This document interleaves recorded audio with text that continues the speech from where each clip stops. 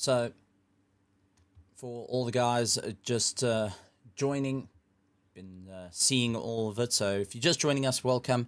And I know things have been a little bit slow. So, fourth place, we've got the KSR Factory team. We have Genesis first. We have the Hybrid Academy of Fire in second place. We've got Genesis and Esports Academy in third. Fourth. And then we've got... we've got KSR Factory in fourth. Then we have got the Hybrid Academy Red. They're in fifth. Sixth is Car Collection Motorsport, followed by ZRC Lambo, KSR Musketeers in eighth, Evolved Racing in ninth. 10th seems to have not made it to the grid. 11th is Project Vapor. There we go. 10th place, Project Vapor Eagle, followed by ZRC McLaren in 12th. 13th is the PWSR team, along with EG and Hybrid Enduro coming into play. This is the new team that's been built by Hybrid Academy. We've got the Zodiac Samurai. Gotta say, love the livery. RS1 is in 16th. 17th is the EG Hybrid Academy Enduro once again. We've got FFB Racing, along with Kinetic Simworks Racing Hex. Our KSR Force Enduro 2. GSR Endurance, followed by Hybrid Academy Cobalt. Team Kerygma Racing, ZRC Poltergeist, TTA, Team Tryhard, NPL is a little bit further down, 23rd. We've got the Eleanor Cheese and Wine, Hawks Racing Team, Team Tryhard Racing, Nuts and Bolts is in the pits. That is with Yaka Krutza. We got the ZRC Shot Left. So quite a few different teams coming in to have a bit of fun here. And I got to say, really looking forward to it, because now we're getting to the opening stages of the race, and it is going to be lights on. So, ladies and gentlemen, boys and girls, get ready for round number 2 of the Nurburgring Endurance. And it is going to be one race to always be looking out for. Gentlemen, I'm super excited. How are you feeling with this as they make their way down to the line? All eyes on the front row. Tariq Adam, Daniel Rowe leading out their respective. Christian Deploy in third, and Bernard Barques and then fourth, getting the jump. Couple of drive-through penalties to start off, and that is for Jay Reese, and also a Duplessis that's going and landing up with a problem. Side-by-side action with the two, Genesis and Hybrid Academy, taking back the fight that they had in the previous seasons, 3 wide through turn 1. Still side-by-side between Daniel Rowe and Christian Deploy. Well, that's allowing the likes of Tariq Adam to start opening it up. But now take a look. Bernard Barques and getting involved in the fight, putting his nose in early, trying to go up on the inside, now around the outside of the Genesis Academy team. Not able to break away just as yet. Yeah, Stephen, we spoke about it before the race. Is Christian Deploy or the Genesis team going to try and put that pressure on Daniel Rowe? Christian Deploy definitely tried, didn't really pay off for him. Came under pressure from Bernard Barques, and as you said, Tariq Adams, that has allowed him to sneak out in front a little bit. And what car is in front of him there? That, it looks to be Daniel Rowe.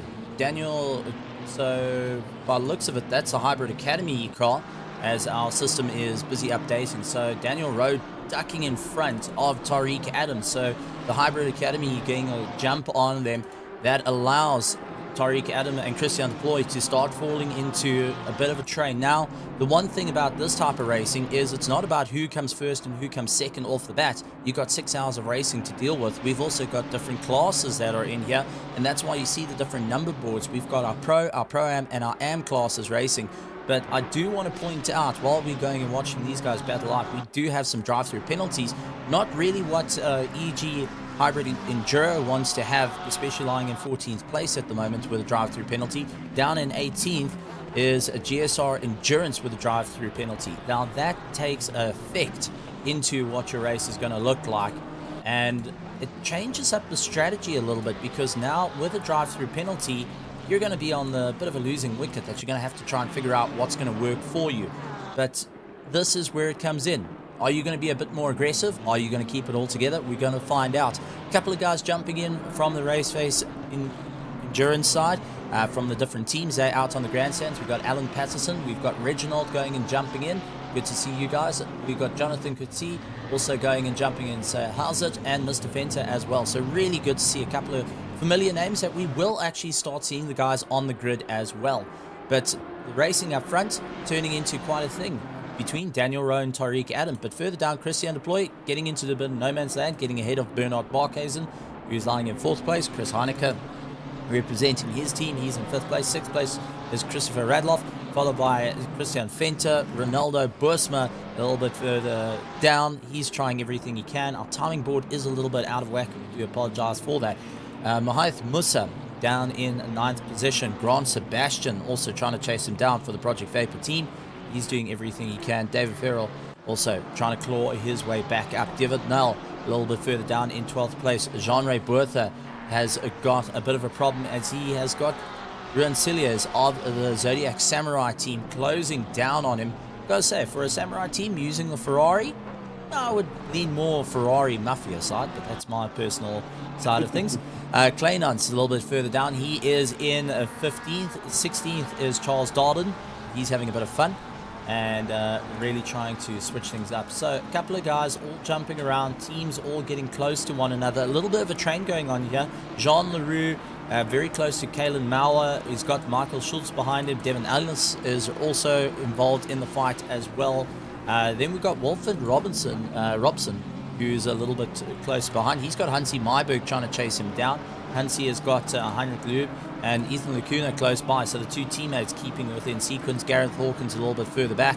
He's trying to play a little bit of catch up to the rest of the teams up in front. But so far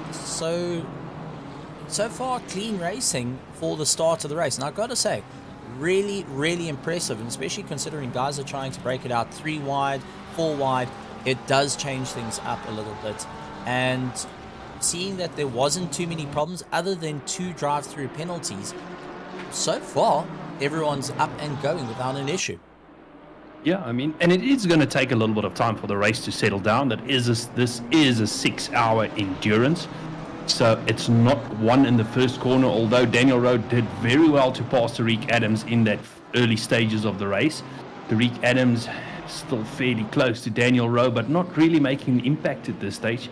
As we have a look at Christopher Radloff, he's got Christian Venter, Bursma Musa just behind him. Stephen, you've spoken about trains forming, and it's going to be normal in the early parts of the race. I think it's going to take a good couple of minutes, maybe half an hour or so, for the race to settle down, to find out where you are in the race and start setting your goals from there. What do you think? I think it's going to be keep it going until about the first hour and a half to try and figure out what you're doing.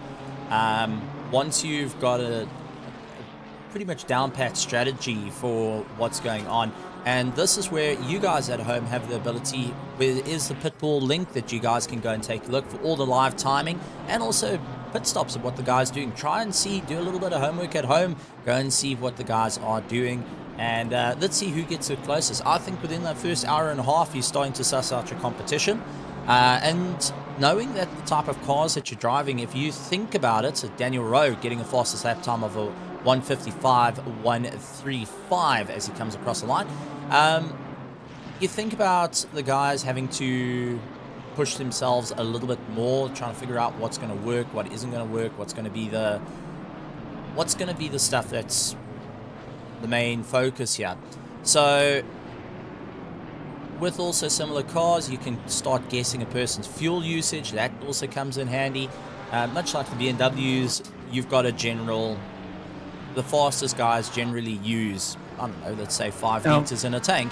You can take your fastest driver, take his average, and try and work out your opponent's average fueling to get some sort of idea of how to get the leapfrog over the competition. Well, here's a question for you. Out in front, Daniel Rowe is now 1.2, almost 1.3 seconds ahead of Tariq Adams. Just behind Tariq Adams, Christian Deploy, he's within half a second. Do you think it might be an idea, it's just a thought, for Tariq to let Christian by and see if he can put pressure on Daniel Rowe before he starts running away, maybe? I think what might be an idea, considering how Bernard Barkhuizen's a bit close, the guys are going to be thinking a little bit more strategically of, listen, keep behind, let's utilize the tow, maybe do a little bit of fuel saving as well, because since you're in a slipstream, you don't have to be on the throttle as much. Yes, Daniel Rowe is starting to climb up a little bit ahead, but they are keeping a similar pace. If I look at Daniel Rowe's times, he's doing a 1:55.1, Tariq Adam doing a 1:55.4, so they are similar paced Christian Deploy, yeah, he's not as quick, doing 155.5, but might be lifting ever so slightly to allow his teammates a bit of room. His laps are going to be influenced by Tariq just in front of him. Yeah. So I think it's a twofold situation at the moment where the guys have to try and work out what's going to be best for the team, what's going to be best to the strategy, and where not to lose it. And with that being said, there is multi-class racing to this. So while we're talking about first, second, and third of the pros, if we go down to 10th place, this is our Pro-Ams. We've got Grant Sebastian. He's getting chased down by David Farrell, who are part of the Pro-Ams. Third place of the Pro-Ams is Cilliers, who's down in 14th. But if we have to take a look, Jean-Ray Bertha is up, and he's doing battle. He's in the Pro-Am class, so he's going and having a bit of fun as well, up in 13th position, doing a fair amount of time. So this is good to see different battles going on. You get to see who you're actually racing. At the same time, who your competition is. You know, you can't think about it as we see Ronaldo Boersma having a bit of a carve his way through with Christian Venter going out wide, and that's also moved Christian Venter out the way and allowed Mahath Musa to sneak on by. Now Christian Venter trying to come back around the outside of him, not able to get the traction that he needs. Mahath Musa, though, more than happy to do it. So we will see a bit of rubbing his racing in this, and, well, I do want to point out there isn't significant damage for it, but just taking a look, triple eights has landed up with a bit of a problem. So let's see what happened to Jaco Coetzee as he just came to a bit of a stop. I think it was over-rotation of the car, the rear stepping out. The Ferrari's very known for it. They get rather snappy underneath you. So let's see what happens, getting the drive down. We've seen hardware failure in the Endurances, not once but twice, and well, I think something went on there, because it's almost like he had to restart the car. That just drops him down through the field. Yeah, that was kind of an interesting one, because you can normally see when it's a pedal failure or a steering wheel failure. That was, as you said, almost as if we would had to stop the car. Maybe ignition. Well, I don't know. I'm purely speculating here. The thing is, if you're going and having a race and you've got your kill switch or ignition that's close to your steering, which is perfectly fine, you love to have it, but at the same time, one slip of the finger takes a knock, and then you have to bring the car to a complete stop before you can even restart the vehicle. You can't just get it and go. You have to try and get it out there and really push. So we'll have to see how it all works out of what the guys need to do. Yeah, that's why I tend to have my ignition and starter off to the side, way out of the way, so that there's no accidental touching. But as I said, it's purely a speculation, but I can't think it to be anything else. As you said, maybe hitting the ignition switch and killing the car. So things to keep an eye out for. Now, a couple of things that guys are going to be wondering about, and this is for you guys at home also to do a bit of homework. We do have the fuel usage that you got to concentrate about. Also, your tire usage. How much are you hammering those tires, especially in close racing like this? What we've seen Charles Darden, Daniel De Villiers, Jean Leroux all doing, where they're keeping close to one another. They're building up heat into those tires. They're also starting to degrade tires, and they've got to try and figure out what's going to work for them and how they're going to be able to get themselves going. This is all little factors that are going to start adding up. Not now, but you'll start seeing it a little bit towards the end of the race, where you've got to make that one pit stop because you've worked out you need to do 6.5 pit stops, not 6. You know, so that does kind of evolve your strategy, and you got to try and do ongoing math of what's needed, all the tire usage, the fuel usage, everything that's going on.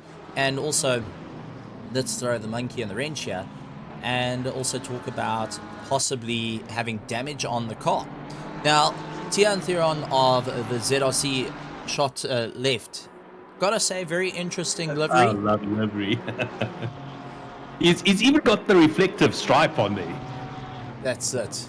You can't go. I think that's the Hey, fastest. hey! I want to see the back of that car. I saw there's a learner driver sticker, and 100 kilometers an hour. He's speeding. He's speeding. That's it.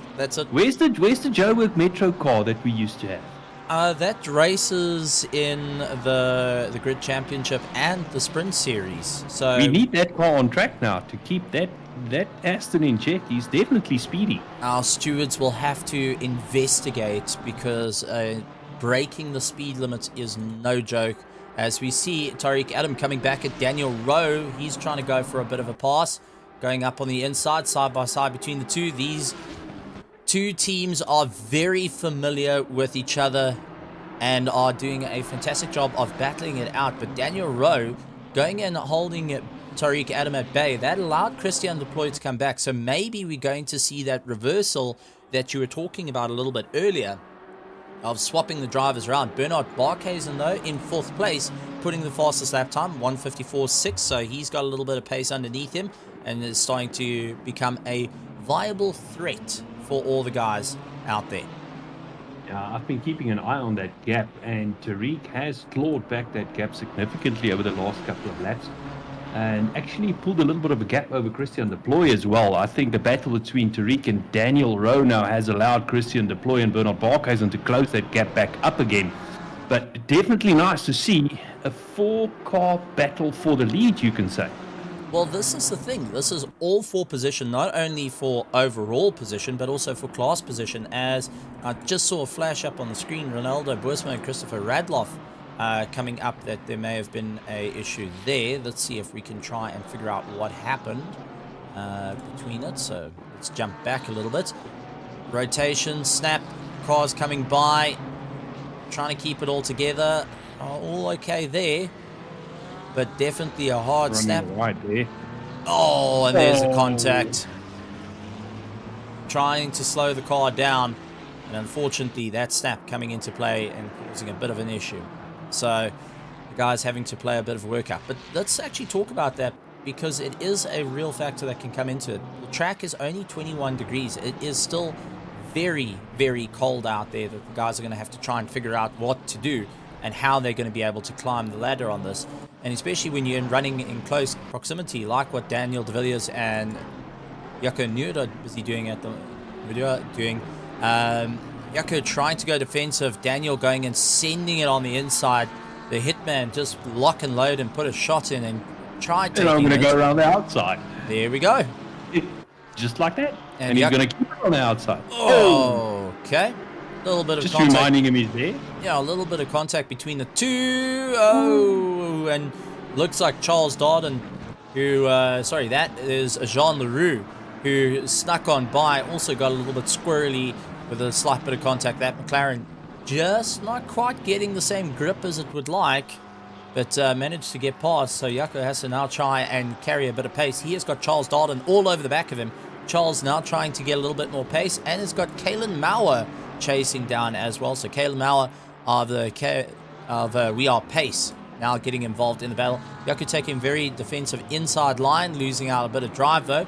But that's also caused Charles Darden to do exactly the same, trying to hunt down those inside lines. Kalen Mauer, though, second in his class, is not too concerned about the two cars ahead of him, but does want to catch up to John Ray Bertha a little bit up the road. Yeah, I mean, guys are definitely battling it out in the early stages. And as you pointed out, Nordia, he lost 2 positions in the previous lap due to that slight bit of contact that's put him into the clutches of Darden and Mauer. But Darden has got Mauer for company behind as well, so maybe that will allow Nordia to just close that gap down to Leroux and de Villiers in front of him. Oh, Jonker coming off. Just saw this flare up on the screen. It looks like he may have got a bit of a tailspin. And this is not what you want to start seeing. You're starting to take at least 10% of the tire life out. You're also ramping those temperatures up in the tires, which will then take about a lap and a half to just try and cool the stuff down and get it back to a reasonable temperature. And the PSI is also being through the roof. And yeah, just that little touch on the grass. Now here's a little something we can chat about. ACC being very different from iRacing. you know the rule of thumb in iRacing, a lot of people know it. Normally in iRacing, tire pressures are as low as they can go. If the setup allows you to go or start at 1.2 bar cold, you start at 1.2 bar cold, hoping that, track conditions will allow you to get in the 1.8, 27 PSI range on the GT3 cars. ACC, very different. Each driver needs to set up their tire pressures so that the tires will get into the correct bracket, 26, 27 PSI when those tires are hot. And Stephen, me and you know that my tire pressures are normally very different to yours. And each driver needs to work out his correct tire pressures, and small variations being outside of the optimum range can definitely affect the car. Well, this is the thing. You have to be well aware of the situation. You have to also think about your fellow teammates. That's why when you're setting up your pit stops, you can pre-set up your pit stops and say, okay, well, at this time, the tire pressure should be sitting at, you work out your tire pressures, what it needs to be, your fuel usage, all that, and you're pre-setting everything up. But as the conditions change, you've got to try and work it in. And it's much like a setup. Take it of, you prefer a car that's more loose. I prefer a car that understeers a little bit more because I drive it on the front brakes. So brake bias comes into play. And when you're starting to set these cars up, especially when you're getting your teammates involved, you have to try and come into the pits and reset everything. Now, ACC, you've got a menu off to the left-hand side or the right-hand side, wherever you moved it, to try and set yourself up, well, set your pit stop up. There is third-party apps, but they sometimes hits or miss, that allows it to automatic your teammates to set up the pit stops. But it comes down to the drivers having to deal with a race like what we're seeing now to go and also try and set the pit stops up for the slight changes and variation, like track temperature going up, air temperature going up, also what usage on the tires you're trying to aim for, or even fuel usage you're trying to aim for. So you're trying to change your engine mapping while doing it. You're trying to change your brake bias. You're trying to change all sorts of stuff, traction control, ABS. The list goes on and on and on. And that's all stuff that can either win or lose a race in a matter of seconds, because all it takes is your teammate to lose it just once. I mean, absolutely. And that's just the tire pressure part. The other thing that me and you also normally do in these endurance races, and I'm purely speaking GT3, not the other forms of endurance races, we tend to take a car, as we call it, that's comfy. And it's normally one of the front engine cars, like we used to do the Merc. We used to do a lot of endurance racing in the BMW. Point I'm getting to this race again, BMWs are 3rd, 4th, 6th, 7th and 8th at this stage. Last endurance race, Stephen, the BMWs finished 1st, 2nd, 4th and 5th. So definitely looks like the BMWs are comfy, as you would call it, and definitely a force to be reckoned with in this endurance race again. Well, a couple of car manufacturers that are mainly shows in this is Ferrari, McLaren, BMW as the mainstay shows. Lamborghini is very low on numbers. Porsche, very low on numbers. Aston Martin sitting very low. Okay. Right, not quite what you want to see. And, well, the guy's getting a little bit too close. And life got a bit uncomfortable for both Daniel Rowe and Tariq Adam. They managed to get themselves going and fall back in line. But as we watch Tariq Adam trying to come back at him, let's actually take a look at that replay. Daniel Rowe just ahead, keeping a very defensive line. You can see just trying to do everything he can. Tariq Adam comes underneath, seeing there was a bit of space, but unfortunately just couldn't get the nose tucked in deep enough to be able to get those front wheels in and try and push out wide. Tariq Adam unfortunately making slight contact. The two of them waiting to give each other a chance, but that allowed Bernard Barkhuizen and Christian Deploy to come by, needing to hit the brakes a little bit harder than planned, but the two of them going and inheriting 2 positions in the run, and I'm sure they're going to be smiling at that one. Yeah, I mean, Christian Deploy, him and his team, winners of the last endurance, he's smiling out in front because he's inherited the lead. And then followed closely by Bernard Barkhuizen, and then again Daniel Rowe, Tariq Adams. They swapped 1st and 2nd with 3rd and 4th. So these two are now effectively battling for the lead, and that 4-car battle that we had for the first 20 minutes of the race, 25 minutes of the race, now only 2-car battle with 2 different drivers out in front. Well, let's also talk about a little bit further down, because while Tariq Adam and Daniel Rowe are duking out, Chris Heineke is going and seeing all this battle and saying, okay, let's start closing the distance. The Car Collection Motorsport team are going to be looking at this going, all right, we need to dial things in a little bit, start moving forward and try to figure out what we can do. Mahayath Musa, for his team of Project Vapor, has got Christian Venter and Ronaldo Boersma chasing down. They're also starting to see that there is action just ahead. So the guys are all being well aware of what's happening in front of them and keeping close to the train. What I am noticing though, the lap times. 155 seems to be the average, 155, 156 for our upper to midfield of the grid. The guys are trying to aim for that as their target lap times, which would be rather nice to actually get an understanding of what the fuel usage is for the different teams. Maybe we can find that out. If anyone wants to private message, we can get You really think that's going to happen? Well, I will put a caveat to this. If you private message, you don't have to say what team you are. Just say BMW or Ferrari or Porsche or McLaren, just so it's a car. And you can use a fuel usage from racing, just other races. And let's see if we can try and guesstimate what sort of pit stop strategies the guys are going to be using. So for anyone that feels like it, the door's open. If you don't want to, it's fine. Depends. Just throwing it out there. Just throwing it out there. I'll keep an eye on the chat to see if we maybe get any figures there, but I'm not getting my hopes up. Yeah, no, it's going to be an interesting, very, very interesting run to see what the guys are doing. Now, I do want to discuss what is going to happen with the stream during this time. We will have a Be Right Back screen flare up, and that is to just go and give the commentators, the camera crew, everyone a bit of a break, just so they can do what they need to do and then come back and continue with life. And that's also rather helpful if anyone needs to run to the bathroom as well. We will keep the stream live. You will see all the action that's happening out on circuit, but we've got to also be considerate to everyone. We're going to have also a couple of invites, guys coming to the interview rooms. They're more than welcome for anyone that is part of the teams that would like to come and have a chat. The interview room is open on the Discord.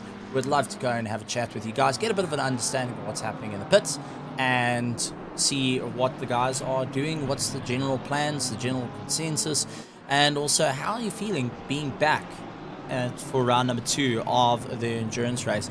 I see that the 154s are still coming in. Christian Deploy doing a 154.8 as his quickest lap time. Bernard Barkhuizen doing a 155.06 as we keep an eye on Mahayath Musa.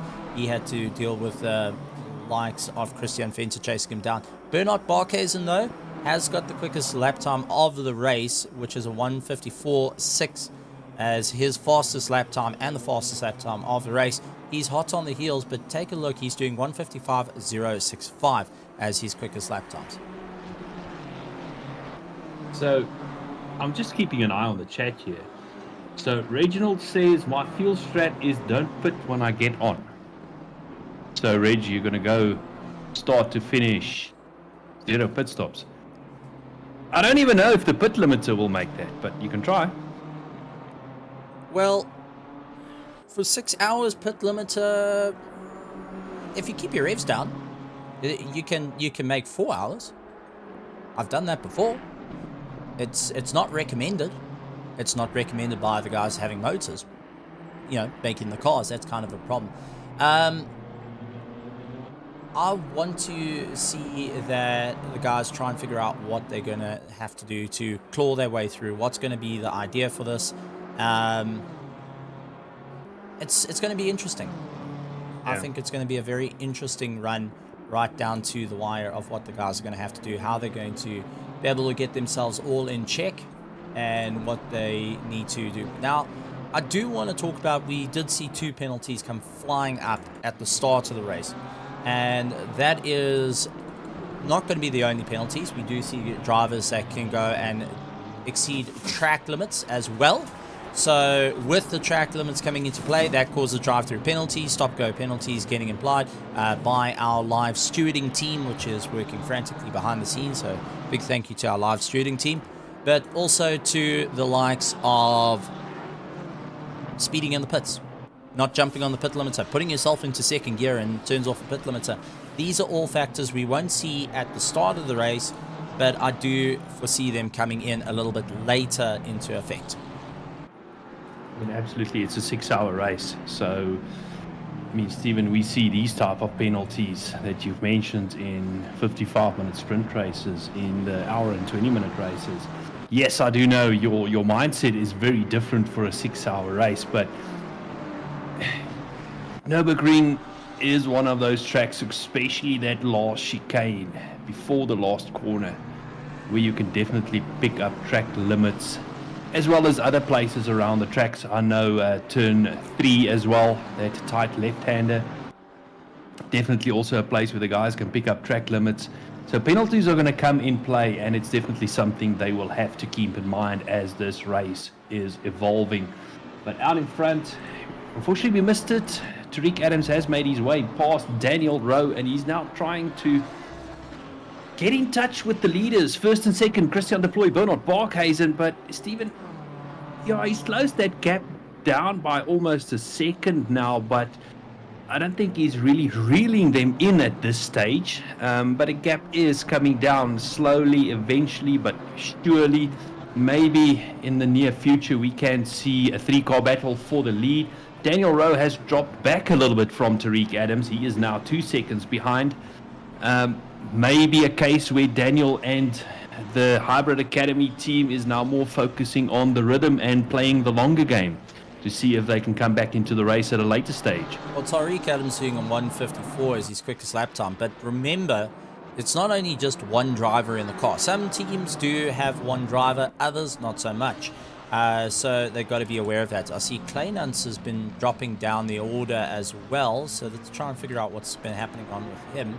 And let's go back a couple of seconds just to get an idea of what this little McLaren's been doing. And up. Oh, too much curb on the inside. Spins it around, now is in a blind corner and has to wait for the entire field to come by, and that is just painful. Tries to get himself going, jumps across PWSR's nose, and well, a little bit of a close call for Daniel de Villiers, having to hit the brakes rather harder than planned at that point, but that does throw Kleinans down the order. Let's take a look at who's leading for the other classes, and Grant Sebastian doing a fantastic job. He's getting he's first in class, along with Roncelius is trying to chase him down. Then we got Jean-Ray Bertha. He is also first in class, and he's trying to keep ahead of Kalen Mauer, who's a little bit further down the order. He's lying second in class as well.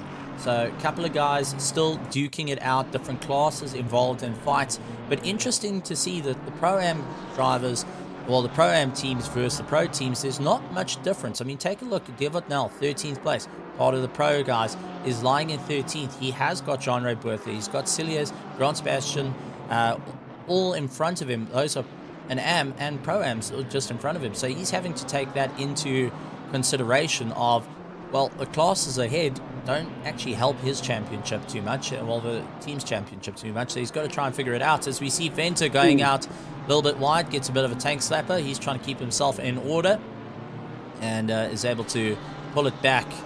And a little bit of a close call. Not where you want to go. Once you run out onto the green, you slip, you slide, you turn around, and you land up with a world of problems. Yeah.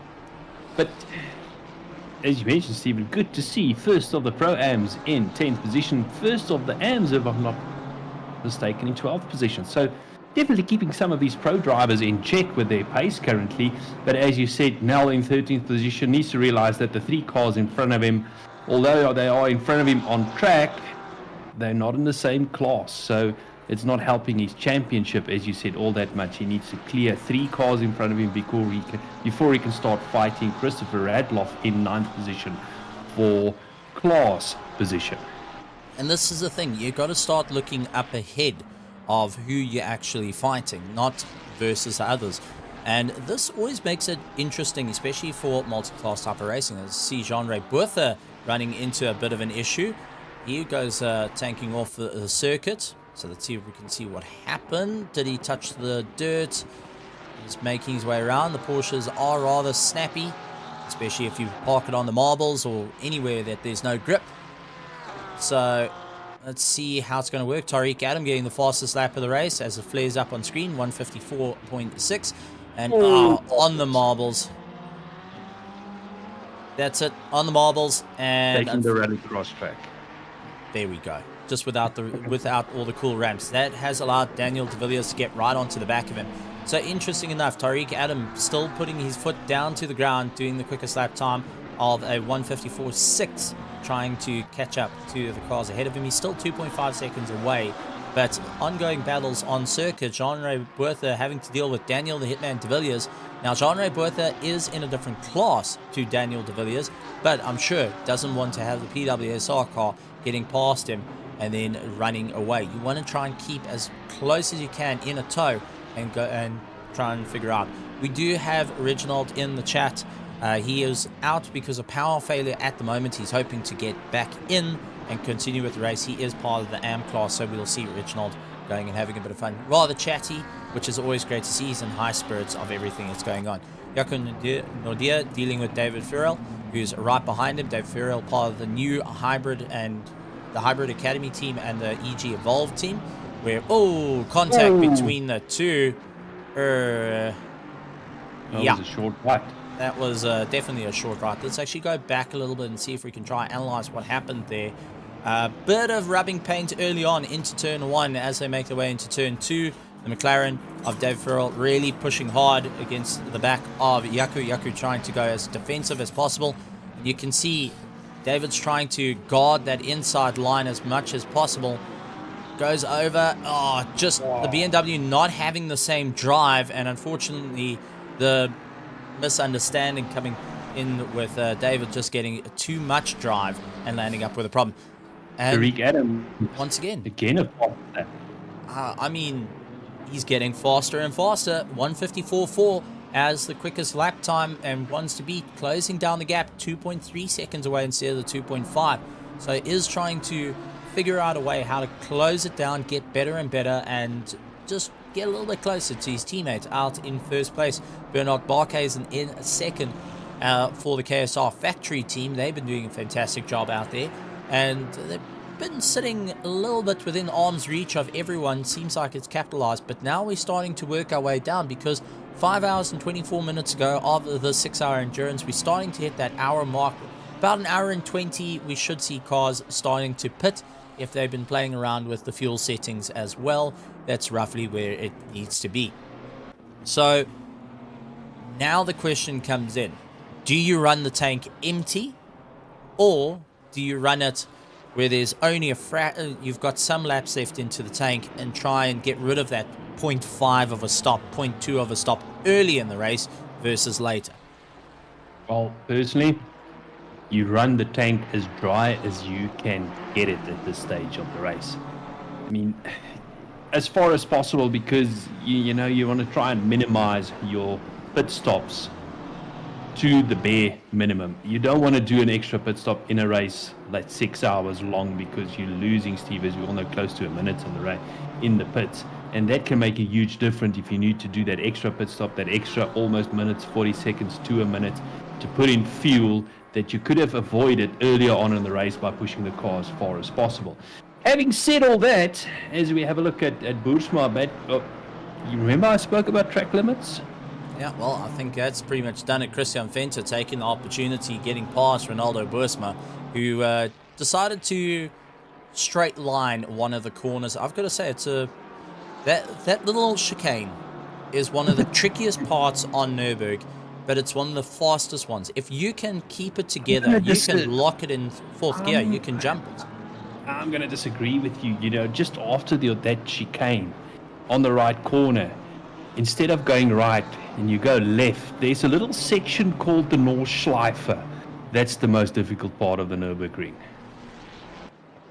I made the mistake. Don't remind me. But you went left instead of right. I went left instead of right and continued going the wrong direction. I know it all too well. I mean, didn't you realize you were driving through cones and, you know? Just say the LMP3 is not meant to go so low to the ground. That's all I can say. It got very interesting very quickly. And so they raced the Nurburgring Grand Prix track, and you raced the Nurburgring Nordschleife track. Yes. How did that go for you? I didn't win. It's the easiest way of putting it. Christian Venter once again cutting the circuit. That's allowed Ronaldo Boersma to come back at him. And on side by side, Ronaldo Boersma getting by, not an issue. Did see a bit of a cheeky flash of the lights, maybe to say, listen, I've got a bit of pace, let's work together, let me drag you along, and let's try get a little bit closer to Mahath Musa up the road. But it does look like Christian Venter, though, is starting to taper off in speed. Yeah, maybe overcooked the tires a little bit, and they're starting to suffer. We don't know what the grading on that car is at the moment and how the tires are looking at, but it is really pushing that car hard, using all the road he can, and it does look like he is sliding it a little bit, and that's not going to be good for the tires underneath him. Only 40 or so minutes into the race, Stephen. Yeah, if you're gonna push the car too hard, that's the issues that you're gonna have. Drive it over the limits of grip. That's it. But let's also talk about the characteristics of cars. Now, we were talking about the BMW being the new Aston Martin, being super stable. It's always the go-to car for a lot of newbies, and also for experienced drivers because it's safe. Might not be the quickest, but it's safe. Then we got the new McLaren that's just recently dropped, which a lot of guys are starting to enjoy. They're starting to have a bit of fun on it, but also inherently do have a bit of a snap to them. So you've got to be so very careful of it. The mid-engine cars, super rotation from the Porsches are absolutely phenomenal, but they can also hammer your tires out good and proper. You've got the Ferraris, which are insanely quick in a straight line. They've got some good rotation, but inherently have some form of understeer kicking to them.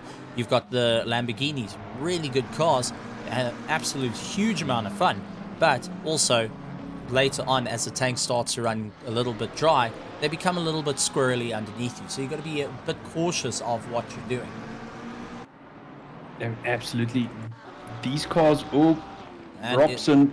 That's Robson going off. So let's try and figure out what happened to Robson. Well, let's see. Wilfred for the LNR Cheese and Wine, the eldest statesman of the LNR team, as I've been informed.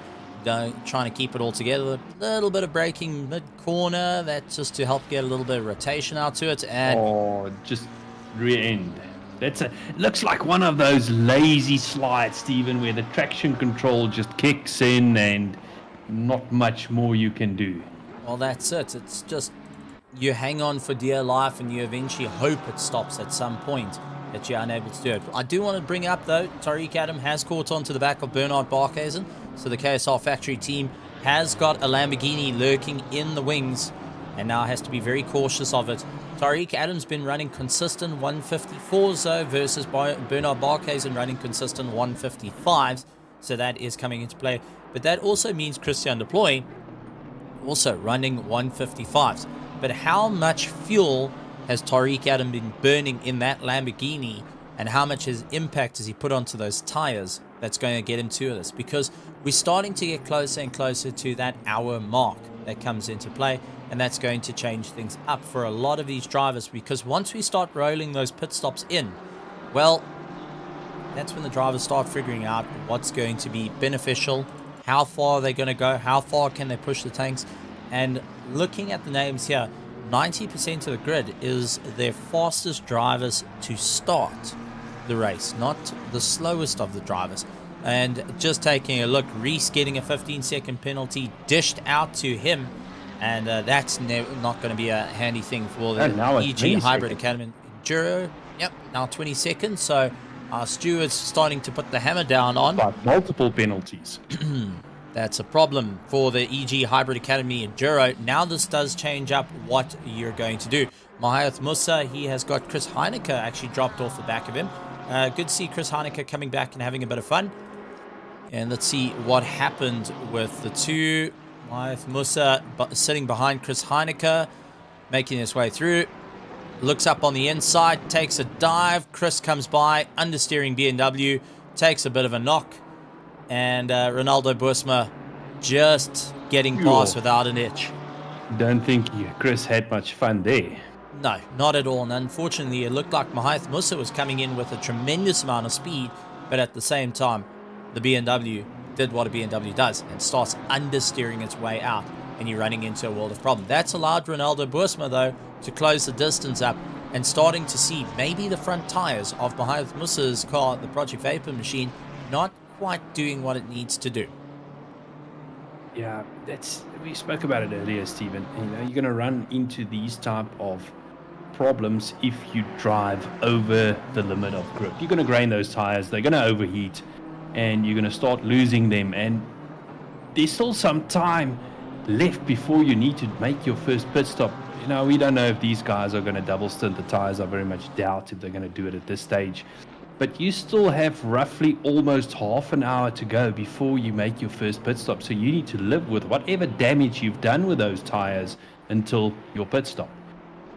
And that's always a difficult thing to go for. But we're also going to throw another caveat to this one, because as much as we don't like it, it is something to talk about.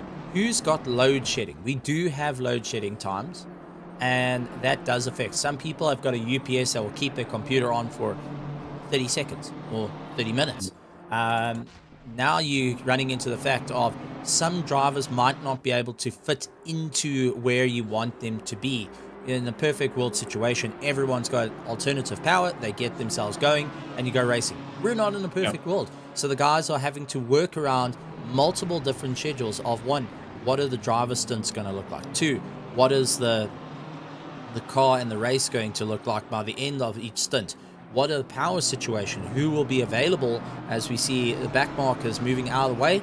Our taxi association car going and moving out of the way. He beat somebody up. No, he was looking for somebody beside the track.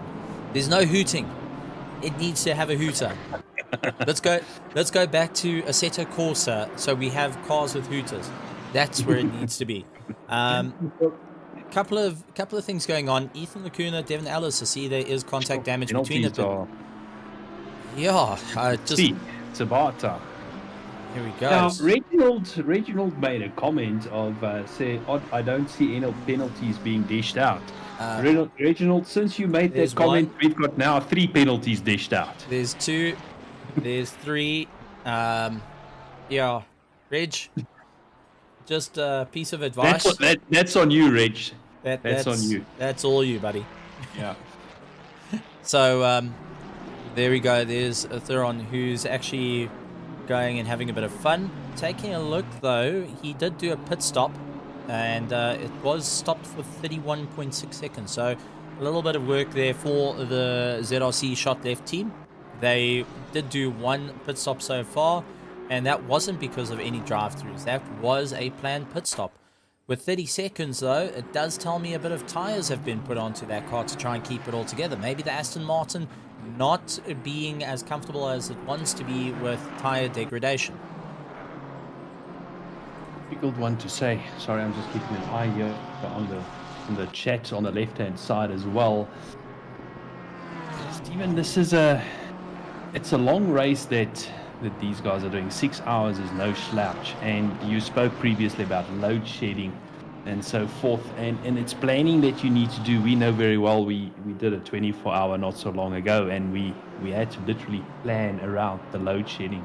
We literally drew up Excel spreadsheets to see who has got load shedding when, and who will actually be available to drive at some time. And you know very well there was a stage where a couple of drivers had load shedding at the same time, which only left you with one driver being able to drive. And during that 2.5 hour stint, that driver is alone in the car.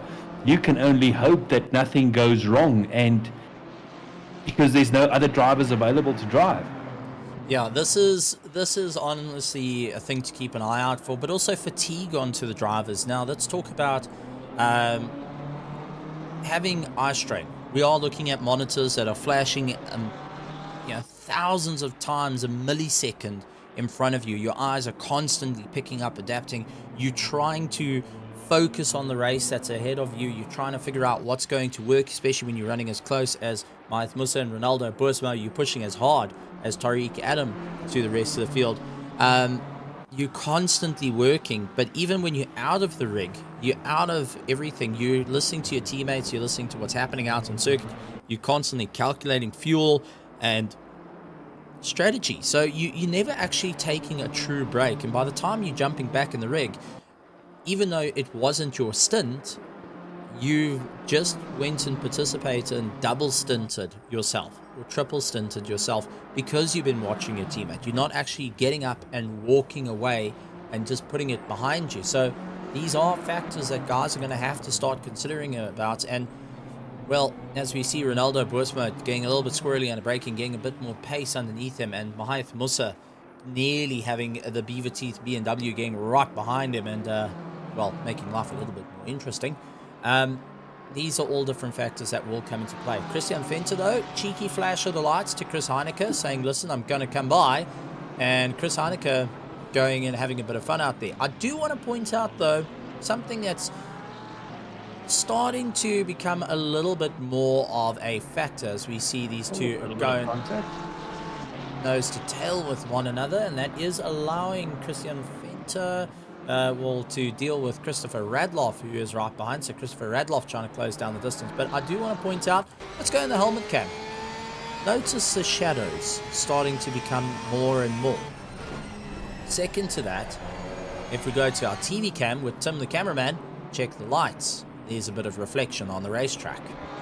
It's starting to get a tad darker out there. Yeah, but interesting to see that because we are at 9:55 a.m. So, bit of cloud coverage. Oh, now we do know a possibility of rain starting to come.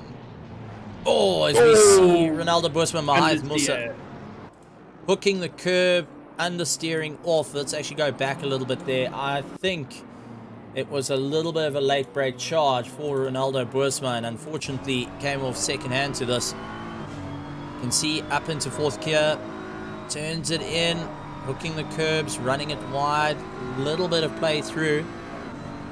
Let's see if it's going to be a bit of a dive. Does so, got caught out by Musa braking early. Contact between the two. Braking point there, but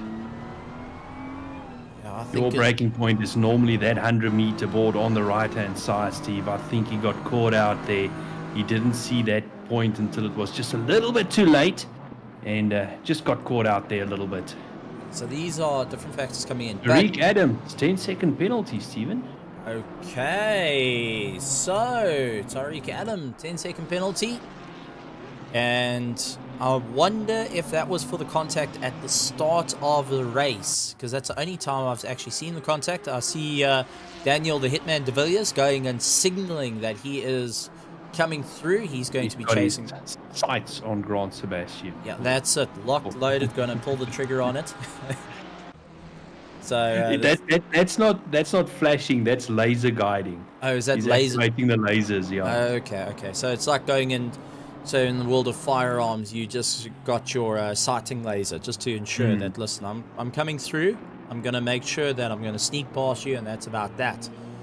So, well, it's going to be worth taking a look at. But now with the penalties coming into play, that's going to evolve the racing a little bit, especially for the top runners like the Genesis Esports team having to really change it up. Interesting enough, Mahith Musa moving out of the way of Ronaldo Boersma, just giving him a bit of room and then going back, maybe considering of trying to save a bit of fuel, rather instead of playing defender and working on those tires, he's going to take it a little bit more cautiously. But I want to go back to what I was talking about, is if rain is coming through, that also takes a plan and throws a spanner in the works for it. Yeah. I mean, I will never forget a race we did I think it was a couple of years ago, where there were literally rain every 20 minutes. So it would rain, then it would stop, you'd have a dry track for 20 minutes or so, and then it would start raining again. Stephen, that throws your whole pit stop strategy out the window, and you need to replan everything from the start. That was a Kyle Army race, if I remember correctly. Kyle Army race. Yeah, We eventually gave up and just drove with the wets until it started raining again. Yes.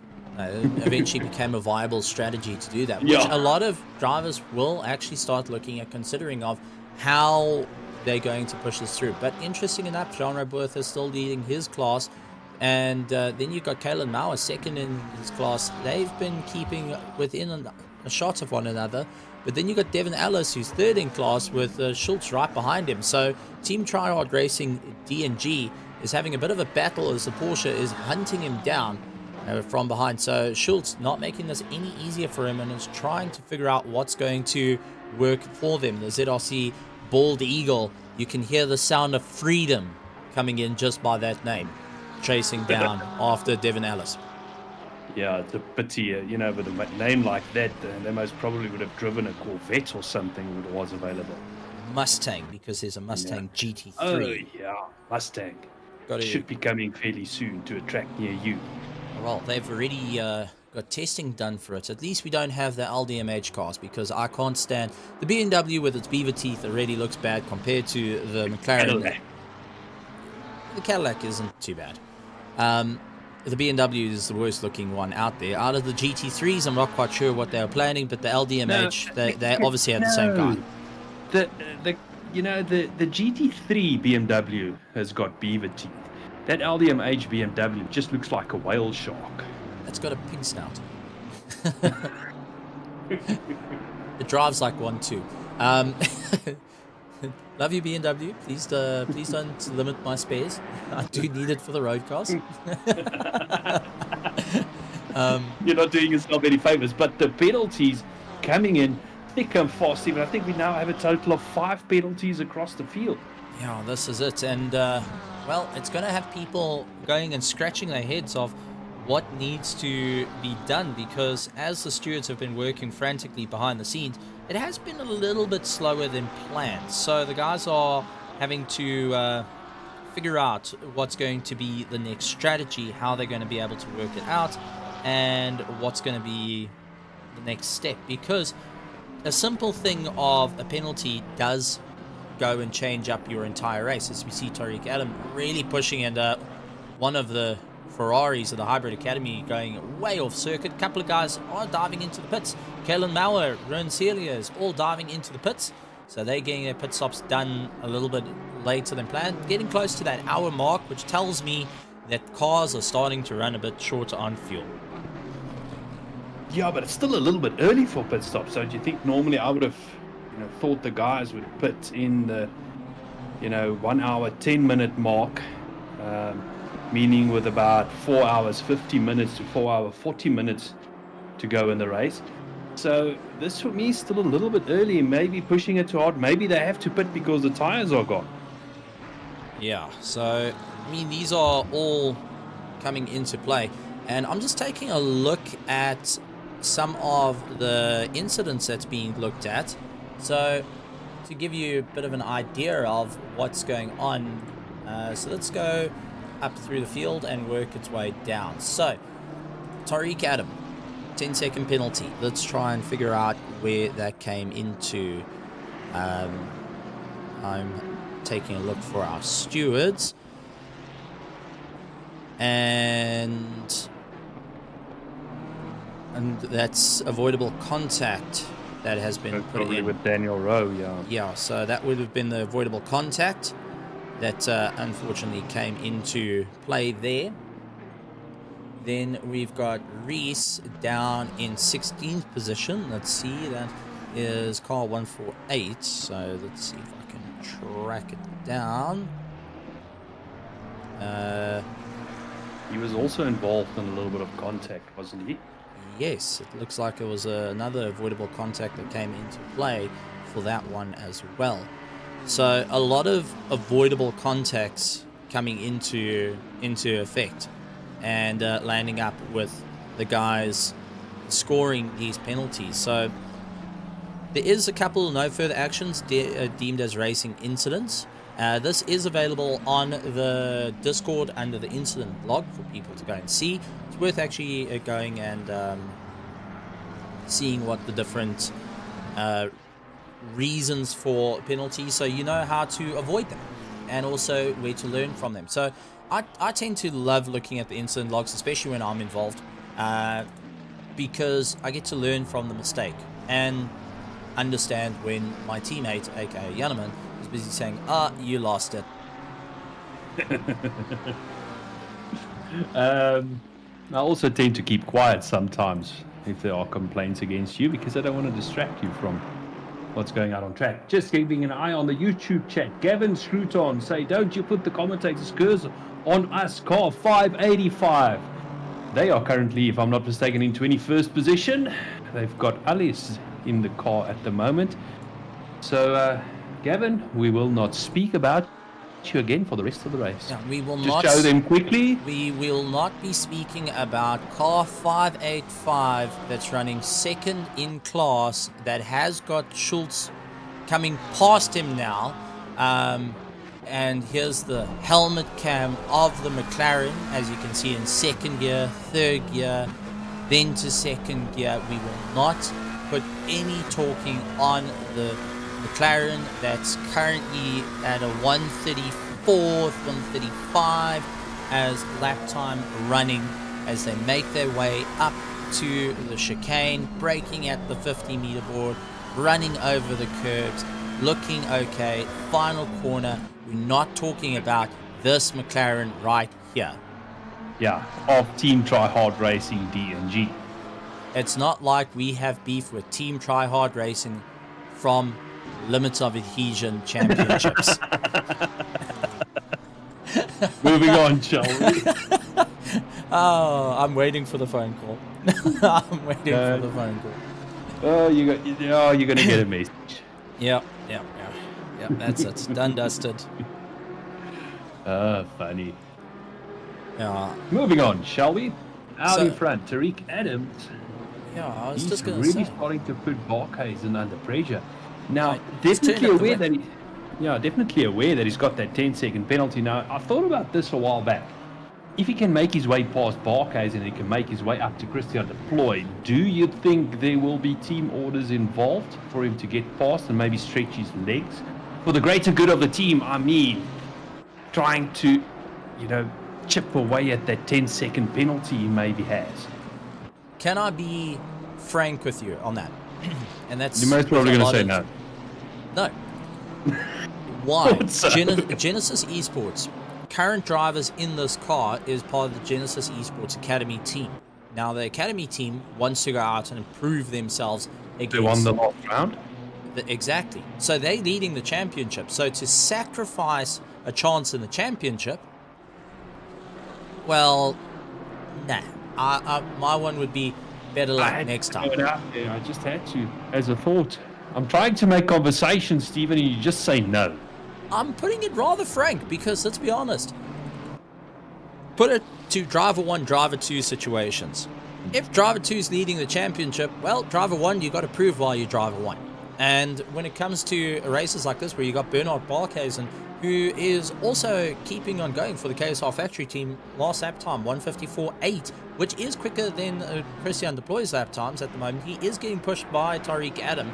And are you willing to compromise to allow the KSR team to get close, or the Hybrid Academy team flyer to get close, or even the KSR Musketeers? There's so many opportunities to lose out, not 1, not 2, but 3, 4, 5 positions in a flash. So for all of that to happen, as we see Boersma jumping the curbs there, but for all of that to happen, Tariq first needs to get past Barkhuizen, which he hasn't done yet. well, that is the whole thing to it, is you're having to work your way past. So let's actually take a look, winners and losers, as we get past the hour mark. Christian Deploy up 2 positions from where he started. Bernard Barkhuizen up 2 positions where he started. Tariq Adam down 2. Daniel Rowe down 2. Ronaldo Boersma up 3. Mahath Musa up 4. Christian Venter down 2. Up 2, sorry. Christopher Radloff down 3. Grant Sebastian up 2. Kleinans up 2. Jean-Ray Bertha up 12 positions. Started in 23rd, now in 11th. Diavod Nall up 4 positions. Charles Darden up 5 positions. Jamie Reese up 3 positions. Jean Leroux up 4. Jaco Nodier up 4. Ethan Lacuna down 10 positions. David Farrell down 4 positions. Michael Schutz up 14 positions. Devin Ellis up 8 positions. Gareth Hawkins up 6. Bashir Jadwat, who is for the car collection, he had Chris Heineke in the car. Good to see Jadwat jumping back in. Love to see the old names coming in, but down 16 positions. Then we've got Hansi Marburg up 2 positions. Romano Janka down 2 positions. Kerry Duplessis down 4 positions. Heinrich Loeb down 2 positions. Jaco Kutsia up 2 positions. Andre Serradio down 13 positions. Daniel de Villiers down 16 positions. Hannes van der Sat up 2 positions. Mola Sabata is keeping his position where he started 31st in 31st. Wolford Robson down 6 position, and Tian Thuron down 3 positions from where they start. So a couple of big moves up and down through the field, which you've got to take your hats off to the drivers that are able to do that. That doesn't account for the penalties. Now the penalties will happen when the guys are doing their pit stops. They will serve their penalties. So you'll have a 10 seconds added to it, 20 seconds added to it. And considering a pit stop, from looking at Jadwat's pit stop, he stopped for 36 seconds in the box. Add another, let's put a 20 seconds onto that. That's 56 seconds. And drive from entrance to exit of pit lane is 29.1 seconds. So add 20 seconds to that. That's 40 seconds getting at. Wherever you look at it, you got a problem. Yeah.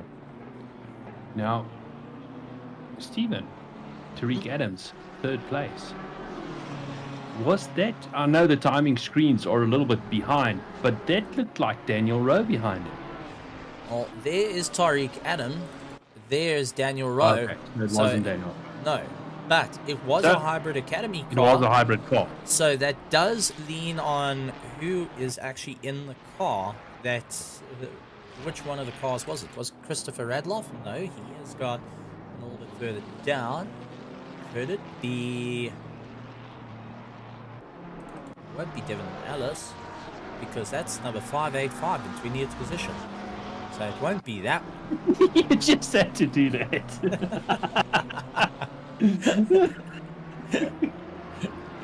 I see Gavin is silent on the chat now. He doesn't want to say anything anymore. No. Okay. It's dangerous to be talking to the guys that can move the camera. Well, tell Tim the cameraman what to do.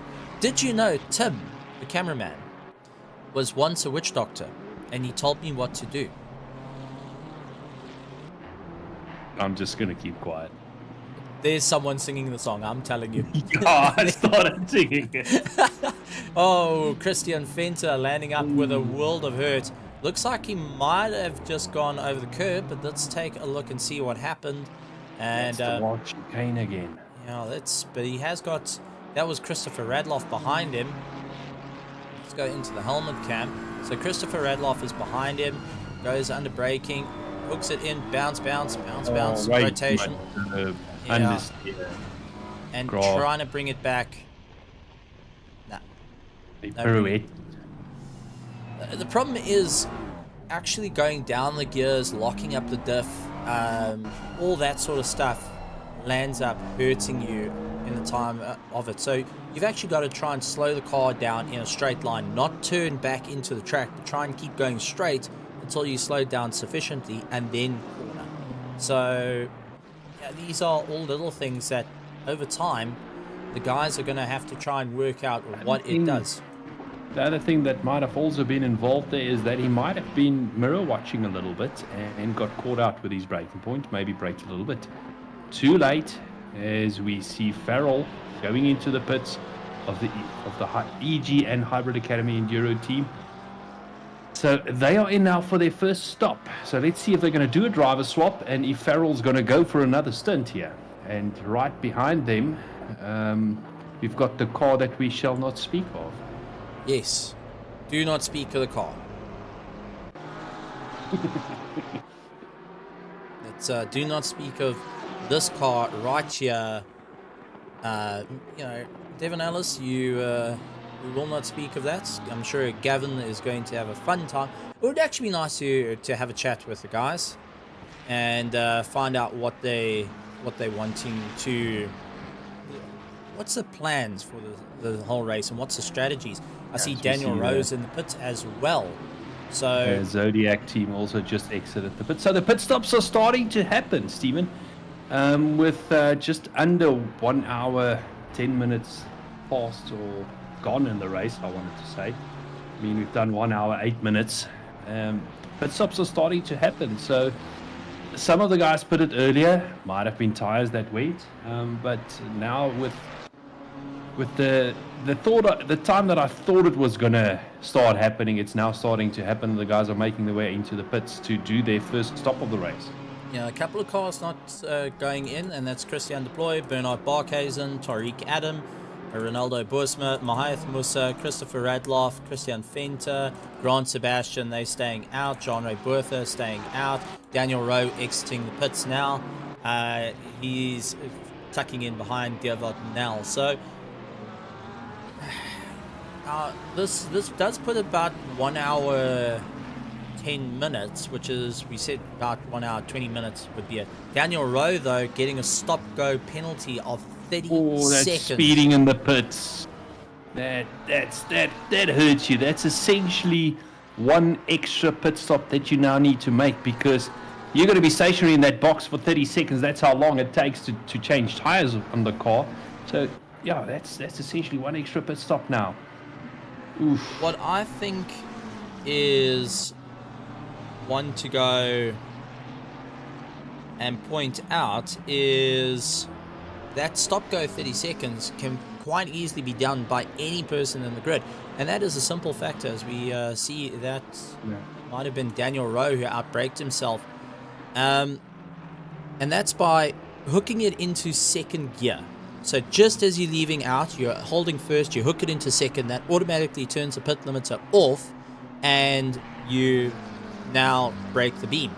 So it's something that the guys have to be well aware of, is try hold it in first a little bit longer than planned, wait until your rear wheels are out that line, and then hook it into second. What I like doing is when the barrier disappears, I hook it into second, because when I know I can't see a wall on my left hand side, I can then hook it into second and I'm out of the box. Yes, it's a little bit slower. It's, But you make sure about in a 6-hour race, that's 0.1 of a millisecond. It doesn't hurt you as much as you think, but your teammate shouting in your ear because you've now scored the penalty, that will hurt for quite some time, especially if you've got your headphones put up to the loudest.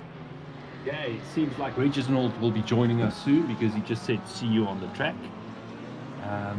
So better watch out for him. He's got just under 5 hours to drive the car, Steve, that's still a very, very long stint you're talking about.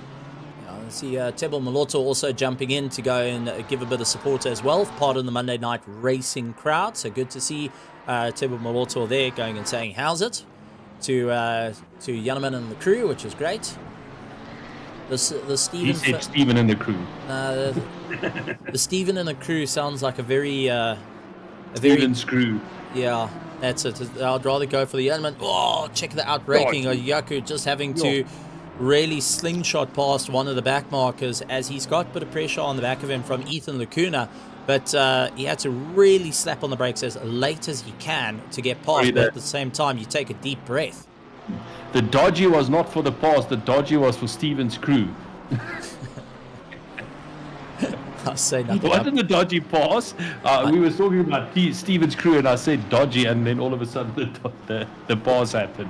Listen, when I started commentating with one of the South African series, there was two of us that sat in a white van, big white van, two fully grown adults in a white van, commentating, and we do have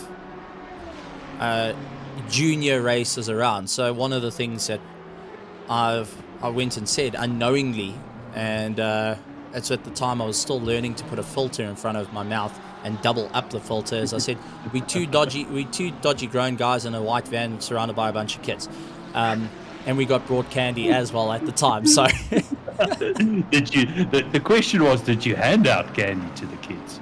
No, I got given a chocolate milkshake and a fizzer.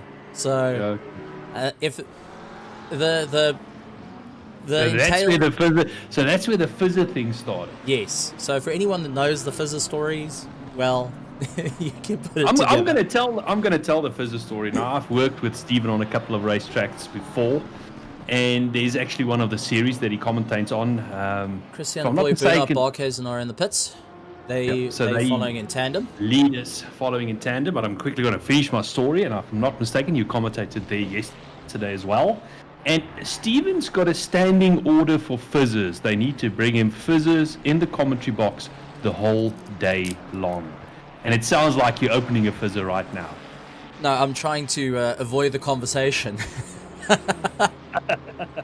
Add a bit to it of just add a bit of a twist to that of maybe you go and figure it out. So,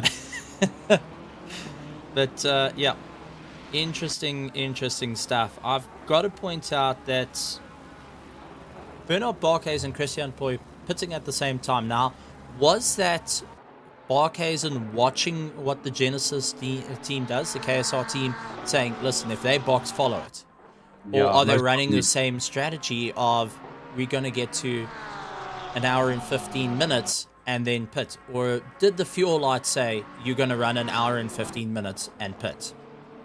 They've extended it to about the max you can go on a tank of fuel. So I think the fuel lights in both those BMWs, they were running quite similar pace, so they would have had quite similar fuel consumption. I think both of the fuel lights in those BMWs just said, enough is enough, you guys need to pit now. So I don't think it was a case of do whatever he does. It was more a case of do whatever the car says you need to do. Well, they are double stinting. Christian Deploy is still out on circuit. Bernard Barkhuizen on circuit. As we see a little bit of carnage going on. Daniel Dematros Petro, and that is Wilfred Robson of the Eleanor Cheese and Wine getting involved in a battle. Bashir Jadwat also getting a little bit of a jump up there. So got a little bit messy into the final corner, but all surviving just. Jean-Ray Bertha up into 5th place of the AM class, might I point out. He's managed to leapfrog his way through. Our timing screen is a little bit out. That's on the left-hand side. The note says 7th. It's actually 5th, as you can see on the right-hand side. So it just needs to update itself. Diervald Nal in 6th place, chasing him down. He has got Charles Darden 4.6 seconds behind, but Diervald is on the charge for Jean-Ray Bertha. Once again, not fighting in class, but is fighting for an overall championship. The RSR going in the RS1, not the RSR. Jeez, I see a Porsche and I think RSR the whole time. They're having a go. SES Hayes, he is for the ZRC McLaren team, having a bit of a race. He has got Andre Serradio of the Samurai team right behind. So Andre Serradio putting in a fair amount of pressure behind. Diervald Null, though, getting a little bit wide. Do note that he has got one of the back markers hanging onto the back of him. That's one of the McLarens from the Evolved Racing. That's the Hybrid Academy and EG Evolved Sim Racing collaboration team that is behind him. That is having a little bit of a trickier time. You could see constantly going fast, but he's sliding it out. Very unsettled through the chicane, that McLaren, very unsettled, taking too much curb there. But Stephen, there's a strategy that me and you have done numerous times before. Shoot a faster car, get past you. You try and stick with that car and try and let that car pull you along to gain a bit of lap time and gain positions in that way. That is the thing to keep an eye out for. A couple of guys still with their penalties, and we've got to point out because that is going to affect what their pit stops are going to look like. Tariq Adam has still got a 10-second pit stop penalty as he pulls in, so he's going to get a 10-second wait time before he serves it. Then we've got Kerry Duplessis. He's also got a 10-second penalty at the moment that is still weighing on him, so he's got to be well aware of the situation on hand. A couple of guys that have pitted in, having a bit of fun out there, but looking at the average pit stop times, about 40 seconds when guys start changing over, sorry, about 50 seconds when guys start changing drivers. So it's something to be aware of that little bit of a extra pit stop time that as you're swapping drivers, which we're going to see a couple of guys choosing to double stint, like what we're seeing with Christian Deploy and Bernard Barkhuizen at the moment. Both of them started the race, both of them are keeping within it. Their pit stop times they were only stopped in the box for 32 seconds, 31.9, 32 seconds. So they are keeping to it, as I saw a BMW heading into the dirt a little bit, and that might have been a puff of smoke. Yeah, and that might have been our little purple BMW that's been cruising around out there. So a couple of guys needing to figure out what their strategies are. Now, ideal world, you go and leave one guy in, he runs the entire race by himself and runs the same lap times as ever. As Grant Sebastian dives into first place with Christian Deploy, Bernard Barkhuizen trying to chase him down. It does look like we have one car stopped, and that's David Farrell. He got himself all types of wrong, trying to get himself sorted out and get himself going once again. And this is the McLaren that we were watching slide around, and it looks like through the chicane he got himself caught out as well. Yeah, I think, it's not the first time we're seeing that car get unsettled through the chicane, and I want to see how much curbs he take. Oh, he just understeered into the chicane, took too much curb in the second part, and that just unsettled the car, turned it around. But Stephen, as I said, not the first time we saw him doing that. Maybe just back it down a little bit, maybe brake just a little bit earlier for that chicane. I think he's trying to push too hard in the latter parts of the lap. Just constantly hounding, wanting to get past. He's a little bit further down than planned. Heinrich de Wet also running into a bit of an issue. He had a little bit of an off-track excursion, and this is the purple BMW. This is the KSR Force that landed up, so he had an off-track excursion. Let's see if we can try and find out what happened. Understeer, brought it back, gets on the power, moves out of the way for everyone, and is awfully slow. Yeah. And then got himself going. Was that because he's trying to let the guys go, but at the same time compromised his own race severely, also brought some of the temperature down on the tires, and not quite following the racing line, trying to build up that momentum and speed that was lost, and closes immediately back on to our little Aston Martin that got past, and that was the Meld car. And he's actually snuck by a little bit earlier, so something to keep an eye out there. Interesting enough, 3 pit stops done by this team over here, which is Alan Patterson. It's currently in the car. That's a PWSR car. They've done 3 pit stops since the start of the race. Then we got Meld, who's done 2 pit stops since the start of the race. Remember, this is not with drive-thrus. These are pit stops that were either planned or unplanned. Then we got Sabato, who did 1 pit stop. We got Mario Snickel, who's for Nuts, Bolts, and Beers.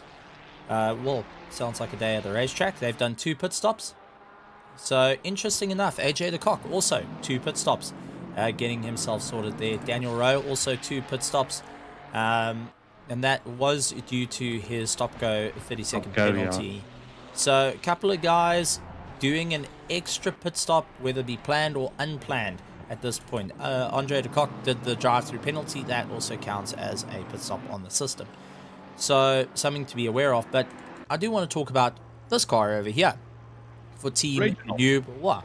This is Reginald. Now, Reginald will be doing 4 hours and 38 minutes solo in the Lamborghini. He's still waiting to hit the drive button, because I think it's 2 minutes that you have to wait after you join the server.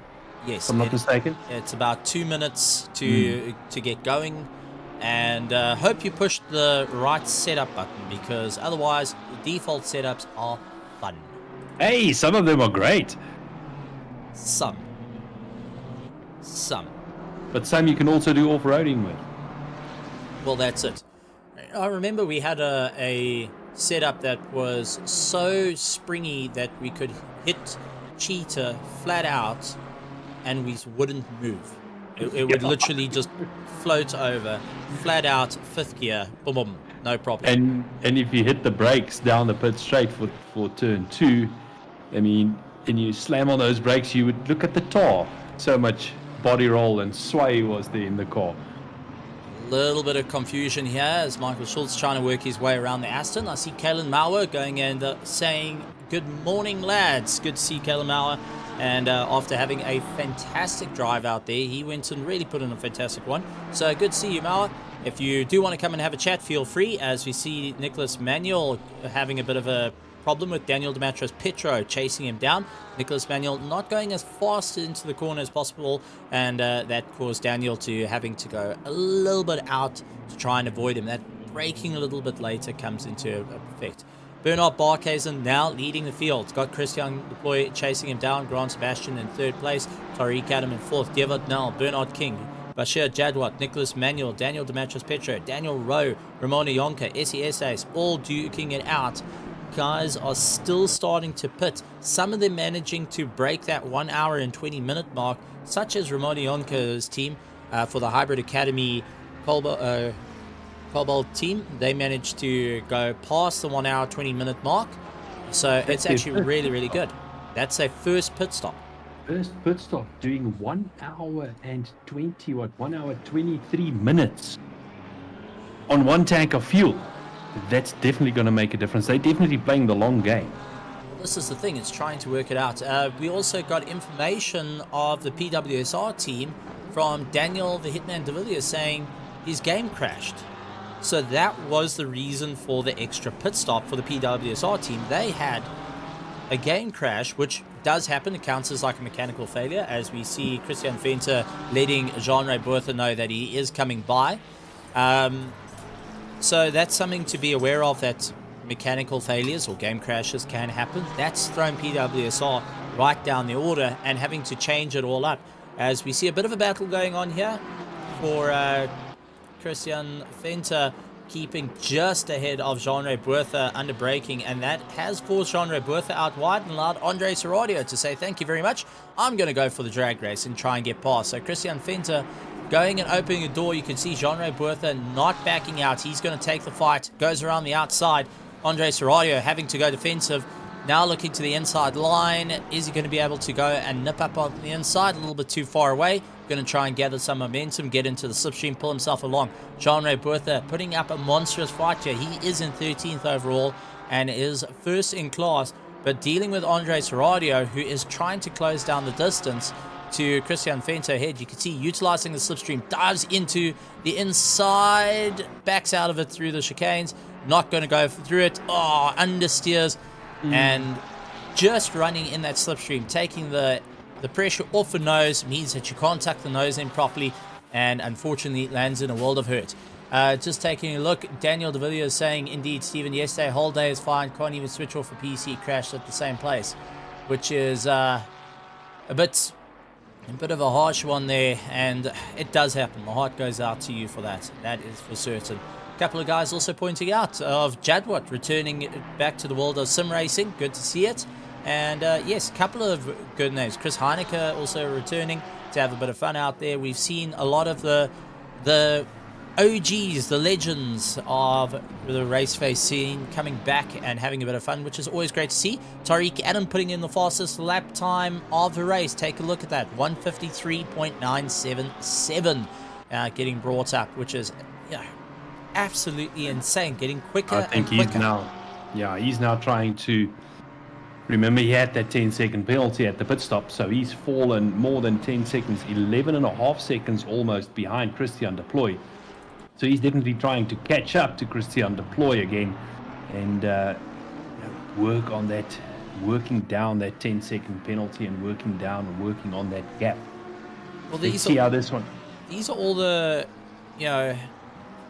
these are the things that has to be very cautious of. The guys are having to think that little bit, and it's also taken whatever strategy or plan. And I know, like Luke Addison, who's sitting there for the Genesis Esports team, he has had to sit down and try and work out the next strategy to it. But that goes to everyone through the field. Everyone has had some form of penalty starting to creep up for the guys that they're challenging. They've also had some mistakes being made. It's like AJ Cock over here, who went to court a little bit of dirt. And you can actually start to see it come through. 4 hours and 33 minutes of racing to go. 4 hours and 32 minutes of racing to go, 1 hour and 27 minutes completed, fatigue starting to kick in. And when you've got difficult cars or setups that work well in certain parameters, well, then you run into a bit of a situation. A bit of a avoidance there, actually, just dropping off a curb to allow one of the Genesis Esports Lamborghinis to get by, and that was Tariq Adam.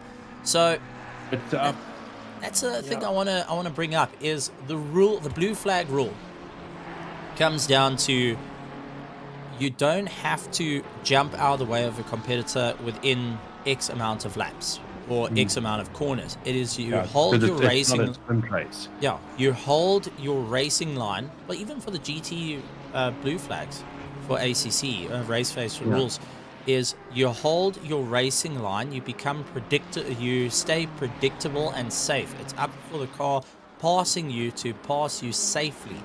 But at the same time, you don't want to compromise your race too much. So maybe keeping the same pace and just moving slightly offline, as we saw, but just to allow the guys. I wouldn't have gone for the dirt due to a bit of a risk there, but I can understand just moving slightly out the way, let the guy go, and then carry on chasing. No use holding each other up, rather let each other by and nice and safely without too much of an issue. Devil Null, who's gone into the pits, he's getting himself sorted out. And just taking a look in the car for the team Try Hard Racing DNG. I will not refer to his comment a little bit earlier of don't you do the commentator's curse on us, car 585. That was written by Gavin Scruton, who is driver 2 of the team Try Hard Racing DNG. I am asking for it. So we're actually not looking at him on screen. We're rather focusing on the PWSR car that's trying to make his way back up the field after they had a little mishap, as Daniel de Villiers explained to us. So, he's just there by the way.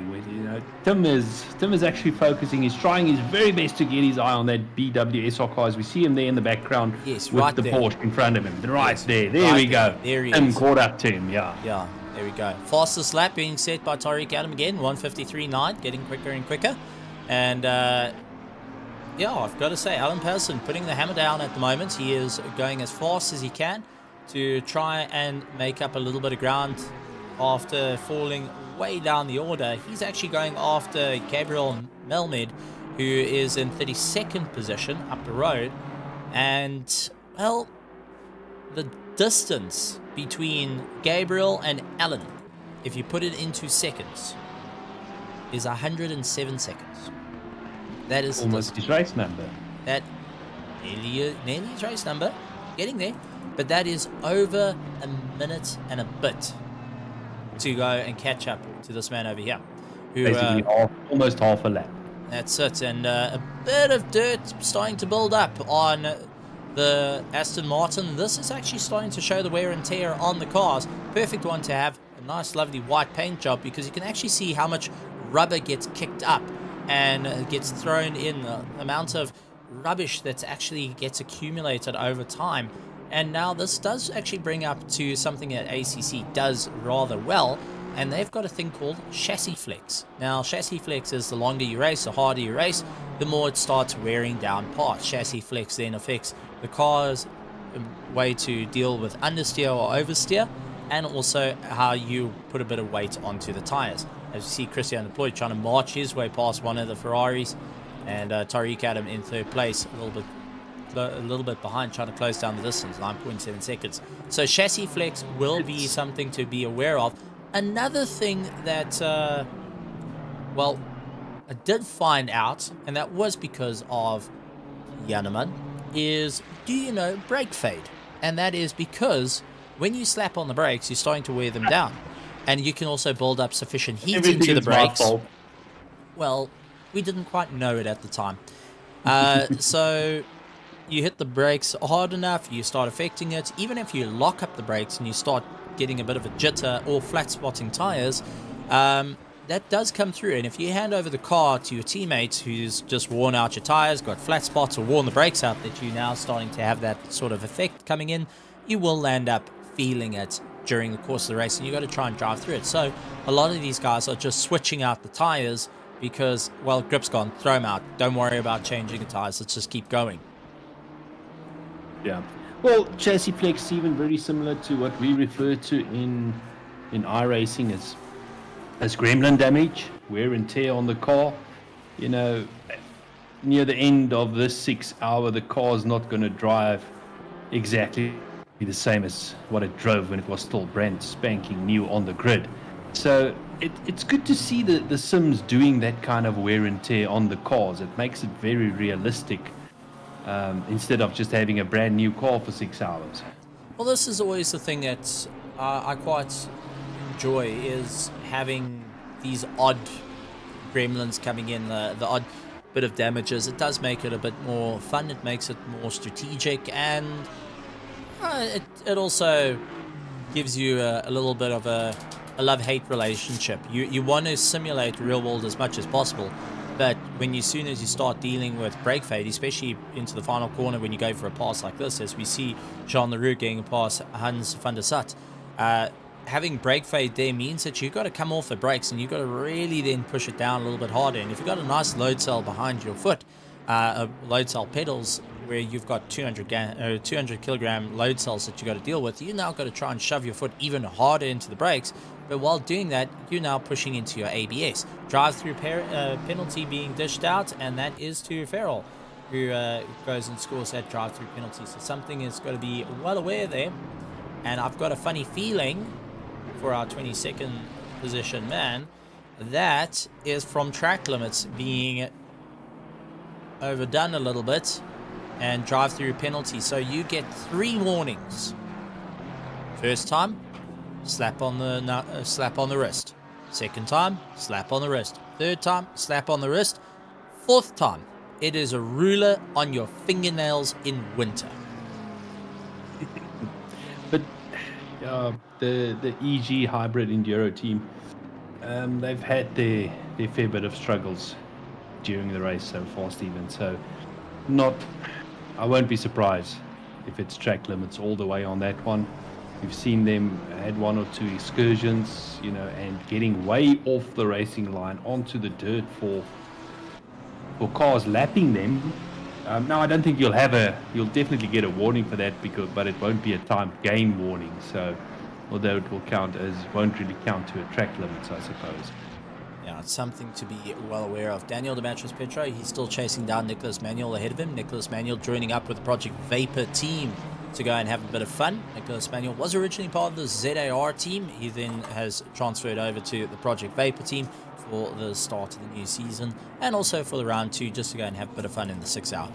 Daniel Petro trying to chase him down for the Hybrid Academy team.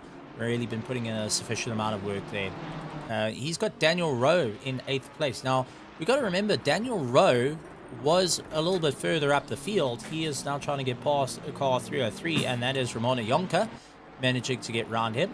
Daniel Rowe was originally fighting up for the podium, but due to a 30-second stop-go penalty getting put out onto him, and also the unfortunate contact a bit earlier on in the race, that has dropped him down into 8th position, and he hasn't been recovering as quickly as he would like. Last lap time was a 1:54.9, but he is amongst the traffic, and at the moment, that's coming into effect. All the drivers starting to feel traffic being a problem, because it doesn't matter where you pit, when you pit, you're always going to have someone on the circuit somewhere that you're going to run into. Yeah, it's a difficult one, Stephen. It's a long race, as we have a look at the Matos and Daniel Rowe chasing him down. Daniel was fighting earlier on. He's now, trying to work away at that extra pit stop. Essentially, they had to do, where Tariq Adams, who was also involved in the same incidents you mentioned earlier on, only had the 10-second penalty. Two totally different incidents. Daniel had a drive through because of pit limits, pit speed limit. Tariq 10 seconds. So Daniel's got a lot more work to do than Tariq at this stage to claw back that, what was it, close to a minute that he lost with that. No, 30 seconds. He had to stop go 30 seconds, or did he have to drive through? Stop go 30 seconds. 30 seconds. So he lost basically almost a minute that he now had to claw back. So 8th position at this stage, trying to get back to the 4th position or the 2nd position that he was running at one stage. Daniel getting a bit out of shape as they go through the Schumacher S's. Almost losing that Ferrari there. That would have been quite Oh, that is Gabriel. Yeah. That's Gabriel that's parked off and unfortunately causing a little bit of a stir. So let's actually find out what happened. I think dropping a wheel on the dirt and unfortunately getting twisted round. That's what I think. Through the Schumacher S's, no problem. And the braking. Sliding it out. Lazy slide. Yeah. Rain stepping out a little bit. Bit of a lazy slide. They greened the Aston a bit. Yeah, that's it. But he has done 2 pit stops. So every time he goes into the pits, they go and clean the Aston. Yeah, a little bit of a... Oh, no, never mind. There it is. No, never mind. Yeah. See, it seems like the replay cam makes it seem a lot better than it is. Alan Patterson also trying to make up a bit of ground. So let's actually go through the field and let you know who's where after an hour and 38 minutes. We have got the KSR factory team leading out, followed by the Genesis Esports. 3rd is also Genesis Esports. Down in 4th is the KSR Musketeers, followed by Classic Car Collection Motorsport. Project Vapor in 6th place. 7th is the Hybrid Academy Red. Then we've got Hybrid Academy Fire, followed by Project Vapor Eagle in 9th. 10th is ZRC McLaren, followed by Evolved Racing. Then we got Team Kerigma Racing, followed by Zodiac Samurai. We got RS1, followed in 15th position is FFB Racing. Hopefully they've got FFB.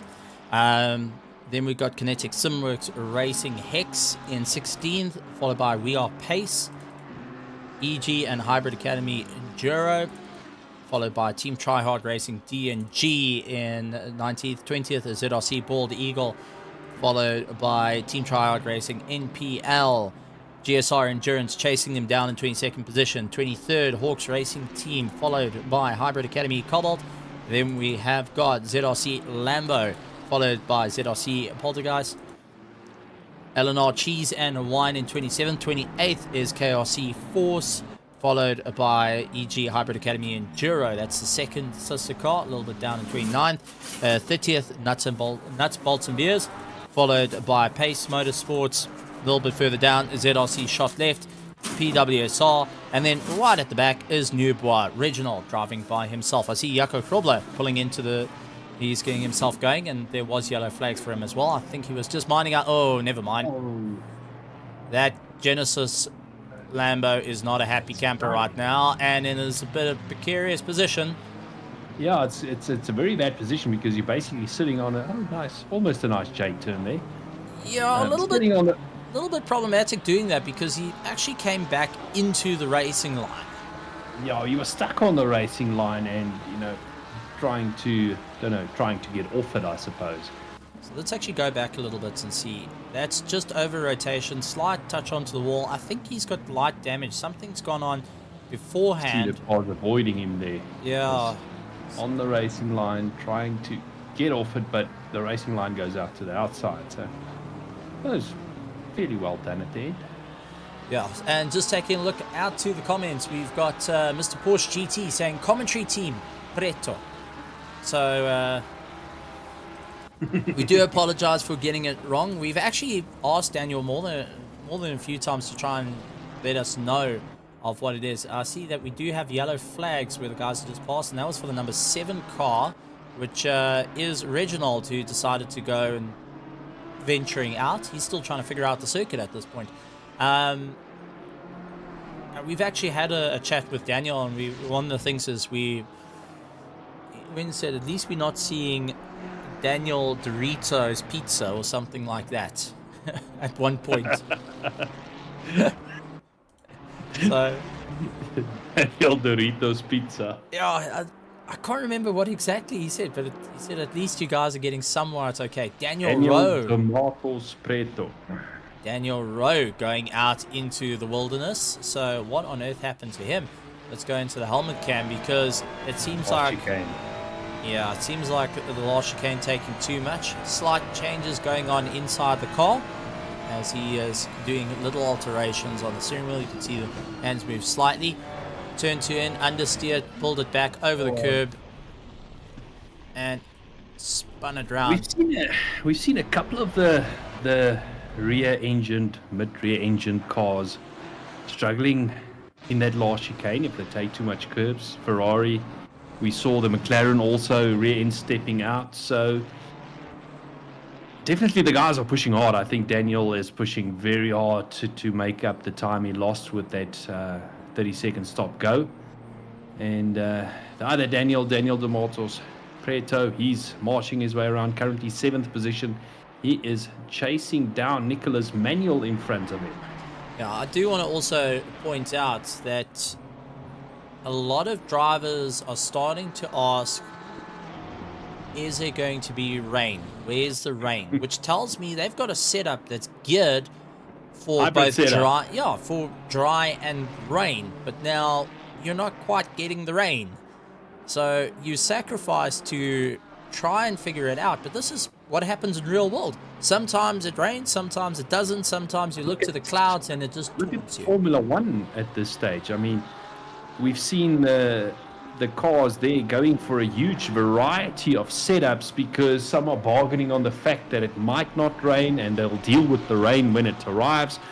Others are going for a more higher downforce setup, hoping that it will rain. So at this stage, Kalen, your guess is as good as mine. We saw it getting cloudy earlier on, guys putting headlights on.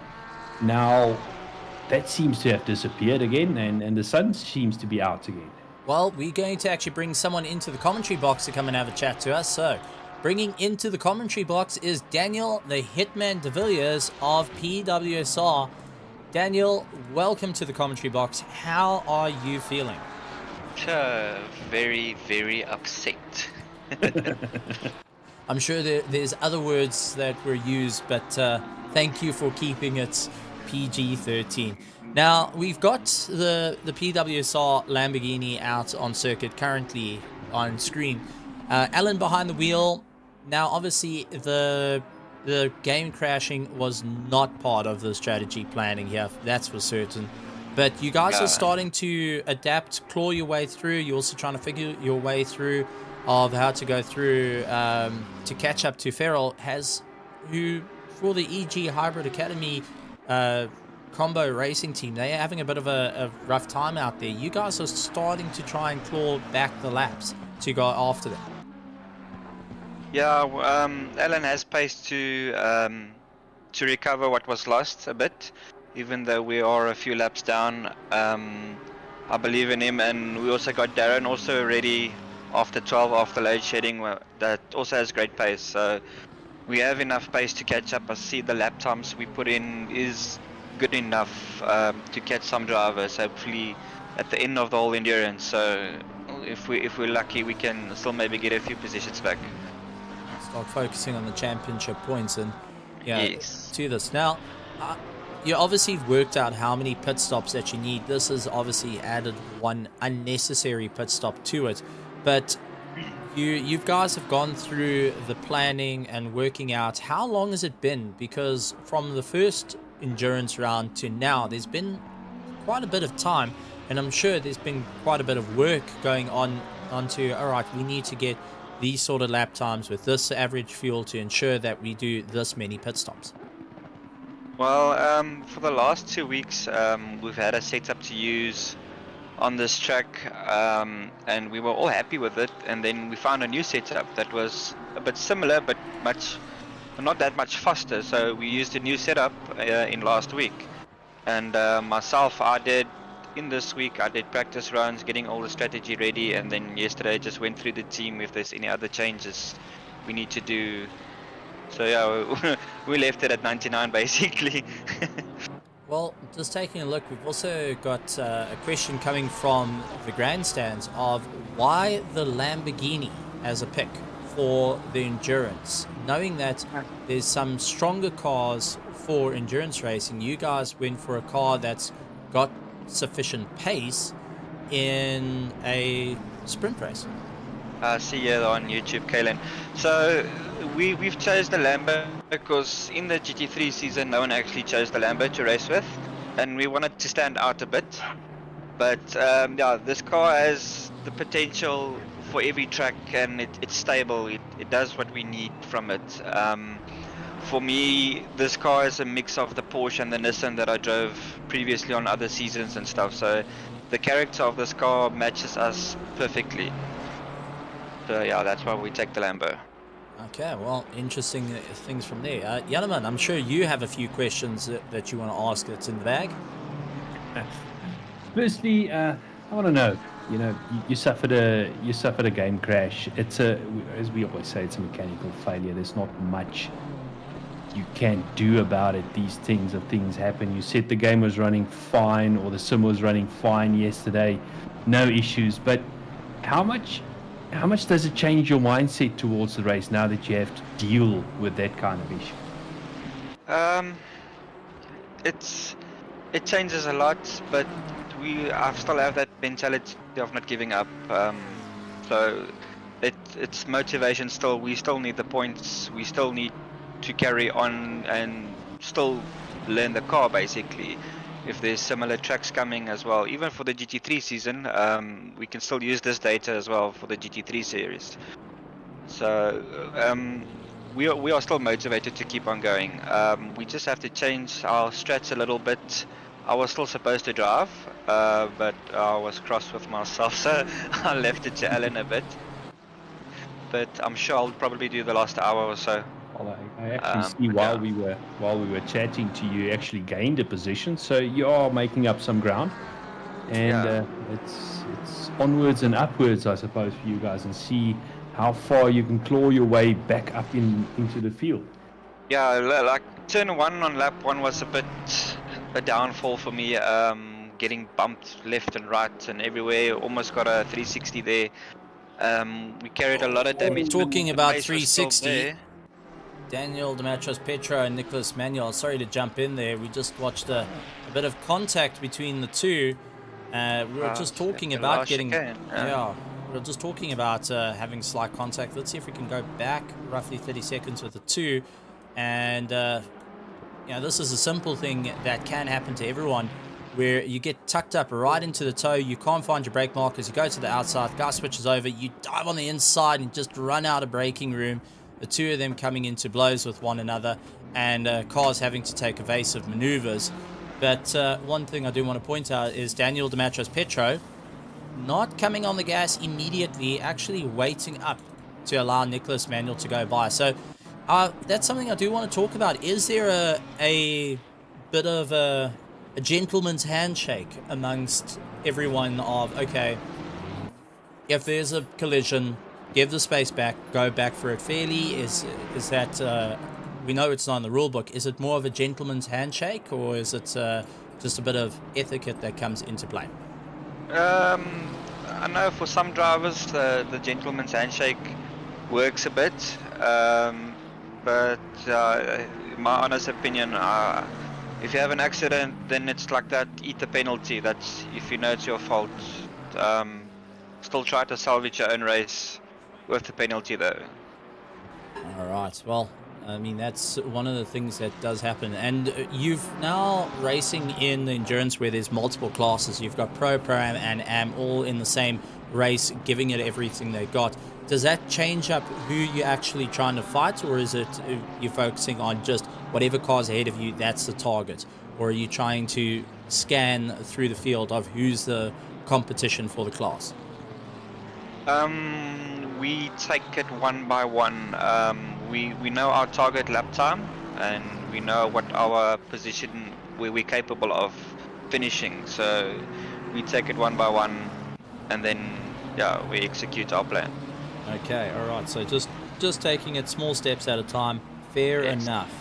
Well, before we go and let you go and have a bit more fun and rejoin the team, and I know it's a bit frustrating, but I take my hat off to you to go and discuss things like this, and to even say, listen, don't put me in the car. I'm a little bit irritated right now. That's going to affect the whole thing. Big props to you on that. Janneman, do you have anything that you want to say before we release the Hitman back into the wild? From my side, just the best of luck for the final. We just got over 4 hours to go for the final 4 hours, almost halfway. And I think it would be interesting to see where yourself and Alan can finish by the end of the race, and how far you can move up into the field. Also want to thank a few drivers that gave a little bit away so we can unlap ourselves a bit. They're helping quite a lot actually, even though it costs them a bit, but yeah, they're helping. That's always good to hear. Thank you very much, Daniel, and we look forward to chatting to you a little bit later. Go and rejoin the team, and send our regards to everyone there, including our fastest commentator at the moment, who's out on the circuit. Will do. Thank you, guys. Thanks, Daniel. It's always good to catch up with the drivers, Janneman, and to get a little bit of feedback like that, and just hearing a little bit of frustration in the voice, but at the same time, the team going, listen, it's fine, don't stress about it, we'll work it out. And just a couple of drivers on the circuit also just giving a bit of room and saying, listen, let's try and figure out what we can do, what we can salvage, and know exactly who they're racing. Absolutely. I'm just keeping an eye here on the timing screens as well, and on the in-game timing screen, I don't see David Farrell on track at the moment. David Farrell is off. It looks like he has changed drivers, so he would have changed drivers with someone. I'm just trying to... No, on the timing screens, he is listed as 33rd position. But we've got Alan, we've got David Farrell, and then Reginald.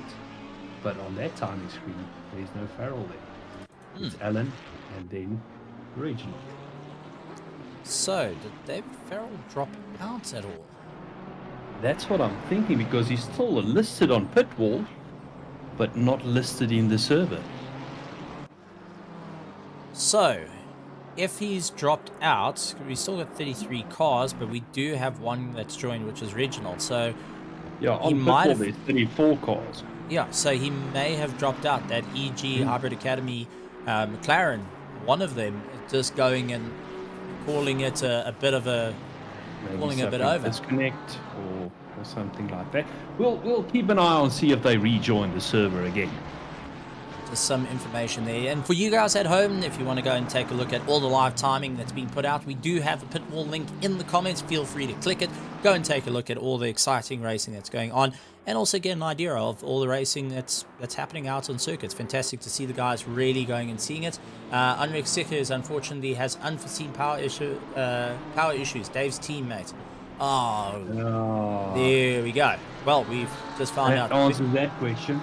Thank you, Jean Viviers, for letting us know. It's good to get a bit of information like that. Heart goes out to the guys, though. Really, really does, especially for incidents that are, force majeure, out of your control, coming into play. And it's something that I think all of us have experienced at some point or another, where you have an incident that's just way out of your control. Power goes out, having disconnects, having mechanical failures, or just having an unfortunate contact with someone. All does happen. I mean, this is something we all know too well through the world of endurance racing, and it makes it fun, but also heartbreaking. There's nothing worse than driving out on track and, doing your utmost best, and then all of a sudden just darkness, screen goes blank, everything just shuts down. I mean, that's heartbreaking, as you say. It definitely takes a wind out of your sails properly, and the guys have to be aware of what they can do, and it's one of these ones that if it happens, it happens. You've got to somehow put it behind you, focus on the next. Sometimes a bit easier said than done. But one person that we're going to bring into the box, currently out on screen, we see the Hawks Racing team, and we're going to bring in... Oh, never mind, he is gone. He doesn't want to speak to you anymore. Yeah, I was going to actually bring in Gareth Hawkins, but looks like Gareth Hawkins decided he was not going to have a chat to us. Interesting. Don't take it personally. Oh, there we go. Well, we're showing his car on. So, Gareth, there's your car. It still looks okay. It's got a front. It's got a back. It still looks like a Lamborghini. It hasn't been converted to a Ferrari by spinning or knocking it. So when you feel like chatting, we're here. I know he's got his family around and also chatting to his teammates as well. I think Garrett's talking about everything still there we looking go. fine. There we go. Now here he is. Let's bring him in. Gareth, welcome, buddy. You ran away from us. Yes, gentlemen. Sorry, man. Yeah, it was getting too close to me having to take over the seat, so I thought let me come back maybe after the stint. But yes, no, definitely keen to come and have a chat, man. Okay, as you say, a bit of a chin wag before you go out. Now, the car doing okay. Happened to have a couple of spins, but seems like it's all okay at the moment. Carrying on, keeping up a bit of work. How's it feeling out on the circuit? We're not going to keep you for long, so just give us a short one. Just pretty happy that there's no... Oof, unlucky, there's Predator going off. No, so just pretty happy it's not wet, though. That I was like nervous about that. I mean, to start off in the first... although I did get spun around on T1, which is a bit of a problem, but after that, no, it was alright. Just trying to get to that one, to at least get something consistent below 157s, but yeah, as soon as we start hitting traffic and letting people through, we obviously, and it's nice to have the 3 different classes. So I mean, we want to try and be on the podium of gold, so at least we can cheer for something. But that's quite nice at least. So I mean, on pitwall, that's all we're monitoring is gold. That's it. That's it. Keep focusing on the classes that matter to you. Well, at the moment, you guys are doing superbly well, keeping it all together. It looks like the Genesis esports team ahead also coming in and having a bit of fun out there, but you're not focused on that team. You're focused on your team at the moment, the Genesis Hawks racing team. And no, that's exactly it. Teaming up with Jaco Krobler as a bit of fun. You guys are putting in a bit of work. How many drivers are you in the car? Only 2 of us, so myself and Jaco. JT didn't make it today. He's busy planting his pecan nut trees, so yeah, kudos to him. But yeah, so we taking the wheel today. It's just the 2 of us. Okay. So, well, that's what the kids call it nowadays. As old folks, you know, we got to figure out these terminologies. No, he's literally planting trees. So out in Harties. So yeah, no, it's just Jaco and myself. Okay, well, it seems like you guys are having a bit of fun out there. It is 6 hours of racing. It is a difficult thing, and, you know, the race isn't won or lost in the first lap. So, yeah, that's going to be a bit of an interesting one. No, that's it. I mean, the fun thing about the Enduros and what I really love about it is the data in the background, right? So you're just monitoring the guys in front of you, the average laps, who's going in where, especially if there's different drivers. I mean, the one driver might be quicker than yourself in the one stint, but your next driver is quicker than the next one. So working all of that out in your pit stops.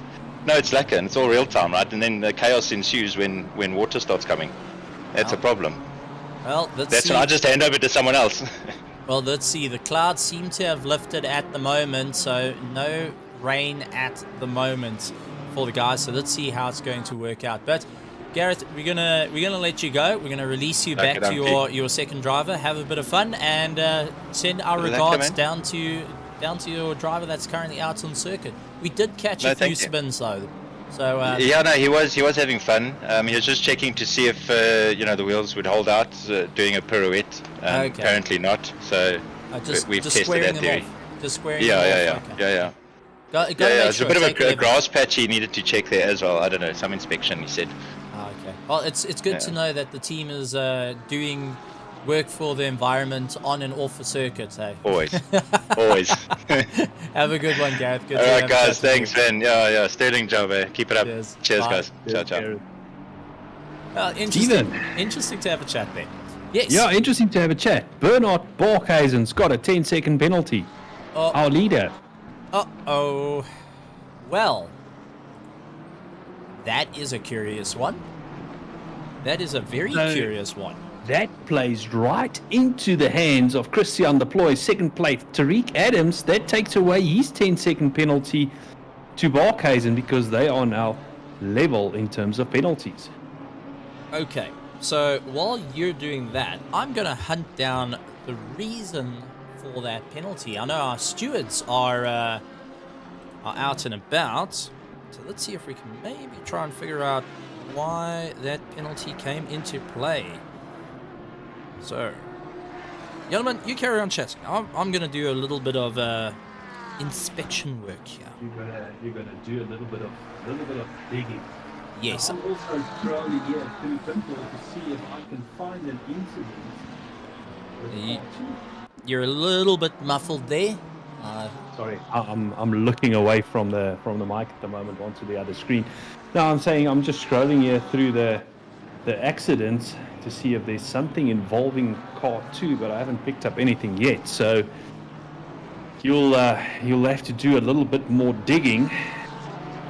Tariq Adams still has the fastest lap of the race. He's closing down slowly but surely onto Christian Deploy. Remember, they are, although in different teams, they are part of the Genesis squad, to call it that. Then we've got Bouillon, 26th position, making his way around the track.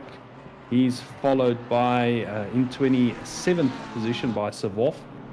I hope I said that right.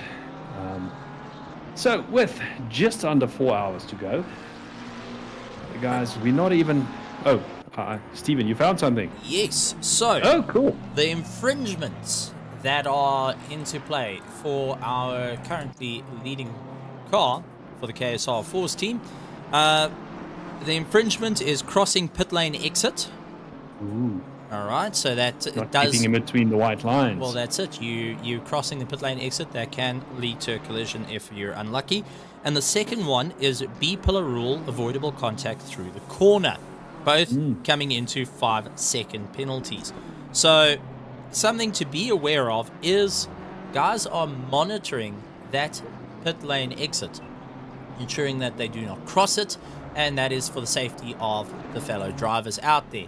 The B-pillar rule, gentlemen, I think you can explain what a B-pillar is, and let's actually give you a bit of a side shot of a car, namely this car. Yeah, give me the BMW. The BMW is a little bit better to explain. So in the racing rules, you've got 3 pillars. You've got an A pillar, a B pillar, and a C pillar.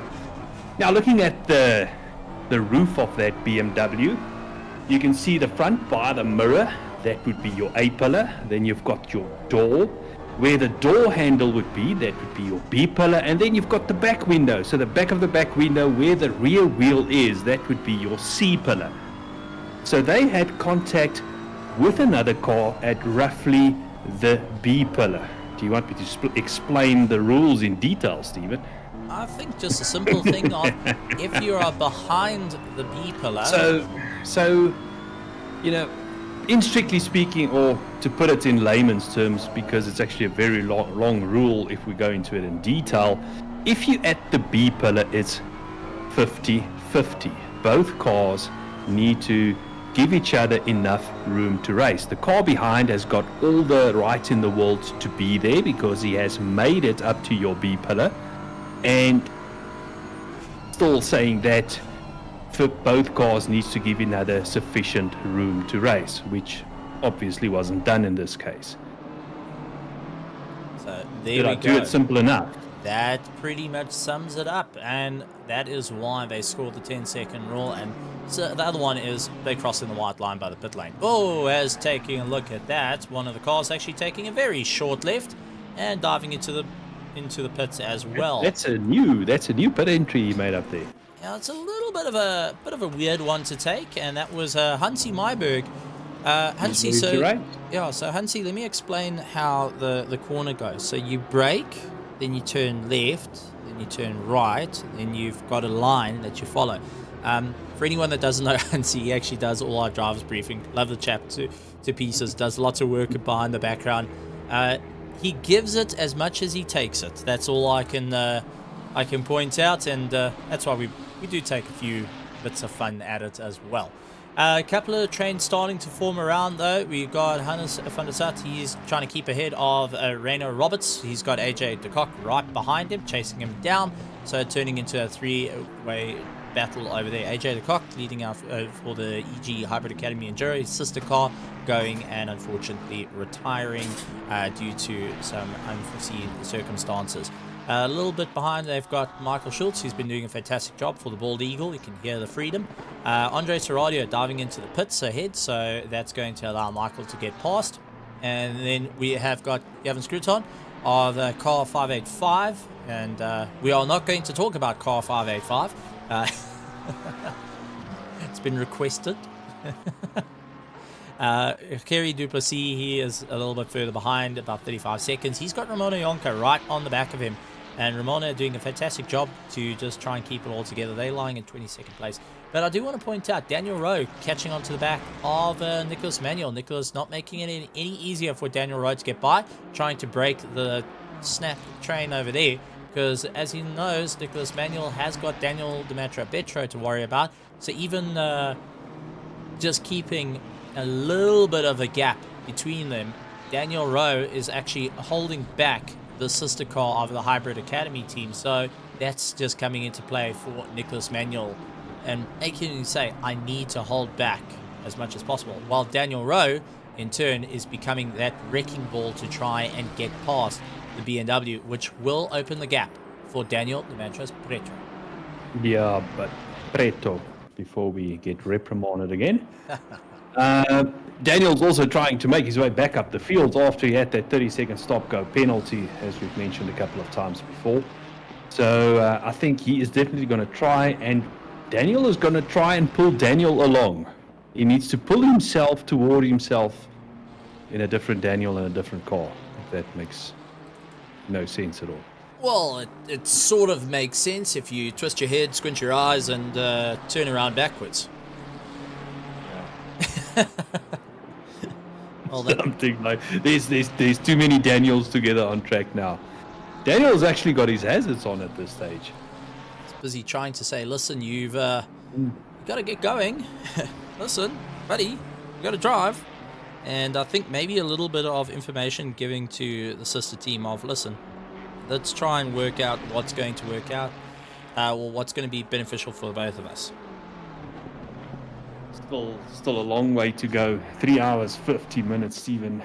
The two hybrid cars running in formation behind Nicholas Manuel, trying to make their way past. Let's see what Daniel Rowe can do on this lap or the start of the next lap. They're going down the straight. Manuel trying to break that toe, just doing a slight weave in and out, trying to upset the toe of Daniel Rowe. He's not close enough at this stage to make a move. That BMW seems to have a bit of legs down the straight. Well, that's it. Seems like the aerodynamics not as aggressively set on the BMW compared to the Ferrari. Looking at the last set of lap times, though, Nicholas Manuel did do his lap time of 155.927. Daniel Rowe, 155.95. Daniel Petro doing 156.1 as his last lap time. So the guys are trying to keep it in tow, but it seems like all the times are starting to taper off. Even our fastest time was set by this man, 154.6, has even dropped off to a 155.6 to try and keep it all about it. So this is where it gets a little bit interesting of how the guys are going to work their way around. Maybe that seems to be the sweet spot for lap times, 156, 155. So those are the times that you need to aim for. Majority of the field doing it. Couple of guys missing out on that, doing 157s, high 157s, but that's towards the end of the field. Yeah, just quickly, you spoke about Tariq Adams. We're watching the two hybrid cars behind Nicholas Manuel. At this stage, Bernard Barkhuizen has opened up a considerable lead over Christian Deploy, while Tariq Adams is not really gaining on Christian all that much. Bernard King in fourth place. I think, or the question rather is, do you think that the two Genesis cars just holding station at this stage? I mentioned it before, maybe playing the longer game. Bernard Barkhuizen at this stage legging it. He's trying to work on that 10-second penalty that he needs to serve on the next pit stop. Well, that's it. Another name I do want to bring up is someone that we haven't seen for a while, Leslie Oliphant, jumping back behind the wheel. For anyone that doesn't know the name, go and look back in the record books. You'll find Leslie Oliphant racing there. It's interesting to see because we've got Jadwat, we've got Leslie Oliphant, all jumping back in to have a bit of fun. A lot of the names that originally left for various reasons, just going and continuing on with life, now jumping back into the world of sim racing. It's good to see it. But I do want to also point out Grant Sebastian, who's currently in 8th position, is leading his class. So this car over here, and also take a look, he's got the Nurburgring paint scheme on the side. So good to see that as well. So he's leading his class, and then you've got John Ray Bertha leading the AM class, or the gold class, as we heard. He's having a bit of fun out there as well. So a couple of changes up and down through the field, where the guys are working a little bit harder to try and get it all going. So far though, only 3 hours and 47 minutes remaining, 2 hours and 12 minutes done and dusted for the racing so far. The guys all needing to do a bit of work. We know that load shedding's coming in for a lot of drivers around about 12 o'clock. So that's where we're going to see guys starting to peel into the pits right before 12. Just to get themselves in check, get the next driver in, and so they don't run into any issues. I know that I'm also going to be converting the hybrid engine, the electric powered, into a petrol powered roughly around that time as well. So you're on hybrid power today. I'm on hybrid power, yes. I'm just on battery power. Okay, you've gone full. You're living up to the name, Janneman Prius. Prius, yeah. I'm not even using the petrol anymore. I'm just, I'm just using that ball of light in the sky to power things these days. Okay, so you've become the Prius. You've embraced it. I've embraced it. You've welcomed the sorry, yeah. We're going to be pretty much thrown out for insanity at this point. Do apologize to everyone. If our viewers don't know it at this stage, or by now, they will never know it. Me and Stephen, we're not always all there. We pride ourselves on getting surnames wrong, getting car names wrong, calling Mercedes BMW and all of those kind of things. We're special like that. Yep, developed our own class. We're so, Bertus was so kind to develop an own class for us that we managed to participate in this race from the commentary box. I mean, there we go. And we're leading our class. How's that? Class leading performance. Oh, gosh. I thought you were talking about we're getting the classes so wrong so many times. Bertus is going to cite. Let's just name the classes what these guys call it and make our lives easier. We're going to get penalized. Yeah. See it now. Daniel D'Amatos Preto, do you mind going to, the Department of Home Affairs and just changing the surname to whatever we call it? Oh, shucks. But there's some good racing going on right through the field, despite the time starting to run out. So we've got Rena Roberts with AJ Lecoq. They're having a good bit of fun out there. We've seen a couple of trains going on. I see that 888, though, landing up with a bit of a problem. And that Ferrari looking a little bit second-hand. Yeah, that's not a one-piece anymore. That is a bit broken. So let's see if we can try and jump back a little bit. That was the car. Just need to track it down on my system. There he is. And some severe damage gone into that car. Let's go into the helmet cam. Oh, just that looks like a little bit of understeer that came into effect. And a very smooth steering wheel. That is not fixed anymore. No. Does that classify now as second hand? Well, it ain't turning. And I don't think Ferrari designed it to drive with the rear wheels at this point. So he's trying to keep it all in check. So I actually want to see if I can go back a little bit more. Let's go back roughly about a minute. And yeah, it just looks like he got a bit of airtime while going into the wall there. So it looks like a whole lot of understeer, a whole lot of power, and next to a whole lot of damage. Yeah, well, that's it. So the guys having to be well aware of the situation at hand of this is going to hurt. Yeah, that puts you back a very long time, Stephen. I mean, that's going to require some repairing in the pits. It's essentially an out of sequence pit stop that they need to do now.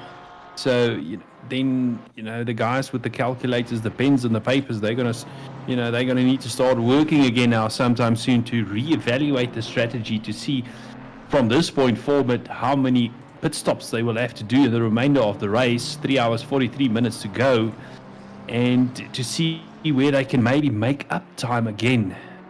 You know, some of the time that they've lost with that accident. Yeah, and that's unfortunately the case that comes into play. You may win or lose it. You may run into a bit of an issue. So the guys are having to try and figure it out. Turn 15, which is the final corner, is actually called Coca-Cola Curve. So there's a bit of names on the screen just for anyone that wants to know as we follow our first place car taking his way down the main straight. Going to be heading into turn 1. Going to be hard onto the brakes, really slick it in, and that's a Hochhaken. And try and keep it all together. Yeah, there we go. Now into turn 2, which is Mercedes Arena. And you go and try and keep it all together. Heading into turn 3, hard on the brakes of second of the Mercedes Arena. Tightens up and then switches into a right-hander through turn 4. And definitely becoming a proper arena there. Down a little short straight, you got a little bit of a left-hander. Slight kink, that is Vulcan curve. Into turn 6, that's into the Ford curve. You'll spot lots of oil there. Down towards 7, you've got to keep your foot absolutely planted. And then go and brake as late as possible into the dip, which is the Dunlop clear. So they try and get themselves all sorted out, really putting a lot of hard work onto the tires, get back onto the power. Now making our way up to turn 8. And that is first of the Schumacher S's. Into turn 9, try and keep it all together. Now venturing away into turn 10, where we've seen a lot of people get a bit of hurt, and that is into the Michelin curve. So we had Dunlop, we got Michelin, now where's Pirelli? The Warsteiner curve is turn 11, which is a right-hander. You try and keep it going, keep on the power, so you're only slightly lifting onto the straight. Carry the momentum into turn 12, which is the Advent Bogan. Hey, there's Yokohama. There we go. Onto the brakes, NGK chicane. And through NGK into the Coca-Cola curve. So the last chicane from now on going forward is going to be called Spark Plug. He had a light bulb moment through there. There we go. It could be spark plug. It could be suspension in this. In this point, it has been suspension for quite a few of these drivers. I see 888 also going a bit slow once again. And I think just dropping a wheel on the dirt, unfortunately. But we do have a couple of cars having a good race. Oh, pit lane getting a little bit hairy. Guys crossing the pit lane. Oh, that is Christian Deploy. Ow, okay. Romano Jonker and Christian Deploy coming together there. That got quite interesting. I think that deserves a replay. Yeah, there we go. It looks like he was getting into a bit of a chase. Romano Jonker going after, which looks to be Harry Duplessis. He gets into the toe. There's the PWSR car. There's no room. He's going to go by the pit wall, goes over the line, realizes that there's a car there, trying to shove his way back, out brakes, and that was an amalgamation of issues coming into play. Yeah, I wonder how much damage the BMW of Christian Deploy sustained there. You know, that's really unfortunate. Christian by no means was any part of that accident. He was just driving along his merry way, and then all of a sudden just saw in that little rear camera of his saw a BMW. There we go, getting names wrong. A Ferrari getting very big, and all of a sudden you're part of an accident that you had nothing to do with. Yeah, and taking a look at our screen, we've got Bernard Barkhuizen with a 5-second penalty. Tariq Adams got a 5-second penalty. 15 seconds for Daniel Dematros Petro. 20 seconds for Christian Fenter currently. But, that looked like it was going for a position and was... Oh crap, I should have braked there. Yeah, well, Romano Jonker was trying to go for a position. He went for the wall. The gap was getting closed. Harry Duplessis was ensuring to keep the wall as close as possible. Romano Jonker was going, well, I'm going to absolutely send it. There's a bit of room down the pit lane, and in doing so, they had one of the cars coming out, and that was, I think, the Aston Martin that was part of that problem. Oh, AJ de Kock has got a turn round, and Daniel Rowe is in the middle of nowhere by the looks of it. I'm just trying to see where is Daniel Rowe. No, not on the football. Yeah, I think Daniel Rowe has decided... He's in the trees. He's visiting the long circuit. Devin Ellis, though, getting rotated around. What on earth is happening here, folks? We have had a whole lot happening in less than 20 seconds. My heavens. Yeah, and I was still looking at the rear bumper sticker of, I think it was Yonker, if I'm not mistaken, that said why it's so serious. Things got very serious in a very short while of time. Yeah, well, that's it. But it does look like Daniel Rowe is out due to a disconnect. That's want to talk about a race getting upset? Well, that's one way to do it. They have managed to get him back. He is in the pits, and just ahead of him, though, behind them, is Christian Deploy, also in the pit lane as well. So Christian Deploy getting some work done. He's going to have some damage repair done to his car. My heavens. Well. Is he doing another stint or wait for the timing screens to just update? That's Giovanni that's in the car. So Giovanni took over from him. Yeah, I can believe it. Christian is normally such a soft-spoken person, you know. I don't think he was soft-spoken when that accident happened. I don't think many people were soft-spoken at that, because it was... Wow, that was a bit of exciting. I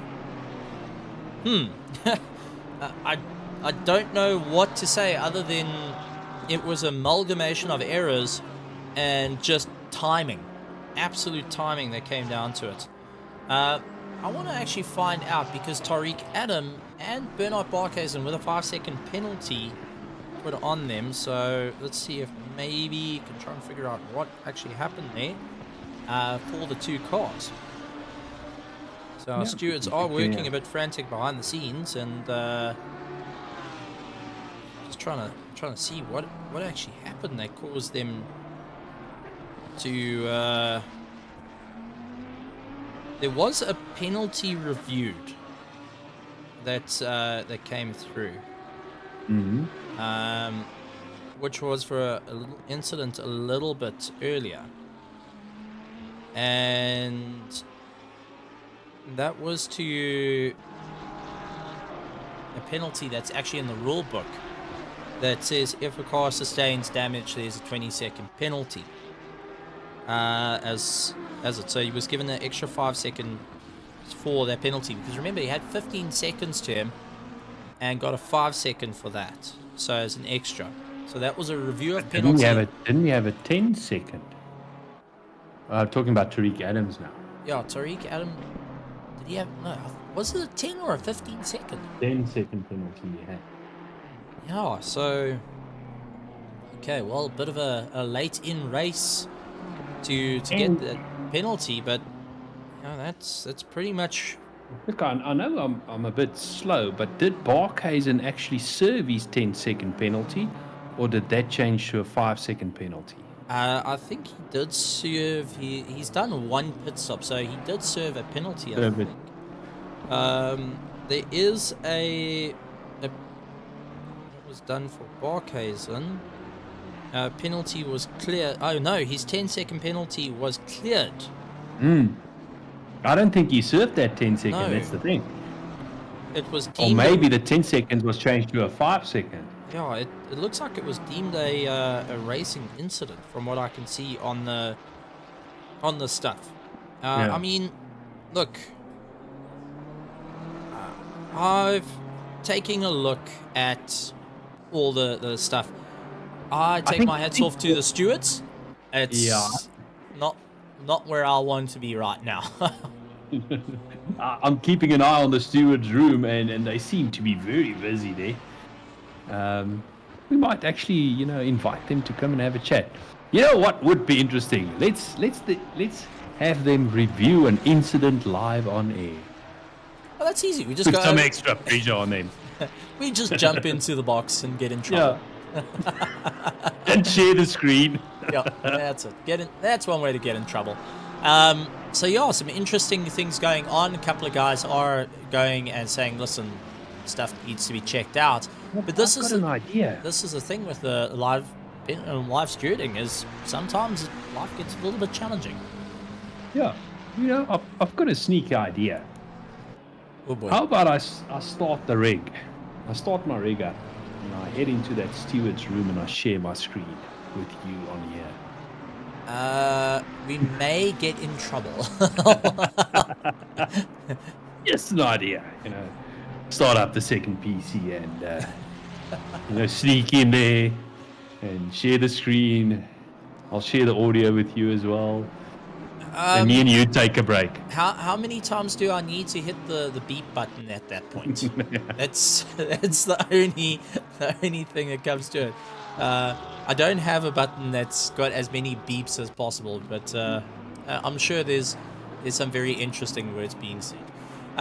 Yeah, so a couple of interesting racing going on. Some good racing out there, gotta say. Really good to see the guys really putting in a bit of effort. Nicholas Manuel up into 3rd place, and that's a good thing for the Project Vapor team. They've been keeping and chipping away slowly but surely to claw their way back up through the ladder. Couple of retirements though. We have seen guys retire and come back. We're back up to 34 cars. Reginald is still doing everything he can. He's down at the back. Remember, he did come in extremely late as well. In racing by himself. We have to also point out that Sichers is back. Going very slow. Back for but for how long?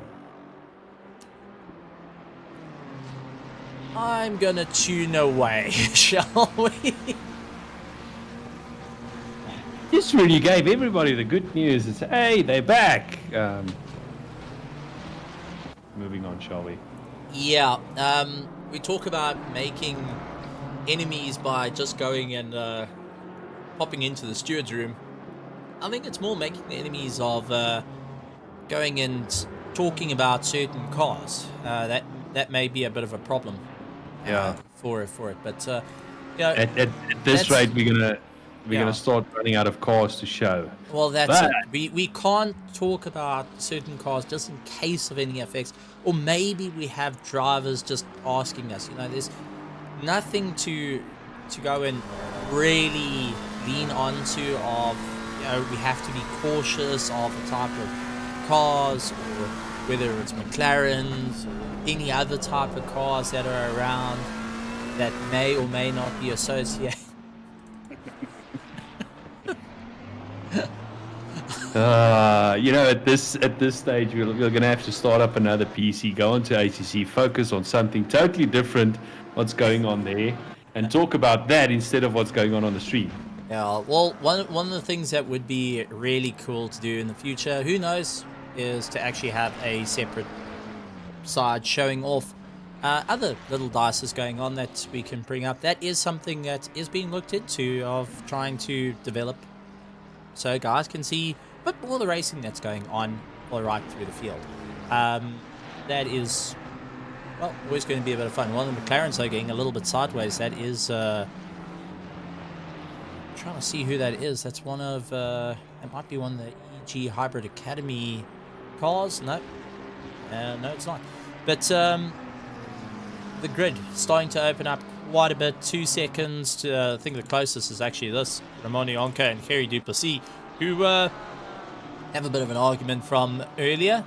They're looking to do battle once again, and I've got to say, Kerry Duplessis, I quite love the paint job on the side, having a little cactus. Why so serious? Well, I just enjoy the little cactus there. There it is. No, look at the rear of the car. If you go to rear chase cam, maybe you'll see the bumper sticker. Right, so let's see if we can try and get to it then. So, Kerry Duplessis, and Why so serious, Stephen? says the guys that we're racing as hard as can be. Yeah.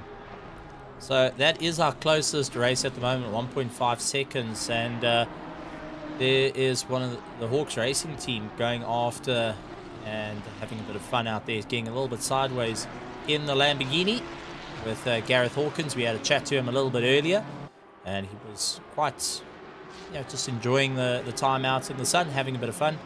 I see we've also got another car that's become stationary. That's Hansi Myberg.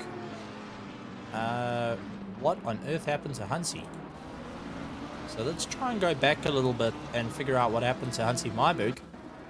He's been out for quite some time. Looks like he just rotated the car around and now he's on a blind bend, so he's trying to bring his way back to see where the grid is. No, actually, he's just going out wide. So it looks like the car just rotates. He's trying to get himself organized, let the guys through, and then rejoin the race safely. There's some technical issue there, because look, he's not making his way back on track. He's staying off track. That was a bit strange. Oh, and that BMW getting a bit of a tank slapper through the Schumacher S's. I think those rear tires are arguing big time with him at the moment. A little bit further up the road, Andre Serradio, he's right onto the back of Johan van der Merwe. This is actually closed up, 1 second between the two.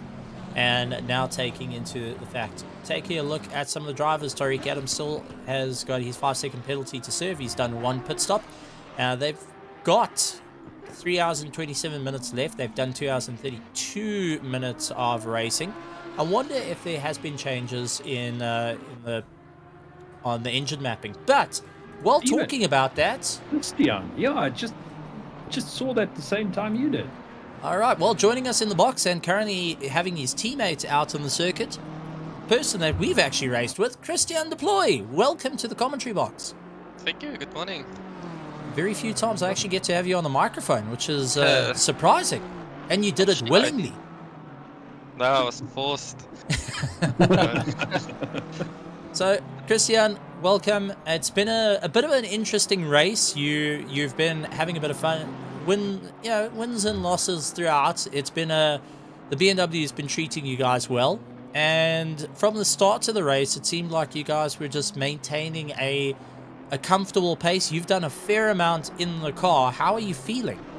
Not feeling too great at the moment. We got taken out just before I pitted, so we lost like 23 seconds in damages. Other than that, it wasn't too bad. We have a hybrid setup for wet and dry, and it doesn't seem like the servo is changing. So we're losing like a few tenths every lap, which is a bit annoying. But otherwise, it wasn't too bad. Difficult at the start, trying not to attack my teammate, but still keeping Barkhuizen behind. Yeah, it was crazy. that first stint was not like I have to say. And now, with having such a busy track like it is at the moment, 34 cars out there, you constantly trying to figure out how to get past or get past. You know, these are little factors that do come into play for endurance racing. How's it been for you as just being up in the front running, having to try and carve your way through the field, and also not trying to interfere with others' battles too much at the same time? Yeah, I try not to look who's battling who. I just want to get past as soon as I can. But for the most part, it's been not too bad. Most people has been very friendly. You get always 1 or 2 that's making it difficult. But in general, it's really not too. Just depends on when you catch people sometimes. But for us, we haven't had issues with backmarkers until the end, basically. And, this has been you leading out with the championship at the moment after round 1 of the endurance. Is there a bit of pressure coming into play of we've got to keep going, we've got to try and figure out how to claw our way through, or what's the talk of the car at the moment? No pressure at all. We just want to finish as high as we can. We know our main team is a bit quicker, so we're not too worried about them at the moment. We just want them to do as well as they can.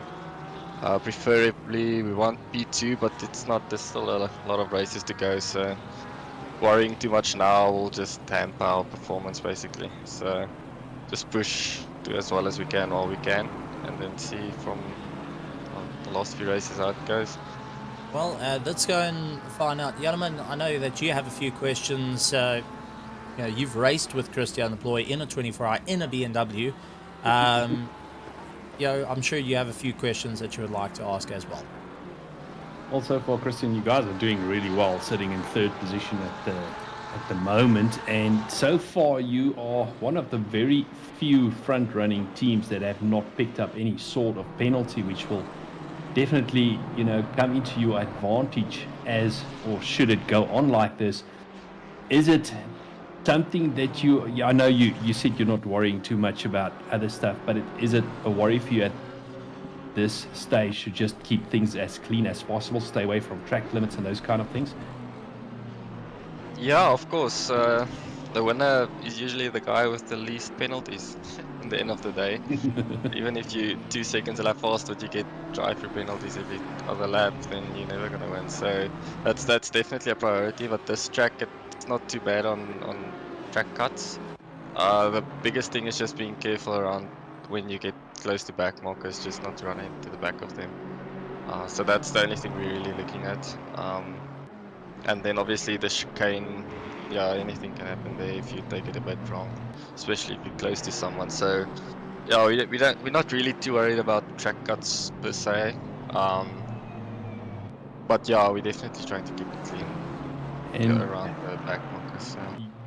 you spoke about the chicane. How is the BMW through the chicane? We've saw a bunch of, or not a bunch, a couple of mid-engine, rear-engine cars like the Ferrari and like the McLaren having a bit of issues through the chicane, getting a bit unsettled. Do you have the same issues on the BMW or not? No, we just fly through there. If you cut the first part a bit too much, it can become dodgy. But yeah, it's quite easy. Even it's easy. Yeah, compared to the other guys, it's very easy. I think we can just cut wherever we want mostly, and the car just floats over, and there we go. Well, And yeah, gentlemen, you carry on.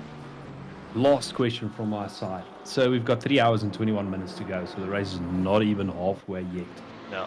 Are you going to let the cat out of the bag and tell us at what point are you going to start looking at where you are and how much you can improve from there, or do you need to hold station from there?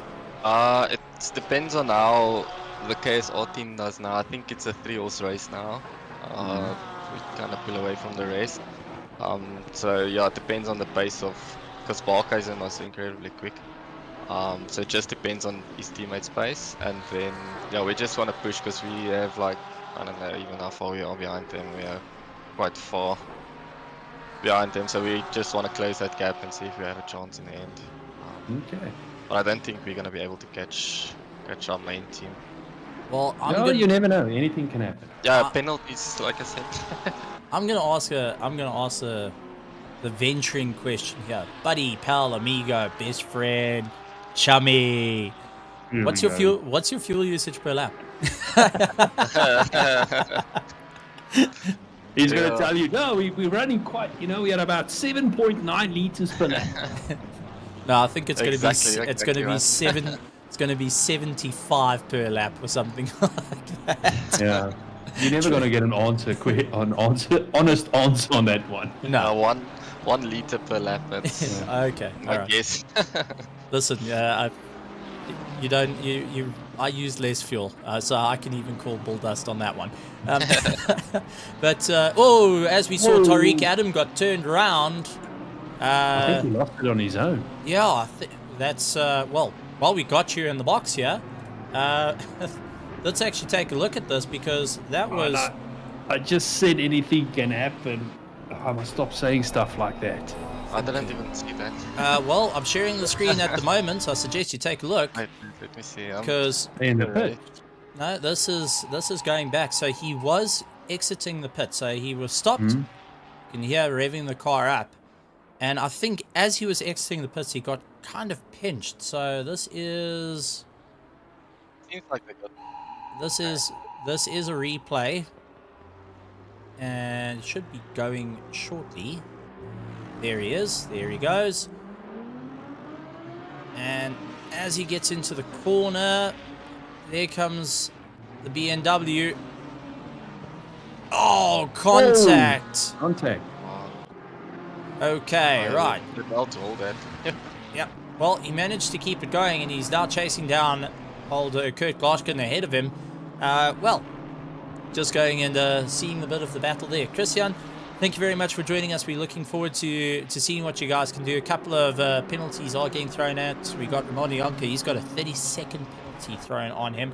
He's the one who took me out. That's probably why. That's probably that. He's also got a bit of damage to the front of that Ferrari as well. So probably the same incident. yeah, so carrying a bit I there. don't know. We had too much damage. We had to pit, otherwise we would just lose a lot of time. Well, But interesting for you guys. The Lambo struggles a bit on the straight, so it's going to be interesting how Tariq, if we he can get past, because it's not going to be on the straight. He's going to have to force a mistake or something, I think. That's it. The KSR factory team now leading out with Genesis Luke Esports. Addison in the call now. Yeah, so Luke Addison's Oh actually. yeah, you. Right, sorry, my bad. No, it's all fine. It was No, interesting. our timing screens takes a while to catch up. Yeah, mine doesn't, but I wasn't even looking. The timing screen and myself are on the same lap times. But Christian, we do have a note going out from Kalen Malwa to go and ask you. So Kalen Malwa says, Christian, please tell Gio, baby, to drive faster. Baby! You have to add the emphasis right at the end, okay? Okay, I will. Thank you very much, Christian. Good to right. have you around. All the Chat to best you for the later. rest of the race. Cool, thank you guys. Have a good Cheers. one. Enjoy. Bye. Cheers. Bye. Bye. Oh, my voice did not like that one. No. I see For you. those of you, let's put it this way. Some say Stephen did a whole day of commentating yesterday. Others knowing say, you- others say he was talking nonsense. And knowing you in that series, there was a lot of excitement, Also especially at the end in the prize giving. yeah, that's it. Taking a look in the comments, we've also got Dylan Hall going and saying, how's it? He's unfortunately not participating, and that's because he is going and representing the flag in the SOP Motorsports this afternoon. So good luck to Dylan Hall on behalf of RaceFace.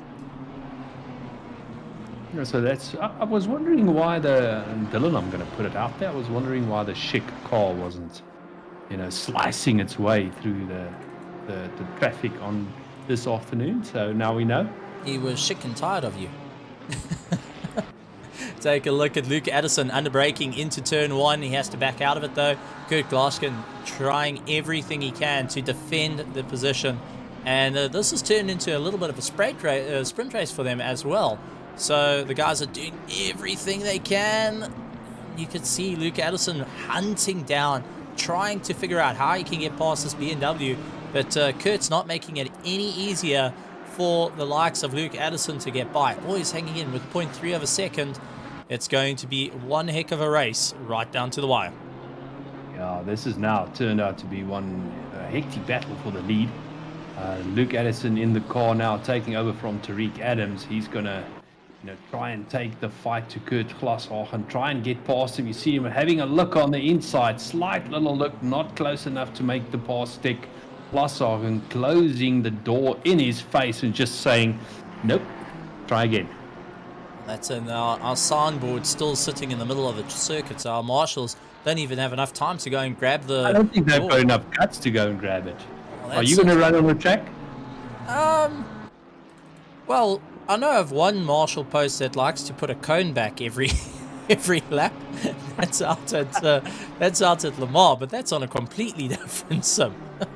Take a look at Yeah. Luke though. Looks for the inside, has the door closed, trying to come back at him into the toe, tucked up nice and neat behind the BMW. Looks to the outside line and just can't do it. Going to try his way through the NGK chicane, unable to do it. Through Coca-Cola, goes out wide, trying to pull it back, and as we heard, the Lambo just not having the legs on the straight. So Kurt managing to keep himself going once again as they charge their way through. So this is something the guys have to be very, very aware of running this close. Anything can happen, and all it takes is just one brake marker to move ever so slightly, and life's about to become interesting. And knowing that there's a race like Giovanni that's lying in third place trying to close down the distance, I'm sure they're going to be looking up ahead going, well, I wouldn't hurt too much to see the cars slip and slide and lose a bit of time through the corners.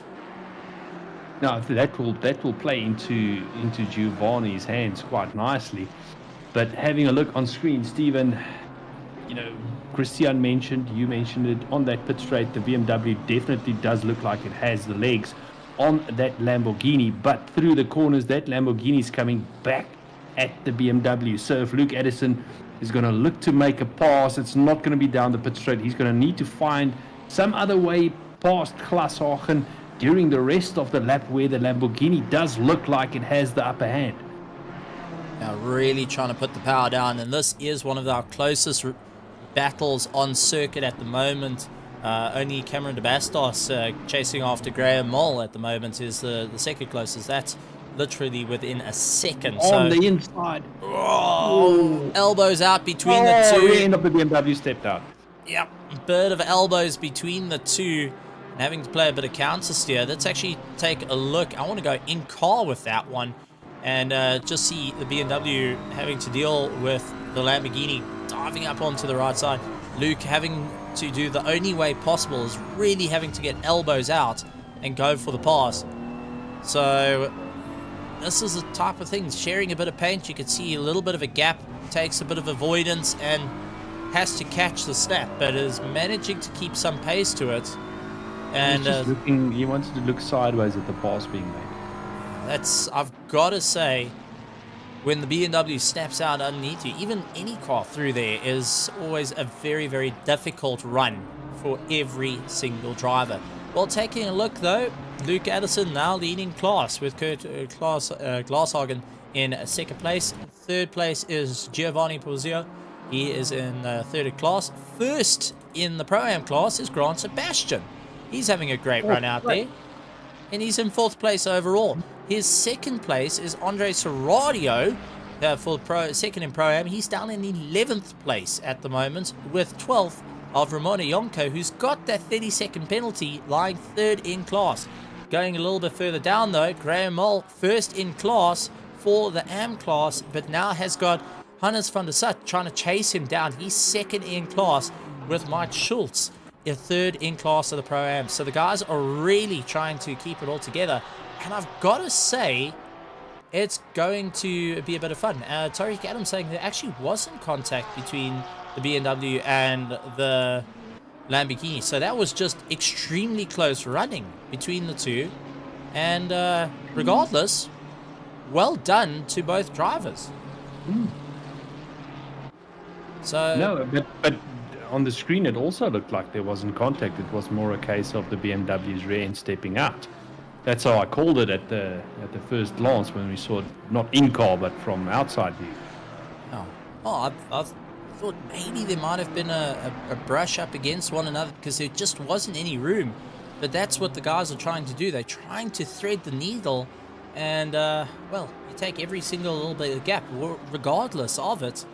It's really well done to see some great racing like that, especially this late into the endurance as well. Because now there's starting to be the concern of, okay, well, how much wear and tear on the cars, how much wear and tear on the drivers to perform at this point. Cameron de Bastos, he's trying to get away from Graham Moll. These two very familiar with one another. Cameron de Bastos sourced up ahead of Graham Darth Moll. He's trying everything he can to just close down the distance. Graham Moll carrying the flag though, leading out of the the AM class, is looking to take the fight up. But I've got to say, I give it up to the Project Vapor Eagle team up in fourth place and first of the Pro-Ams. I mean, if you want to talk about a race going your way, that's it. Look, fair enough, they've only done one pit stop at the moment. They still yet to do a second pit stop, while everyone else has done 2 pit stops, except for Leslie Oliphant, who's done 1 pit stop. Yeah, but that shows you what, spending time in the pits costs you. What I mean by that is, Christian also mentioned it in the interview. If you can spend the least amount of time in the pits, you will normally do quite well. And they've moved up to 4th place. I mean, Stephen, there's almost halfway through the race and they've only done 1 pit stop. Well, that's it. I mean, it's incredibly stuff. And look, he's gone into the pits now, and that's allowed Marcus Stain to get by. Marcus Stain having a bit of fun. He's out there in the same car that Badwatt is in. They've now moved themselves up into 4th place, so it's good to see that the guys are mixing and racing. Now, I do want to point out, it's 10 minutes to 12. How many drivers have got load shedding kicking in? Yeah. How many drivers have got load shedding at 12, and how many are coming back at 12? That is the things to take a look at. Isham Domingo, I do want to point out, this name, I've got to say, was pretty interesting. I went and watched him in one of the races early on in the year and really put on a fantastic run. One of the drivers I want to keep an eye out for is Isam Domingo because of the outright pace and development of a driver. So just a name to keep in mind for our races. He's currently lying in 7th place and chasing down Grant Sebastian Leslie Oliphant. That's a little bit up the road from him. You mentioned 10 to 12. And there's 7 minutes to go, then we are halfway through this race. So it's good to see Stephen halfway through the race, and we still have close battles, almost close battles. Luke Addison has now opened up an almost 5-second lead over Kurt Glashoff, and Giovanni Porzio in 3rd place. He's trying to make his way or fight his way back after that little incident that Christian Deploy had or was involved in. He was a passenger in, let's call it that. They're trying to close the gap to 2nd place. Good to see that we still have these, I call it close battles, but these battles going out on track. Well, the thing that comes down to it now is guys are going to start looking at the clock. They're going to start looking at their fuel, their tires, the pit stops, and taking a look nearly into the halfway mark. Guys have done 2 pit stops. I'm gathering roughly guys are doing about 4 pit stops. Some are going to do 5. 4 seems to be the optimum towards this. If you can stretch your legs out and get at least 4 stops in, you're fine. But something tells me the math, they've got something of 4.2 or 4.3 stops needed to finish the race. And that's something to keep an eye out for. Devin Ellis has got Jamie Rees all over the back of him. This is one of our close battles to put out on screen. And side by side, the 2 McLarens go as they duke it out. Jamie Rees trying to go to the inside line. Devin Ellis on the outside trying to battle his way around. Later on the brakes, hooks it in, stabilizes the car. He's all good. Jamie Rees having to go a little bit earlier on the brakes to being on that inside line. It's very, very deceptive, and anything can go wrong with you in a matter of seconds. So Devin Ellis just managing to leg it open a little bit more as the 2 McLarens battle it out. What battle are you looking at? Because I only see one McLaren, and I see on my screen there's a 585, but I don't see it out on circuit. Okay, let's see. Are we able to get a little bit closer to it? So, but the one, now I see it. Now you see it. Okay. No, quickly move away, please. Yeah, Tim had to zoom in on it just to ensure. Okay. But this is a very, very close battle, and Jamie Rees has been slowly but surely clawing his way into the times as well. And having that being said, got a fair amount of pace. Last lap time was a 57.3, where Devin Ellis was coming out of the pits, did a 2:01.0. So trying to close down the gap, possibly. No, what's that coming out? Can I be blunt? I'm going to say to Gavin Scruton, if you don't want to have your car featured on stream, you either need to pull away or you need to back down so that we can move to another battle.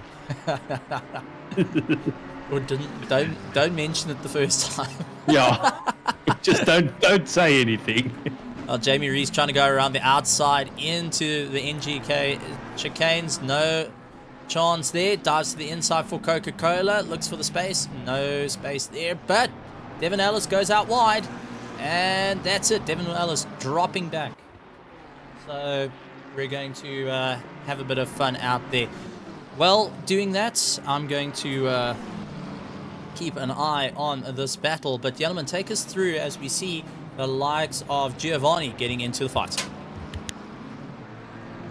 Well, at this stage, these 2 are quite battling it out. We've got Alice and Rees battling it out around the track, and now it does look like that is Giovanni Porzio in the BMW in 3rd place. He is actually lapping these 2, getting in between the 2 of them, making his way around the circuit. A little bit of light flashing going on. So this battle has been interrupted momentarily.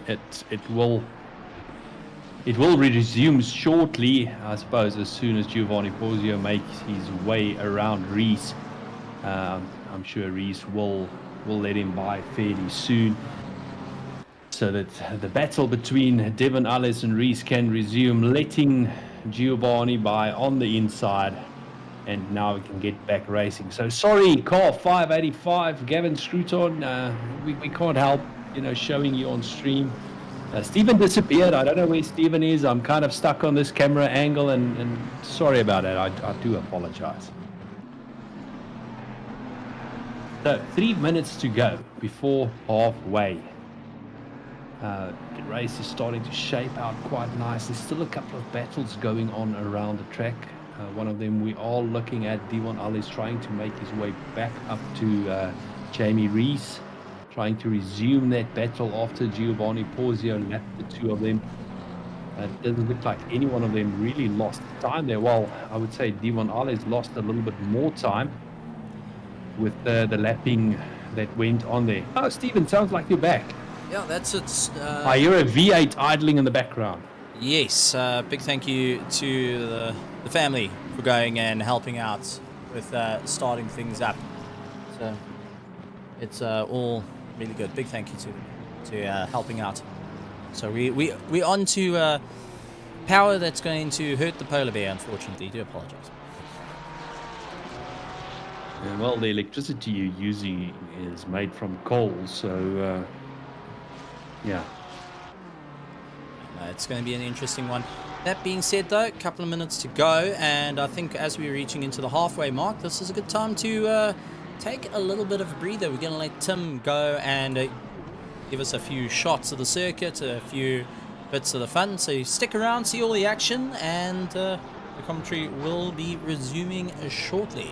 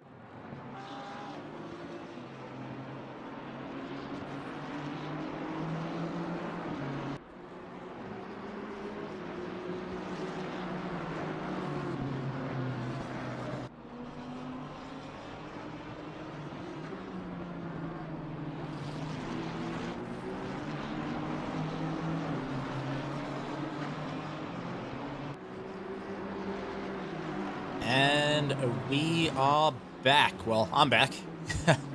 Sorry for the little bit of a delay. We started walking off a little bit more than planned. Any case, taking a look at some of the stuff that's happened during our little bit of a downtime, I see Kurt Glaskin landing up with a little bit of a knock and has some damage done to his car by one of the Ferraris, and this is starting to be the impact of everyone starting to feel the pains and gains of endurance racing here at the Nurburgring for round number 2 of the RaceFace Endurance Championship, brought to you by RaceFace.Pro. My name is Stephen Koenig, and also joining me in the box is Jan Press. He's just out at the moment. Big thank you to all you guys joining us for this fantastic race, to all the teams that have also been tuning in. Also, some kind words being spoken. I do appreciate it. I did have Alan Person actually go and ask if everything's okay. And to those that we had a little bit of a sound technicality, thank you for everyone that reported on getting that all sorted out. In any case, moving back on to what's happening out on the circuit. Lots of interesting moves are being made by all the teams. So far, the average pit stop starting to be about 2-3 pit stops at the moment. We're expecting about 4 pit stops. But let's go through who's where. We have got the Genesis Esports in first place. Second is the KSR Factory team. Giovanni Porzero of the Genesis Esports is also pushing as hard as they can for third place. And fourth is the KSR Musketeers. Then we've got Isam Domingo, Project Vapor out in fifth. Sixth place is Hybrid Academy Red, followed by ZRC McLaren. Then first of our Pro-Ams is the Project Vapor Eagle team, Loic Randwell behind the wheel of that Ferrari. He's getting chased down by Chris Haneke, and he's currently in the Pro class. Then we've got Devat Nell, who is for the RS1 team. Then Cameron Bastos of Evolved Racing, having a bit of fun out there. First of our Pro-Ams is Graham Moll, Team Kerygma Racing, doing everything they can to keep on charging. We are pace chasing them down, second in class and 13th overall. And then we got the likes of Gabriel Dos Santos of the Zodiac Samurai. They are second of the Pro-Ams. Then third of the AMs is Mike Schultz of the ZRC Bald Eagle. You can hear the freedom shout there. Bago Krobler a little bit further down. He's in 16th and is down on the pros. Then we've got Jamie Reese, who is third of the Pro-Ams. He's getting chased down by Conrad Martin of FFB Racing, so we'll have to see how that's going to turn out. Devon Ellis, he's out having a bit of fun as well. He's in 19th position for Team Tryhard Racing DNG, and they also trying to move their way up through the field. Rowan van der Roost of the GSR Endurance in 20th. 21st is the KSR Force Enduro, followed by the ZRC Lambo. Ramona Yonko of Hybrid Academy Cobalt, they're in 23rd. Anton Lummers out there for the ZRC Poltergeist, they're in 24th. Followed by Hunty Myberg of the Team Tryhard NPL, followed by Conrad Fosking, Kinetic Simwork Racing Hex. Malos Sabata of Pace Motorsports in 27th. 28th is Gareth Hawkins of Hawks Racing Team, getting chased down by Daniel the Hitman de Villiers of the PWSR. They are on a monstrous charge, climbing up back through the ladder. Daniel, we heard from a little bit earlier, is having a bit of difficulty with the sim. It seems like he's up and going once again. Alan Patterson giving the reins over. Alan R. Cheese and Wine in 30th position. The elder statesmen, as they are called into the Alan R teams, and having a huge amount of fun out there. They get chased down by ZRC Shot Left. Then we have got Nuts Bolton Beers of Mario Snickel in 32nd. 33rd is Ulrich Sichers of EG and Hybrid Evolved EG and Hybrid Academy Enduro. I do apologize. And then we have got 34th is Reginald. He's on his way up the climb. So far, 104 laps completed by our drivers, up in first, second, and third, going and having a tight race. So we're going to have to see how it all works out. But to you guys out there, big thank you to everyone for all the support. And make sure you hit the subscribe button along with the bell notification icon. Lots coming in the upcoming seasons for RaceFace.Pro. Lots of interesting stuff happening that you really want to be a part of and not to miss. So also go take a look at our social medias. and go and hit the like button on for those on Facebook. Lots of little things are starting to add up and start coming into play, along with all our other social medias, Instagram, Twitter, the works. Go take a look for RaceFace.Pro, and also to you guys, go and show a bit of love to the teams as well that are racing, putting in the extra bit of support, and go and follow them on the social medias, because there's quite a bit that goes on, and it's nice to see what happens behind the scenes of all of the drivers and teams that you see out here. They're all putting in some fantastic work. Hannes van der Sat going after Gabriel dos Santos. He's having a huge amount of fun out there and really rocking and rolling as they charge their way around Nurburgring. A very difficult circuit, all putting in a monstrous challenge. John Robertha saying, hey, Stephen, good to see you, John Robertha. Glad you've been having a bit of fun with your racing. You've been really doing a fantastic job out there. The whole team doing a fantastic job. You guys are currently leading your class, but you got no room to breathe as Van der Sat is going to be chasing you guys down. Mayath Musa also jumping in from Project Vapor. They're going and saying, how's it, which is always good to see.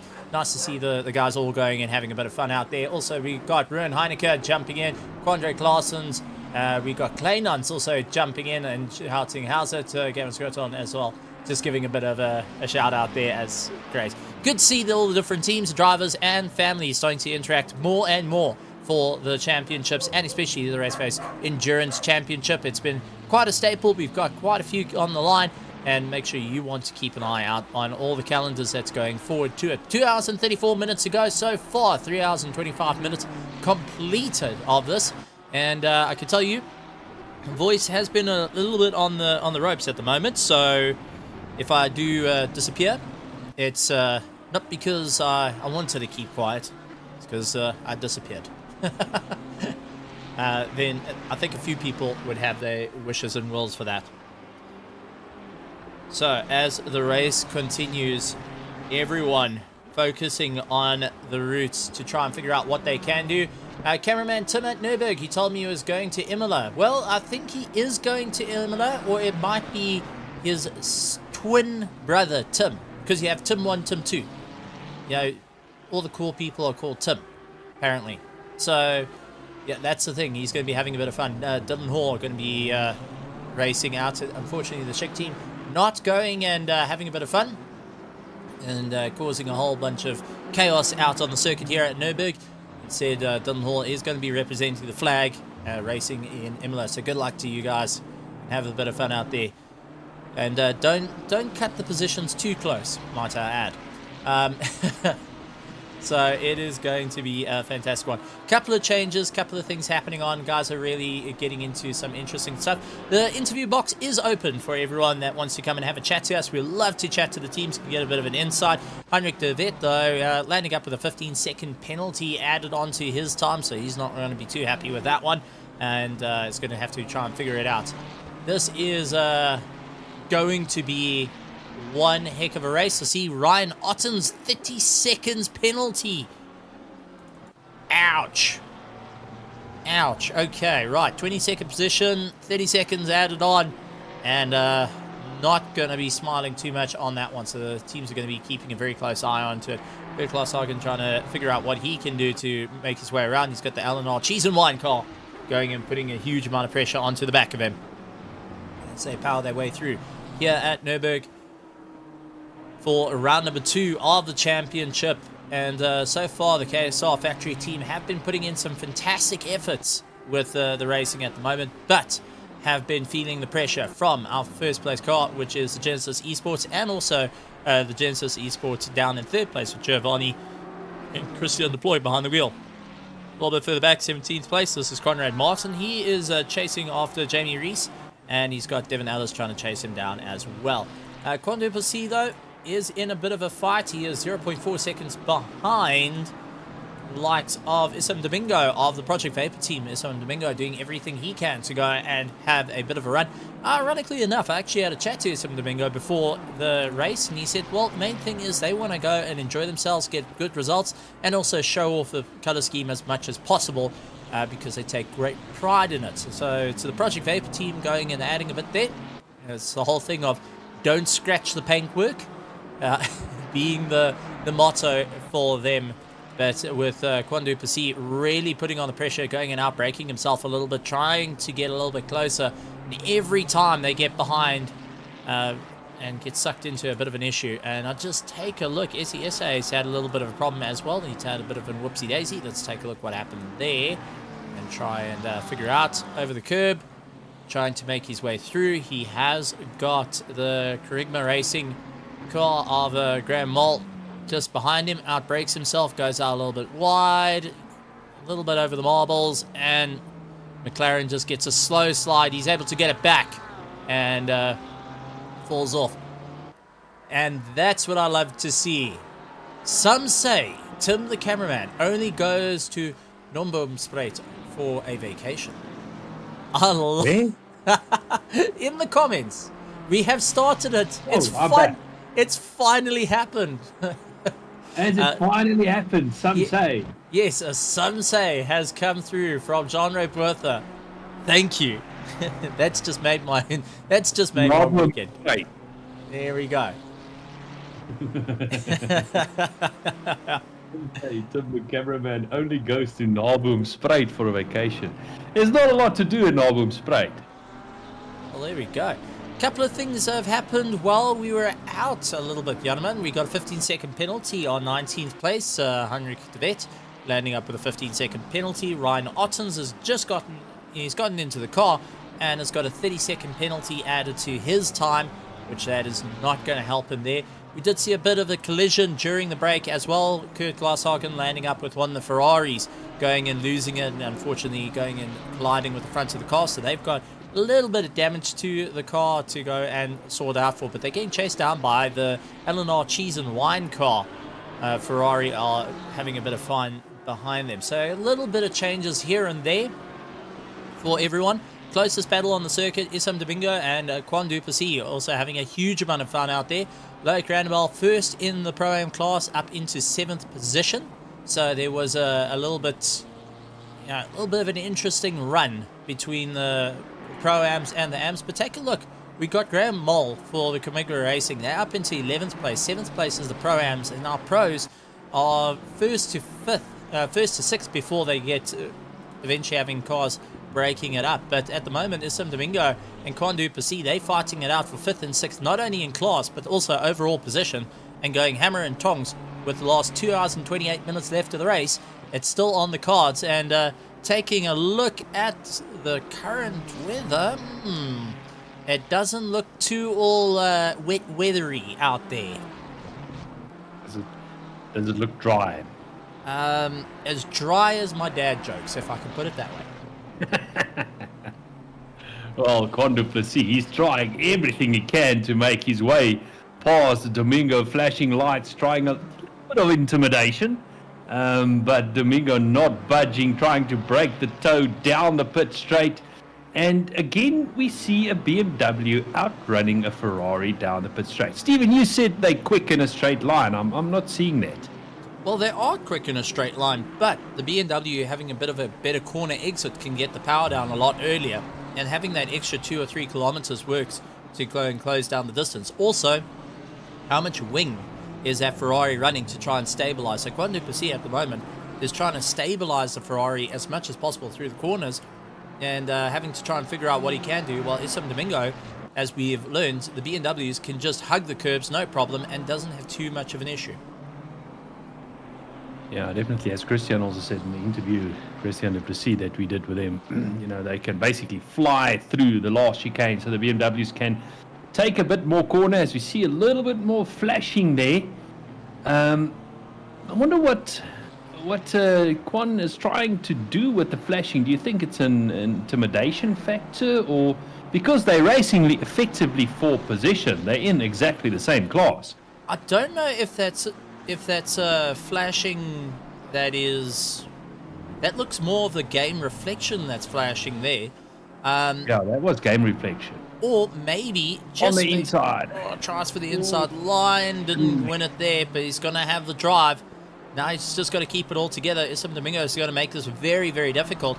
Now I'm wondering if maybe he feels he's getting held up ever so slightly and saying, listen, please let me past. Looking at the last lap time, I mean, Quan Duplessis did a 156.4 while Issam Domingo did a 156.7. So he is slightly quicker and losing a bit of time. He's losing about 0.2, 0.3 of a second per lap behind the BMW, but just doesn't have the legs to get past him as much as he needs to. So, I mean, these are difficult times. Issa Domingo coming across the line, 157.407.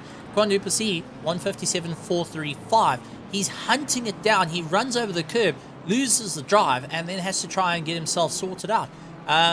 Jean-Roberta also going and jumping in again. Some say Tim the cameraman has Chuck Norris and Vernon Kukenmoor on speed dial. And Jean-Roberta, I just want to point out, Jean-Roberta, Tim the cameraman taught Chuck Norris and gave birth to Vernon Kukenmoor. How's that one? Wow. There we go. All days, you mean Nurburgring comes to cameraman Tim for vacation. There we go. I love this. Tim the cameraman has now...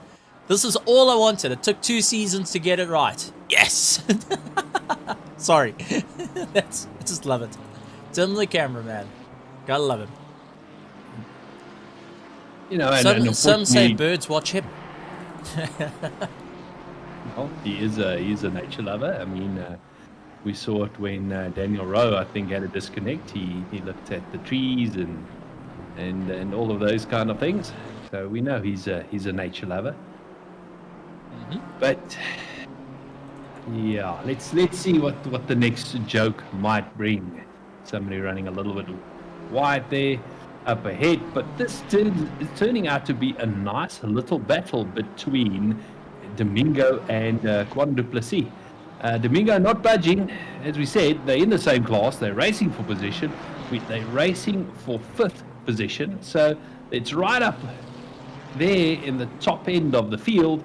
So I think Quan he will have to just make his way past by any means he can see fit, because the light flashing is not working at the moment.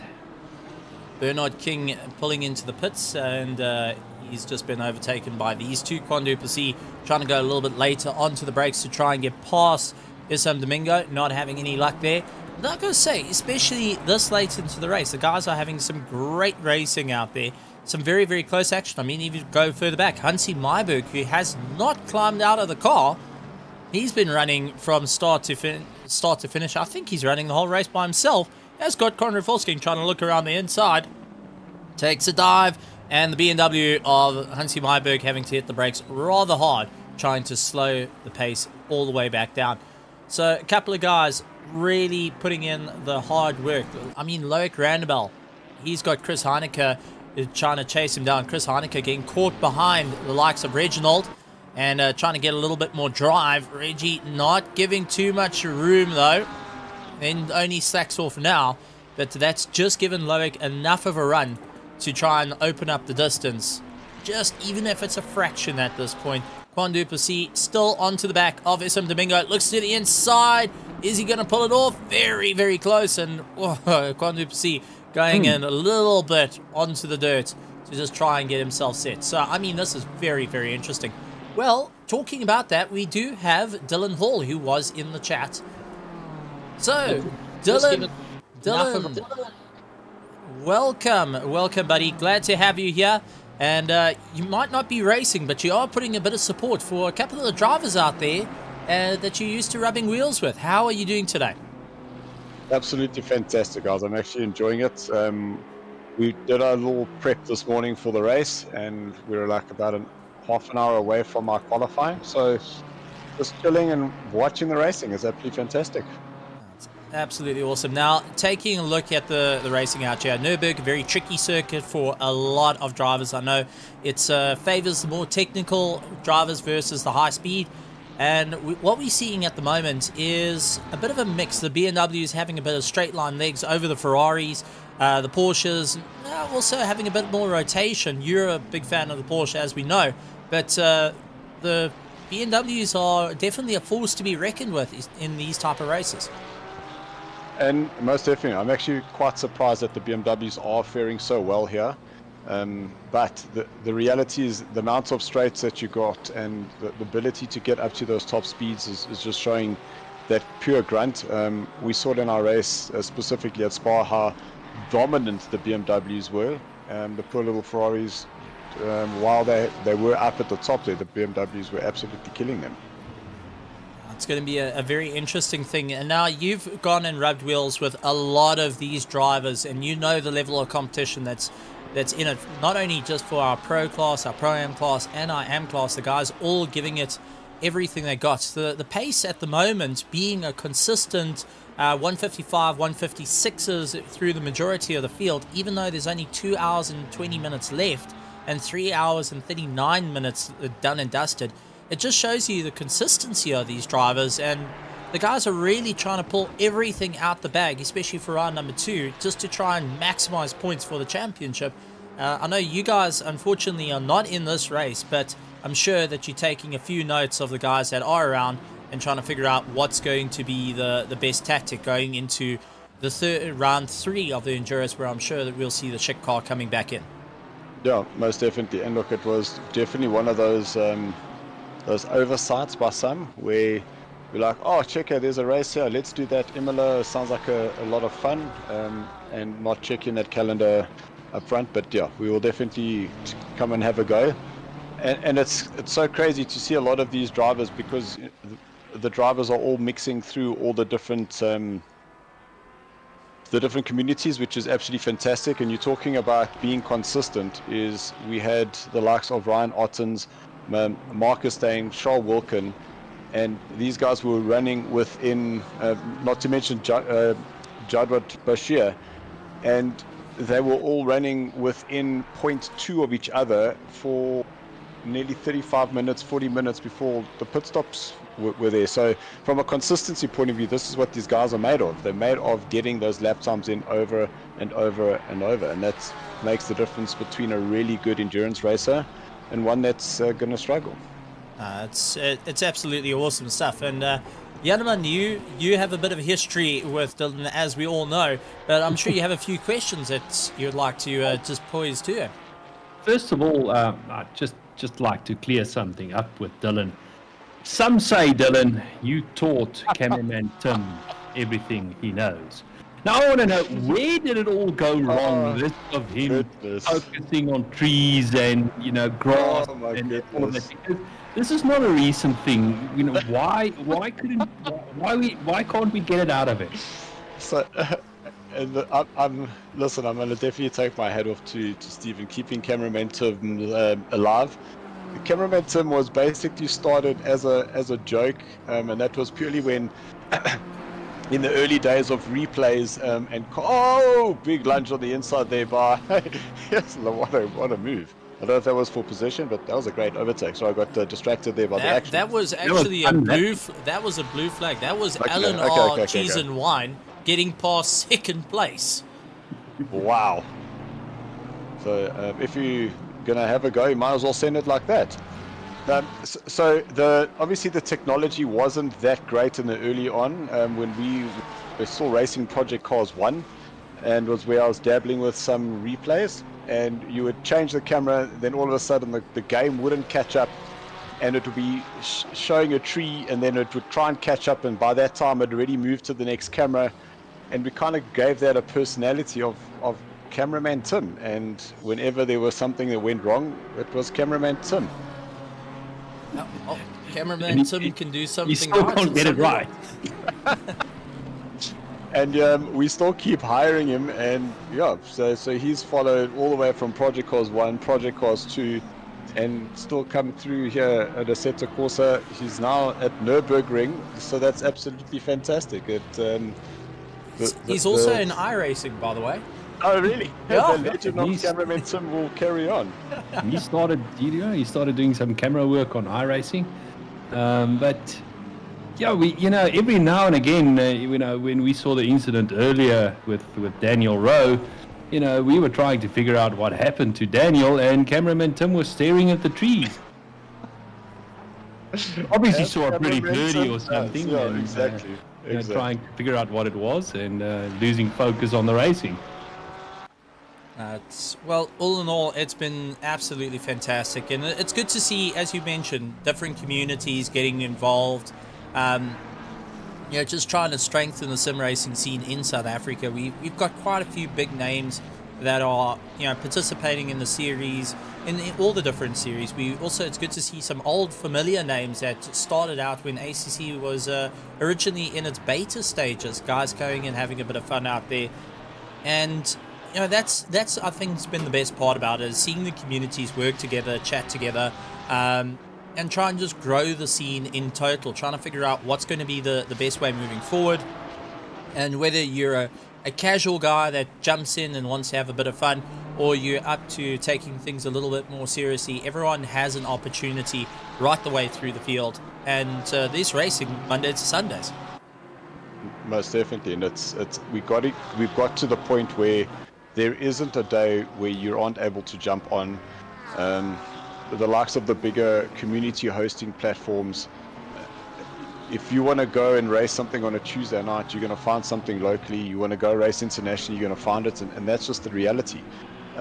What is the strength of the community is making sure that the guys that are racing clean. They understand that there's rules of engagement and how you race against each other, which keeps them there. The less amount of incidents that you have, the more enjoyable the racing becomes, and the more people want to race there. And that's the one thing that we trying to work on quite hard.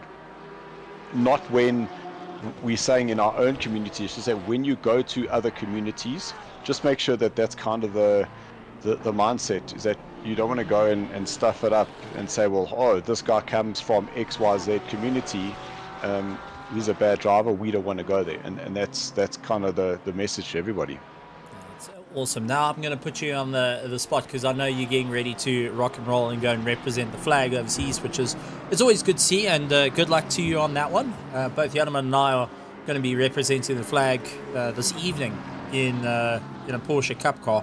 I don't know who flipped the coin and lost that bet. I think it was me. But if you had to put your knowing the competitors out here, knowing the teams you raced in round one against the guys, if you had to pick out who do you feel is going to take the top step after the race? Oh, some heavy contact. Dodgy. That was Chris Heineke under braking, going and sending a BMW into the shadow realm there. It's while we've got you here, if you've got 2 seconds, let's see if we can try and grab that and find out, do a breakdown analysis of that little one.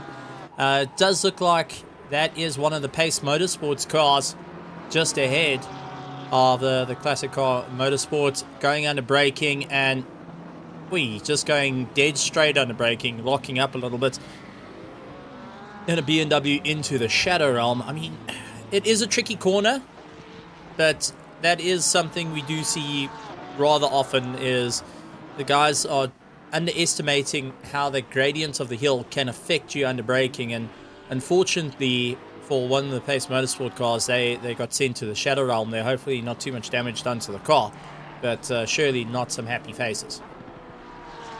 No, you never want contact specifically going into turn number one, and it's just one of those unfortunate things. And even looking at that, both the angles of both cars just seemed off. You got to get into the details, see what the inputs were in terms of the guy's hands. Was there just that little bit of a loss of concentration? Did the BMW change line? It's like you don't know. And looking at it at real time like that, it is so tricky. But contact is definitely not something that you want. Yeah, the stewards are going to be reviewing that one as much as possible. But yeah, as we're going on, if you had to put your money on any of the cars out here, it can be up and down through the field. Who do you think is going to be taking the top steps on the podium, not only just for the pros, but just pro-ams or ams, or is there a particular class that you're wanting to see in specific? Oh, look, so just from a currently Luke Addison. Oh, there's a big crash in the background there. That is Luke Addison. That is Luke Addison. And what I was going to say is that Luke Addison has been absolutely fantastic, him and his team. And when I joined in, they had just lost the place. It was a little clip of the nose, but was coming back strong. And it's times like this where things can change so quickly. Just a snap just on. rotated off the curb there. Oh, and heavy damage to the front of that car. Well, that's just added another pit stop that they didn't want to have onto their time. And yeah, the sister team is not gonna be going, gee shucks, sorry guys, that sucks. They're gonna be going, well, hate to be you, we're currently in second place, we won that behind, this is going to give us a bit of a pull through, but not quite what you want to see, but something we do see a lot from mid-engines to it. Yeah, it's similar to the Ferrari, just when you think that you're in love with this thing, and then all of a sudden there's something dodgy that happens. And he's probably driven that curb hundreds and hundreds of times in the practice, hasn't done it once, and then just for some reason it's just something that changes, and that's the end of the race. That's it. But well, the fact that he is a lap ahead, even if they got to do like a 2-minute stop to get that car repaired, they're still going to be back on the same lap as their counterparts, and will have the pace to pull ahead again. So a little setback, but definitely not their race over. yeah, it's going to be a tricky one. Well, Dylan, before you go, is there anyone that you'd like to say thank you to or how's it to before you go and show off what the South African flag can do out at Imola? Yeah, most definitely. So thank you to all the guys at RaceFace, always allowing us to come and visit and say how's it. Currently watching Chris Heineke, who'll end up taking our championship on Wednesday night. The absolute nail biter, 4 drivers up for the final win. And it was a pit strategy that basically changed the entire championship. I do want to just help Kewan. You guys call him Kwan, which was the same mistake that I did. And eventually I went to him and said, listen, how do I pronounce your name? And he actually said it's Kewan. Kewan Duplessis. There we go. There we go. Kewan, Okay. you're welcome. Me and Stephen pride ourselves in getting names and surnames wrong. And only because I got it wrong and because I asked, at least he corrected me. So I thought I would share on the knowledge. I love it. Absolutely love it. Well, thank you very much for joining us, Dylan, and for anyone that wants to keep up to date with all the action, go and take a look at Dylan Hall from Sarko, and go and also give him a bit of a how's it on his stream as he represents the flag. Dylan, thank you very much for joining us, and thank you for Sarko, who participated with the RaceFace. And we look forward to seeing you guys back for round number 3 a little bit later in the year, and hopefully taking the Ferrari towards the top podium spot. 100%. Stephen, Janneman, thanks so much, guys. Enjoy. All the best. Enjoy. Ciao. It's good to have old names, and Kewan Duplessis, we finally got it right. It just took us 2 years to eventually get the right name. Well, you know, the name Kwan has been drilled into us so much, it's going to take another 2 years to start calling him Kewan. So, thank you, Dylan, for correcting us on that one. I know we do have... Actually, I love getting the voice notes and all that. I actually do want to... One day, when I have a system, like a stream deck, I'm going to take every voice note that I get that's a name, and I'm going to have it attached to a button. On screen. That's it. I'm going to attach it to a button to ensure we get it right. It's going to sound like those answering machines. And coming down the straight, looking on the inside is Kewan Duplessis. Or if you slow it down, Yanaman Race. Wait for the beep. Yeah. Well, another driver coming in. We've seen him out there quite a few times, and also not a shy guy to the likes of the commentary box. Let's actually bring in Cameron. And, well, Cameron de Bastos, also known as Cameron the Sasquatch, or Tabasco sauce out on the circuit. And, Cameron, it's been an interesting race for you and the team. You guys have been really working hard. The BMW has given you some pros, some cons, but it has been a tricky race out there. Now heading towards the end of the race, there's a lot of gamble on how many pit stops do you actually need, what's going to get you to the line, and, well, keeping your way out of trouble, as we see the Hawks car has actually got a severe amount of damage to its nose as he cuts the chicane and trying to get himself back into the pits. Yeah, today hasn't gone our way. we've been having some issues that I won't go into deeply, but the team ain't very happy. In terms of our strategy, we won't, of course, I don't want to give it too much away, as we think we might have a bit of an advantage. We're just aiming for top 10 now. But yeah, the car doesn't want to sit without us, and I think it might be the team has been plagued with some tough times lately. We've been having some issues personally, not within the team, but just personal stuff. That we haven't really had much time to spend working with a car, working it out, and getting it sorted with. And yeah, in terms of the race, the penalties, some of them were really questionable, but you know, it's one of those things that. What else can you say? Well, it's been an interesting one, and it's good to see you guys still out there, despite all the hardships that do come into play. I mean, that happens, as we see that Jason Abschmeyer is in the car currently, and he's having a bit of fun out there. It's good to see old names like that. Abschmeyer, I've actually met at Kailami a while back, but you've been helping to try and develop the things, positivity, and keeping the momentum of just your track in mind is always a difficult situation. So to have you guys, you know, really still giving it your all and putting yourself into 12th position at the moment, still on the cards to climb up through the ranks. I mean, the times are looking good, so it is a possibility to get there. With it coming down to the start of the race, where you guys had a bit of a problem where 3 wide into a corner, you managed to get by, but it was not without a few scratches here and there. How was the start of the race? Was it a tense feel in the car and in the pits? Was it more of a, okay, let's see what happens? What was the atmosphere for the start? And considering round 2 has been so far away from round 1, that build-up, was there any butterflies sitting in the stomach of, well, it's been a while? Well, we've been keeping active in the background. Got a new manufacturer for the car as we started to branch out into more of the international scene. So we moved away from the Porsche into the McLaren, and we've been adjusting well to that. But with the start of the race, yeah, 3 wide into a corner. It's again, it's been really questionable, some of the stuff. People are extremely overly aggressive and diving and causing contact, and it's just everybody handled the first hour as some sort of sprint race. It didn't do much damage to us, but it really made the team quite angry and threw us off our game.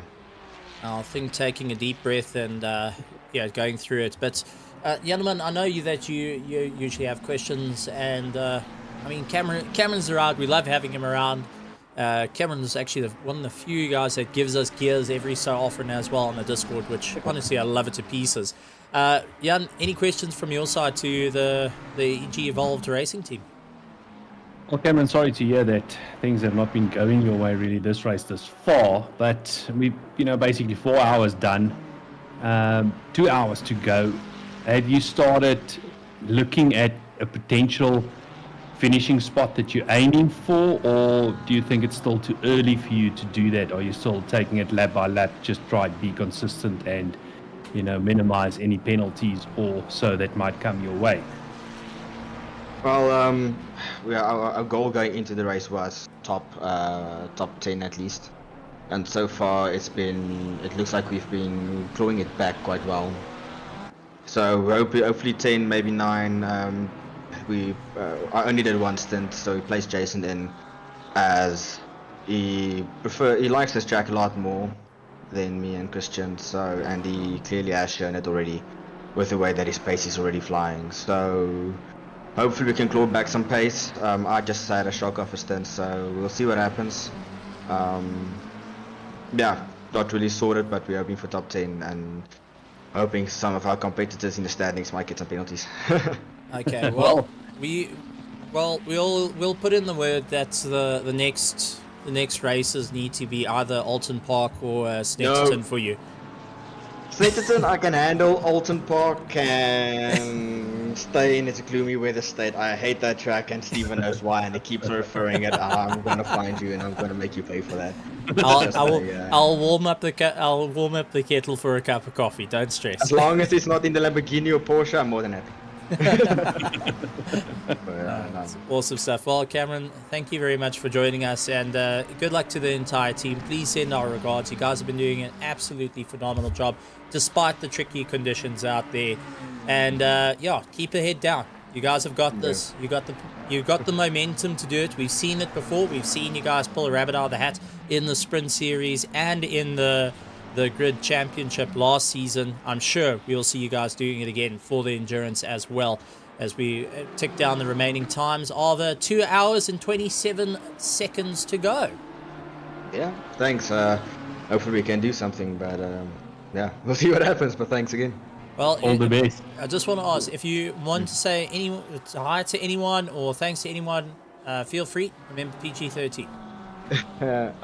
Well, I guess I can say, well, it's not really someone, just to basically, well, if she is listening, she'll know. But basically, all the metrics, they are starting soon with their record exam, I believe. So good luck to all that, and I don't know any of the racers who is still on school. Good luck with your stuff, and yeah, thanks for a good race, and hopefully Silverstone will be much better than this one, because Nurburgring really sucks. Fair enough. Cheers, Cameron. Thank you very much, bud. Good luck. Thanks, cheers. Well, as we heard, you do have some moments that can either make or break the race. You can have some positive. You can also have some difficulty times out there that the guys still putting in a consistent effort to try and claw their way through. I mean, that's the nature of endurance racing. Sometimes you have the best races.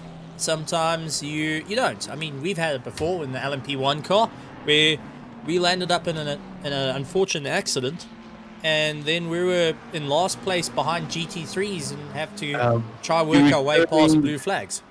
Are you referring to the race around Spa where I ended up in the marshal's post? Yes, and we were second. I mean, these are the type of things that it happens, unfortunately, in the world of sim racing, as we see Gavin Scruton with AJ the Cock right behind him, pushing as hard as they can. But we just had a chat with all the different guys. We had Dylan Hall a little bit earlier, talking about, the communities getting more involved, the guys having a bit more fun, keeping consistency, and even guys on off season still participating in races to try and keep their head in the game to ensure that they can keep going, which is great to see. And then you have like Cameron Bastos saying that his team, unfortunately, having some issues behind the scenes, but still keeping their head in it. They're looking at that top 10. They are right on the cusp of it. Well, actually, no. Jason Abschmeyer is up into 10th place, so they're in that top 10 at the moment, but still looking to keep up the drive. They want to push a little bit further. They want to reach that overcoming point, which I've got to say, hats off to the drivers to want to do that and keep your foot in it. Absolutely. Stephen, a 6-hour race or any type of longer endurance race, you guys must remember it's a long race. Anything can still happen, and a lot of things happen in the last 2 hours of the race or the last hour of the race. So even if you had a bad first 4 hours, and you're sitting way out of your position that you're aiming for, anything can still happen in the last 2 hours. So it's a case of never losing faith, almost to say. I mean, look at our last endurance race that we did, the 24-hour. That was the last real long endurance we did, was the 24-hour. I mean, that race started coming alive for us in the last 2 hours. After having raced 22 hours, the last 2 hours was nail-biting stuff, because then stuff started to happen. Well, it's because my stint wasn't there. But this is the type of thing, and it's quite a bit of fun. But while we do have a little bit of time, seeing a couple of the actions going on, Top Tech Sim Racing actually saying, must say, tried ACC again after being on iRacing for the last 7 months. ACC is feeling good. Yes, the recent update to ACC has really changed it up a little bit, much like Automobilista 2 has had a recent update, and the guys seem to be having a bit of fun with that as well. Yeah. Actually, I've made exactly the same comment to you a while back after the update of ACC. You remember I said to you it feels a lot similar to iRacing now than what it used to feel like. They used to be worlds apart, but iRacing had an update a couple of months ago, and that brought it a little bit closer for me to ACC. And after the last update of ACC, that brought ACC a little bit closer for me to iRacing. So I started finding it very easy to swap between the sims, unless it's cars without ABS. Still, there's too many cars with wheel arches for me. I prefer no wheel arches. Steven is an open wheel racing connoisseur. I prefer the finer things in life.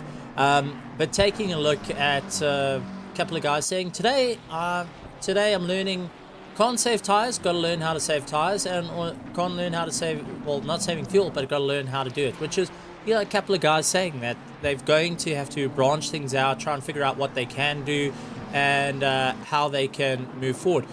Dylan Hall even saying, you know, the changes from the different sims. You know, you go back to Project Cars 2, Gran Turismo, the early days of Gran Turismo, right until now. Even take a look at the recent of Forza Motorsport. Here's something for you. Do you know Forza Motorsport? They've done enough work onto the sim itself. Well, they call it a sim now, and I would call it that as well. They've done enough work onto Forza Motorsport, which is on Xbox, that there's individual tire points, which is very close to what ACC does. And I mean, there's a title that at one point was seen as a game, and then you've got it evolving to that. You've had Gran Turismo doing as many updates as they can to try and improve things and make things a little bit better. Automobilista 2, the guys have really, you know, done a little bit more work into it, and it seems like a lot of guys are trying to replicate in, you know, a minimum standpoint of what the tires need to feel like, what the sims need to feel like, and it makes it easier for people to jump around onto the different things. That's why in RaceFace we've actually got a Formula 1 2023 that is happening. A lot of guys are actually saying it's really, really good. The improvements on it has been massive for Formula 1 2023. I know Formula 1 2022 was a hit or miss, mainly a miss. 23 they say is a big upgrade. We've got Automobilista 2. They out there going and putting on a series as well, which is great to see. We've got a set of Corsa Competizione. We've got iRacing out. So we've got all these different sims that the guys can go and jump around in. And as you said, it's not as scary to go in between sims anymore. There's no more of you're an ACC guy or you're an iRacing guy or an Automobilista. They're all starting to blend similar in terms of the type of cars that they've got. Yeah, I mean, let's throw it out there. Further up the field, we've got Christian Deploy that does race on ACC and on iRacing. We do know that Daniel Rowe also did some racing on iRacing as well. I don't know if he really still does, but the name that springs to mind is Christian Deploy that quite actively races on both of them. You see, these are the very, very interesting things that guys have got to play around with the different stuff. Taking a look in the comments though, I do want to point out is a driver from a bit of my history, and that was not because of sim racing, it was because of the world of open seater racing, namely back in the days of early Formula V's, a driver that was actually racing in a Lotto Formula V way back in the early 2000s, and that's Zar Essa, one of our fastest in the country, that for a long time has been representing the flag. So good to see Zar Essa still keeping in touch with the communities, going and having a chat. I know he's been participating with the Eleanor guys, the Logistical Nightmare, so he's been having a bit of fun out there, and it's good to see everyone still keeping in touch, getting a little bit of chats going in, having talking to each other. We've got Loic having a chat to Daniel De Villiers, which is good to see the two of them having a bit of a banter as well. A couple of guys saying that, like Bull saying, hasn't done F1 for about 3 years now, and Loic actually saying that he's The F123 is really good.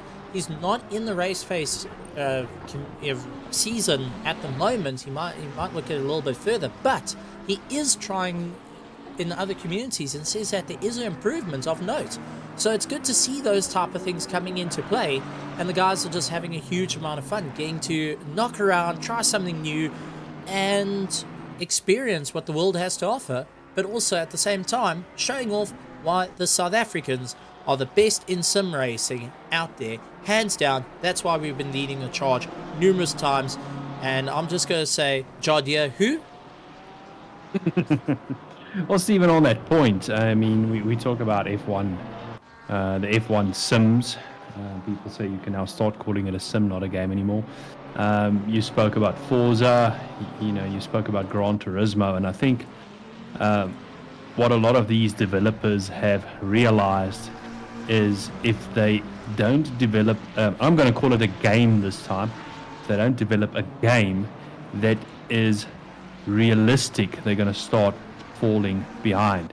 Now, let's face it, no sim is perfect. Each sim has got something that another sim might be doing better, but the drivers out there, they are looking for realism. So if you keep on developing an arcade game, you're going to start getting left behind.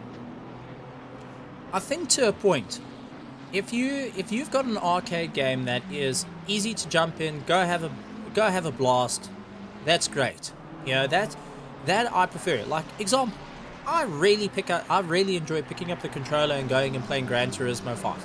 That is by far a huge amount of fun. Same as jumping onto Forza Horizon or Forza 4, Forza, all those type of things.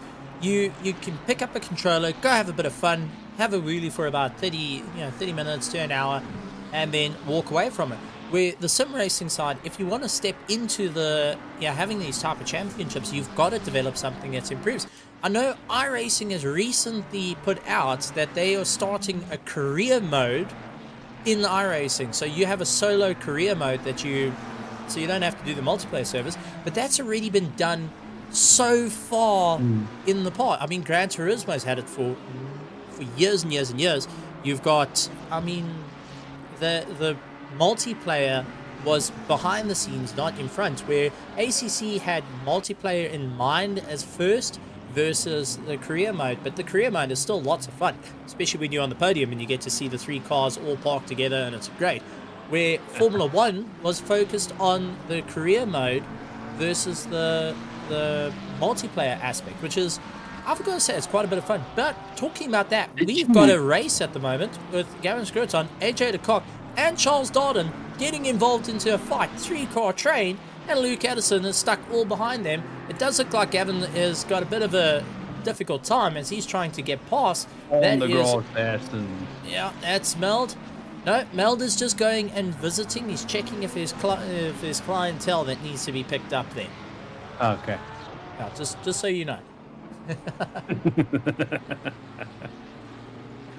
Oh man, yeah, it's a very interesting conversation, and people need to keep in mind we by no means comparing sim to each other, because I'm a firm believer that you shouldn't do that, because each sim onto its own, and each sim will have its own clientele, its own fans where people are racing. So it's always good to like in RaceFace have a spread. Luke Addison going on the inside and just doing a little bit of lapping there. But in a community like RaceFace, it's always good to have, like you mentioned, we've got Formula 1, we've got Automobilista, we've got iRacing, we've got ACC, we even have Dirt. So there really is something for every racing type connoisseur, Stephen, like you, for the open wheelers to go racing. Yeah, well, this is it. And Heinrich de Vet getting a tank slapper, trying to get past Romani Onka, and he's managing to hang it sideways, but those tires are definitely feeling it, and he's trying to get rid of the dirt, and on the marbles, that's not going to help him either. Running my number though, 38, so kind of willing him to get past and get going, represent the number, my friend.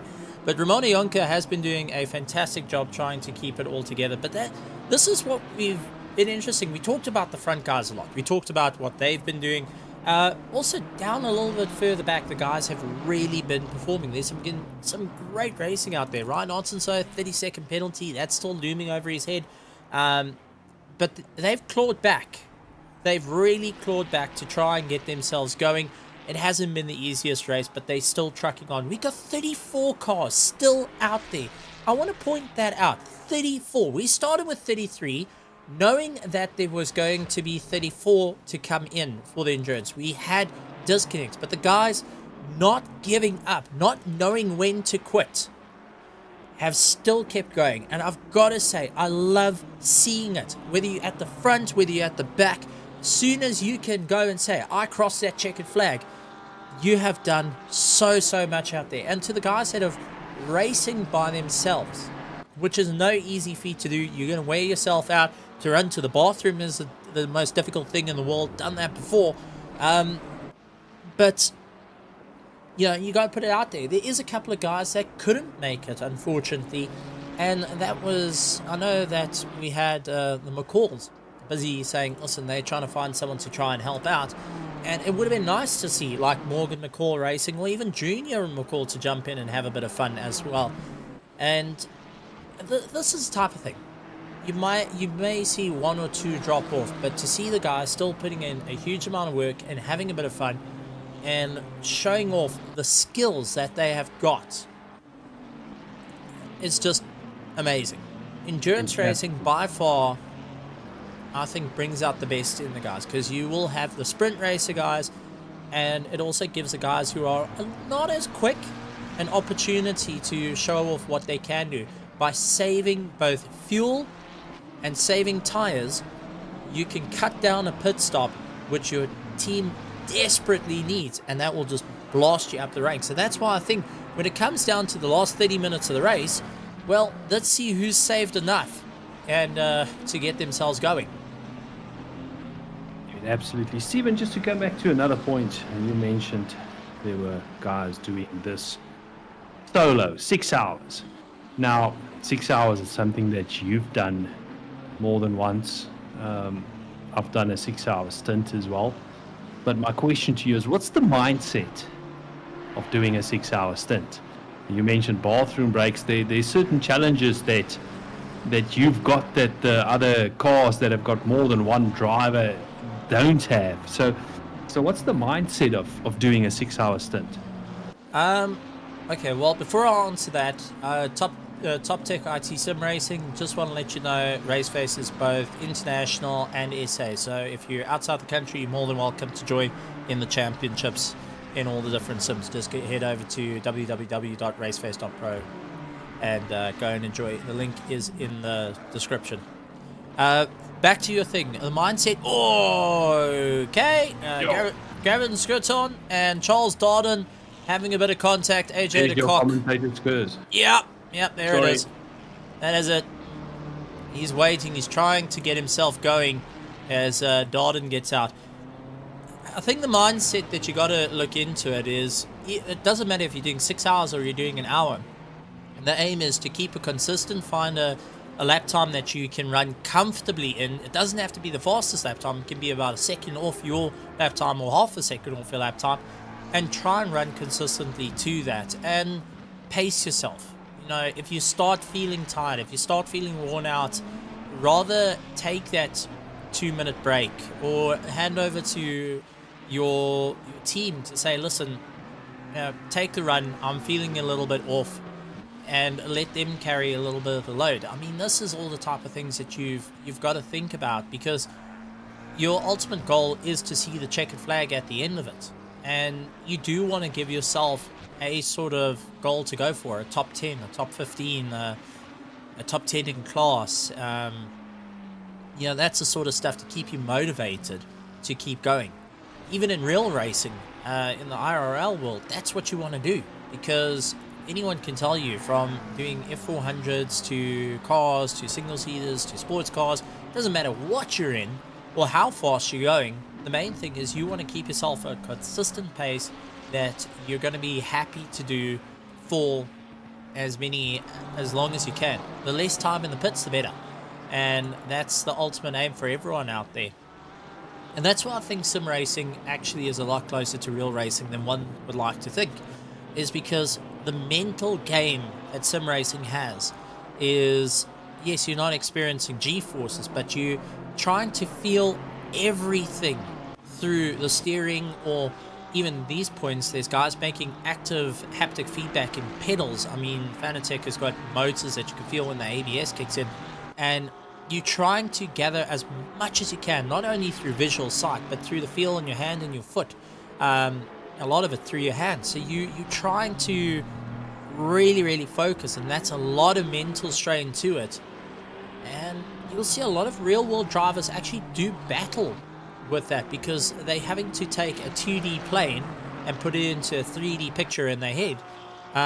Even guys running the VR headset, which is great. I love it. But come a bit of time, you start to feel a bit worn out. Or even if you take the headset off and you've put it on during the day, you take it off and it's 9 o'clock at night, you are completely lost, because your sense of time has disappeared. Even if you're on a triple screen, you knock out the real world around you, and you actually forget what time it is. Single screens are exactly the same. I've seen guys actually build little canopies over the stuff to try and do it, which is great. I mean, absolutely. And strangely enough, you spoke about real-world drivers sometimes struggling in the sim racing environment. And I think a lot of people that are not really involved in sim racing don't realize how much strain or what mental game this sim racing that we are doing is on you and on your body. I mean, I've done long stints in endurance races before, and you know, when I get out of the rig, I literally say to you that I can't feel my legs, which that's the you know, the strain, your legs being in that one position the whole time, throttling and braking. That's a strain that you are going through. So all these little things is what you have to take into consideration. And yeah, I see there's a bit of a discussion going on. Yes, RaceFace is majority South African. We do have international competitors come in.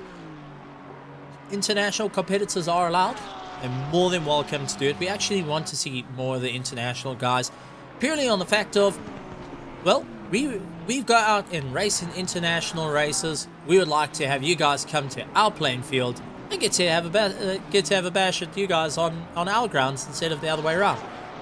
So a challenge out to you guys across the world. We managed to beat you in cricket. We managed to beat you in rugby. No, here we go. Come take us on in sim racing. I dare you. So that's what I like. I like to see the guys getting into it. So challenge out to everyone. Let's see if you guys can hang with the South Africans and come race against the best. Well, personally, I'm going to say it. The best of the best in the world. And it doesn't matter whether you're in Pro, Am, or if you're in Gold or Silver. We do have some of the quickest drivers you will see in the world coming to do battle. So I want to see more of it. I really, really do. So challenge has been put out there to the world. Mark it down. Stephen Koenig has challenged the world to come and take on the South Africans in the championships. Foot in mouth. Sorted. No, it's a good thing to do. So, for this, I mean, it's the start of the new season.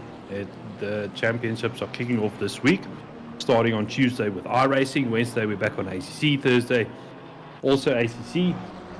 Maybe we'll see some international drivers entering there. And you know, Stephen, you've laid down the challenge. Now let's see what happens. I'll take a look out to the front. Henry Mayer dealing with Bernard Barkhuis, and this is a fight for position. Second place on the cards, both BMWs rejoining one another on the track, and I'm sure there's a little bit of what's going to be worked out. Taking a look though, 1 hour and 36 minutes left. Both have done 3 pit stops. It does look like Bernard actually put tires on. He was for 44.8. So no, that was also for a bit of repair work done to the car. Henry Mayer was in the box for 32.6 seconds. So we have a race on our hands here. And with 1 hour and 36 minutes, we saw guys pitting in after 1 hour and 20 minutes, hour and 25 minutes. Who's got enough left in the tank to get them that extra way. I said 4 stops is going to be the stops that you're going to need to do. We're about to find out, because so far our front running guys, excluding Devon Nell in 4th place, who's only done 2 stops, is going to have to figure out how this works. But Henry Mayer and Bernard Barkhuizen doing battle, slight little bit of a rub between the two, but Henry Mayer has been showing off what he can do, especially after last season really climbing the ladder. Bernard Barkhuizen is not afraid to go and duke it out. We've seen this many times before. The KSR factory team versus the Genesis Esports having a battle, but that is playing into the hands of Luke Addison and the team to actually pull away. So Tariq Adam, Luke Addison of the Genesis Esports, they are trying to pull away, realizing these two are in a battle.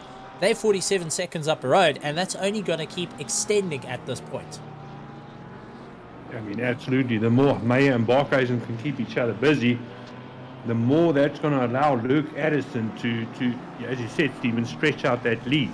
It's going to be an incredible run, I think. And honestly, it's going to be one of those. A couple of guys also talking about the console community to grow in SA. Yes, I know that is a thing guys are wanting to do. Grow the console communities, whether you're on Xbox or PlayStation. Hey, even let's bring in Nintendo. Why not have a Mario Kart championship? I think that'll be a bit of fun. Nice way to go and goof it off on the fun season. Go and play a bit of Mario Kart. Just don't ever give the blue shell to anyone. Just delete it out. That should not exist in any form of Mario Kart ever, is the blue shell. Never. I've got PTSD. I can hear the choppers in my head. I can hear the raining gunfire, napalm from the skies, because that darn blue shell being a problem. But in any case, the guys are having a huge amount of fun out there. A couple of guys landing up in a bit of issues. That is the 77 car. He's actually trying to figure out where to go. So the taxi is a little bit doing a U-turn. Bernard Barkhuizen around the outside. Henry Mayer keeps positioning himself in a very valuable position. He's locking down that inside line, forcing Bernard to go around the outside of everything. And I mean, that is what I want to see. The guys really putting in this fight. But how long can it go for? Because let's be honest, the Thursday championships, the grid championship, is an hour and 20 minutes. We're only 13 minutes over that. I mean, that's it. We're only 13 minutes to it. So I would like to see it go and take the fight to it. Dylan Hall saying console. Sure, heart sore because of console. Honestly, we all come from it. It's something we don't want to see disappear. We want to see the consoles revitalized, get going. I know these guys with PlayStation 4s and with also PlayStation 5s. Gran Turismo being a good one out there. With Forza coming out, with Xbox. We'd like to see more of the console guys coming in. As I said, I'm still game for a Mario Kart championship. Fun season. Let's go. Yeah, I mean, a couple of years back, interesting that Dylan makes that comment. That's actually where I started my competitive online sim racing, was with Sarko, and it was on console. And I mean, at that stage, console was I wouldn't say it was huge, but it definitely was a lot bigger than what it is these days. Henry Mayer positioning himself just right, middle of the circuit, gets the braking in, and Bernard Barkhuizen having to go right up the back of the gearbox to deal with Henry Mayer, trying to figure out where he can get a little bit more of a drive, a bit of a slide out, and get going. Oh, well, I mean, you and I actually met each other over the console world. That's where our little friendship started, and, well, it's ended with both of us spending more money than we would like to explain to... More money than brains. No, we would like to... You know, when they say, don't let your missus sell the stuff for what you tell her, well, that's pretty much the lifeline here. Don't ever sell for what I told you what it is. Yeah. It will only make things worse. Well, these two are battling it out. I also want to go and point out Grant Sebastian leading out to the Pro-Ams, dealing with likes of Bashir Jadwat, who is right on the back of him. He's trying to figure out how to get past because he wants to get a little bit closer to SESAs. And at the moment, with the race starting to finish up, it is all out on the cards for everything. And just taking a look, Sav also got a little bit of a yellow flag. was a little bit slow out on the corner, so a bit of damage done there. Car number 7, that is a Reginald who... Well, Reg, the corner goes left. Maybe, can someone go and write in Reginald's chat to stop reading his chat? I think that's going to be the best option. As he's trying to battle his way through. Henry Mayer still keeping ahead of Bernard Barkhuis and Bashir Jadwat getting ahead of Grant Sebastian. Grant going to come back at him though, looking at the inside line through the Schumacher S's. Bashir just able to keep it all together and having a good race. It's good to see, things like this. When I first started commentating at RaceFace, I've watched Bashir Jadwat I don't know how many times. Oh! Unfortunately, Grant Sebastian getting a little bit of a tap onto Bashir. Bashir hanging it out, which was absolutely amazing, but unfortunately the gap started closing a little bit too quickly for Grant Sebastian. And as much as this is racing for position overall, they're racing really hard. There's a bit of room. Goes out wide, tries to come back. Here's the rear tires. Oh, slight contact. Both of them in a slide. Oh, man. Unfortunately, both in a slide, and there's nothing much you can do other than, well, this is going to hurt. But the one that's going to hurt the most is Grant Sebastian as it closes down the distance to Gabriel Dos Santos, who's actually starting to get closer and closer, as there's only one position, and that's Ronaldo Boersma, that is separating him and first place. So he's got to keep that in mind as they work their way through. I'm sure Bashir is not quite too thrilled with what happened to him. He's going to have to try and figure out what's going to work out to get a little bit more pace underneath him towards the end of this race, because we're now reaching those closing stages. It's becoming more and more real that there is no time to lose on this race at all. No, absolutely, and that's why you see fights like this going on at the moment between Barkhuis and Amaya. I mean, this is genuinely for, second place, second and third fighting it out after, Stephen, what did we have? 4.5 hours of racing already, and this is how close it is out on track for the podium positions. Yeah, this is turning into a bit of a race at the end, and I've got to say, I'm really looking forward to how it all turns out. This race is close. Yeah. And we still got the penalties coming in. Leslie Oliphant, stop go 30 seconds penalty added to his thing, which is definitely not what he wants to see. No, definitely not. I mean, sitting in 10th position, that can be very detrimental to his top 10 finish. And that's just, as we've mentioned it before, that's essentially an extra pit stop you're doing, because you're going to remain stationary in the box for 30 seconds. Yeah. That's how long it takes to change tires on the car.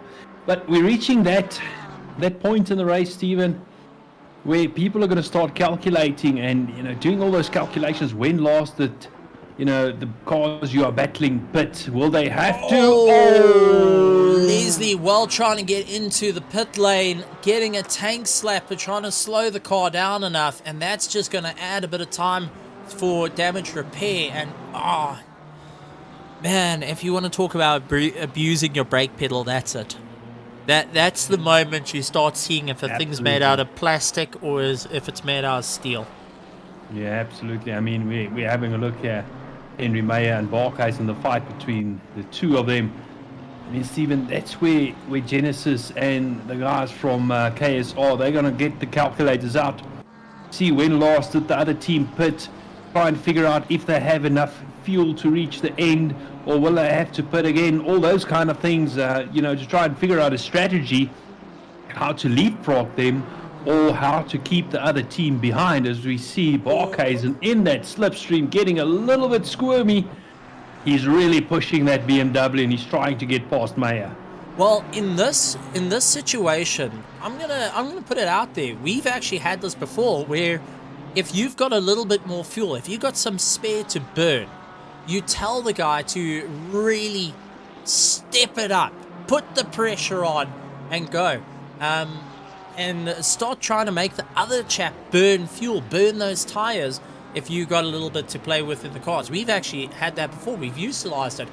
Daniel De Villiers saying, where is Cody? Well, unfortunately, Cody is not in the race. It would have been nice to see Cody Sherrick racing, but he's not there, but his fellow drivers are out there. So maybe, just maybe, this wasn't able to join up for this race, but I'm sure we'll see him come around number 3, because if anything, I would like to get my teeth into this type of racing as well. I've got to say, I'm excited for these guys racing.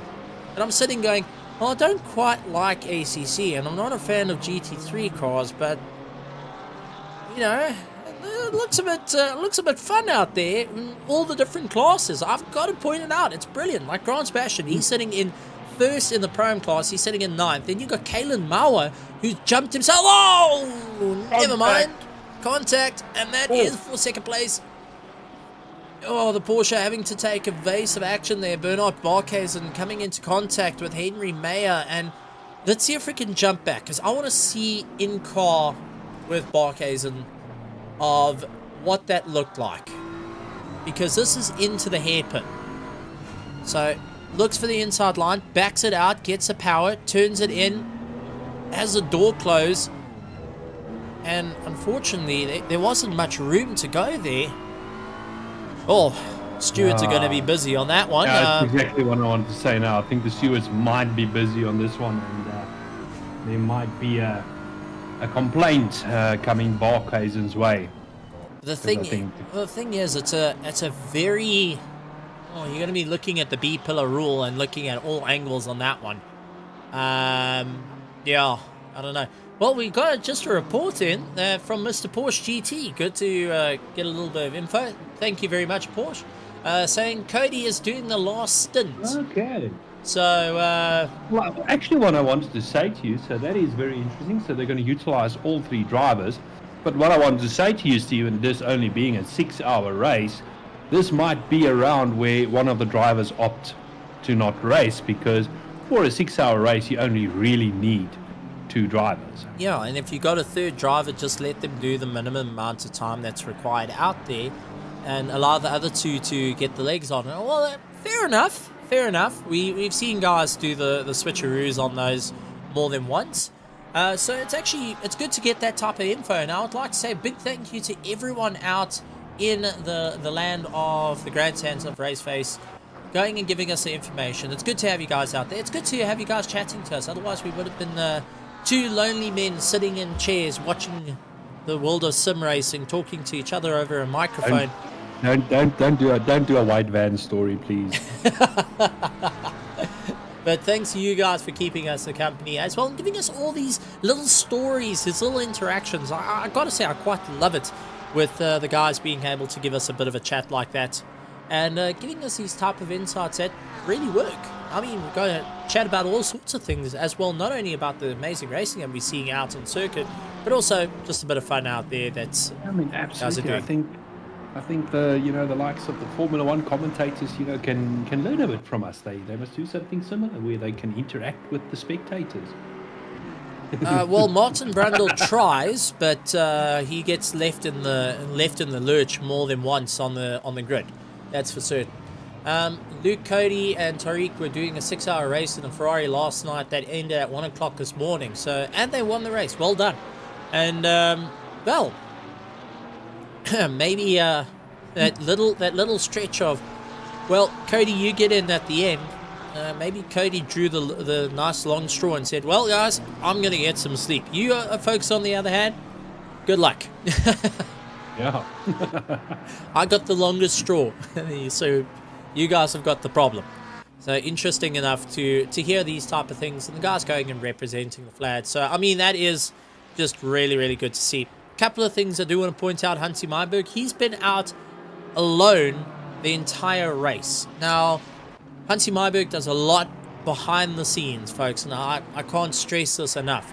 If you want to talk to the hierarchy of RaceFace, you talk to Bertus, then you talk to Kruger and Hansi Myberg. Those 2 are just always there, and they will always answer a message. I've even out of pure test, and I will say this live on stream, I've messaged Hansi at 2:30 in the morning about my server, as we see the Eleanor cheese and wine car get a little bit caught out and sliding around. But I've messaged Hansi at 2:30 in the morning about a AM race just to ask if my number was okay.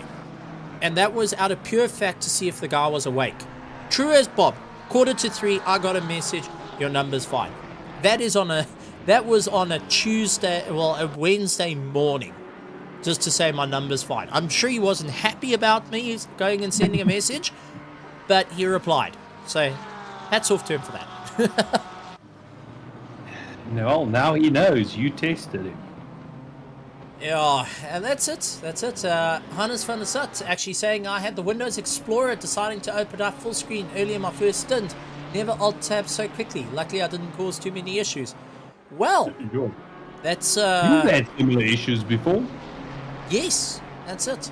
Now, the question is, Hannes, was it something that you wanted the family to see or not the family to see?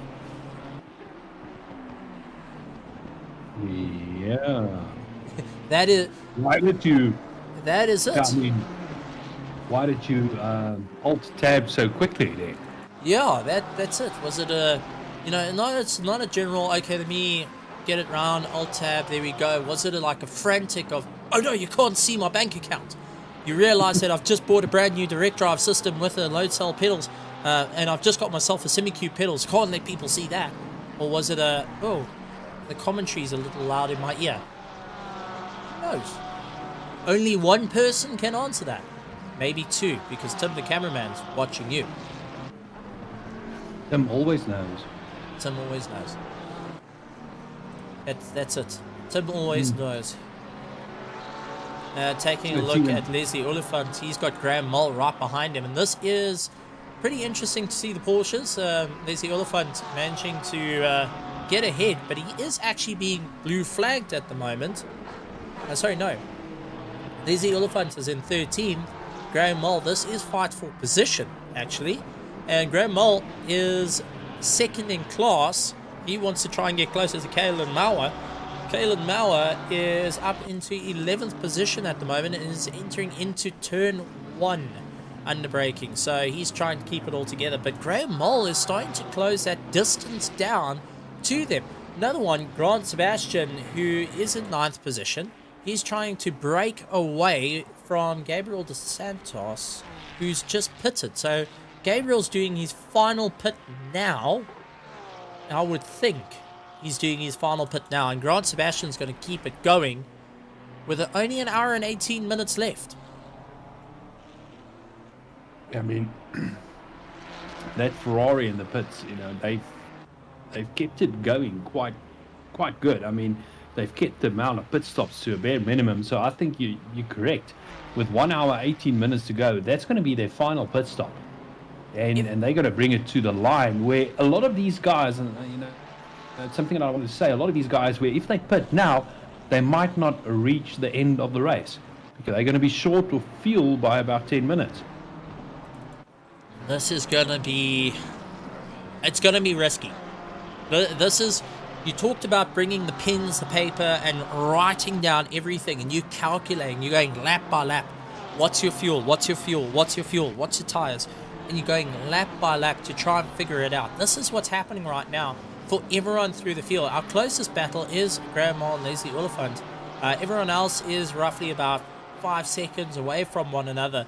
But that's going to change. On the final pit stop, that's it. So who's going to go for it? And Loic saying Grant and I were meant to do a 3-stop.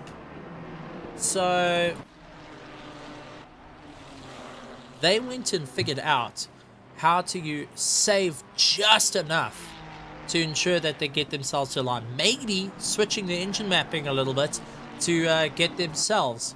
And like saying, I'm next, and the last will be load shedding. So this is going to be interesting as they're coming down to the wire. But I'm sure a lot of these drivers are not only looking at the clock to see when the Formula 1 starts, but also looking at the clock and saying, okay, well, we've got to make a call here, because as time ticks on, we're going to run into an issue with the guys are able to jump us.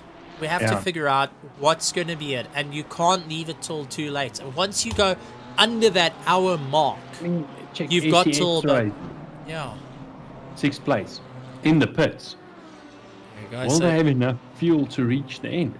I think he will, because if you look at it now, they're filling up, so they'll be filling up to 110, 120 liters. Out the pits now, hour and 15 minutes.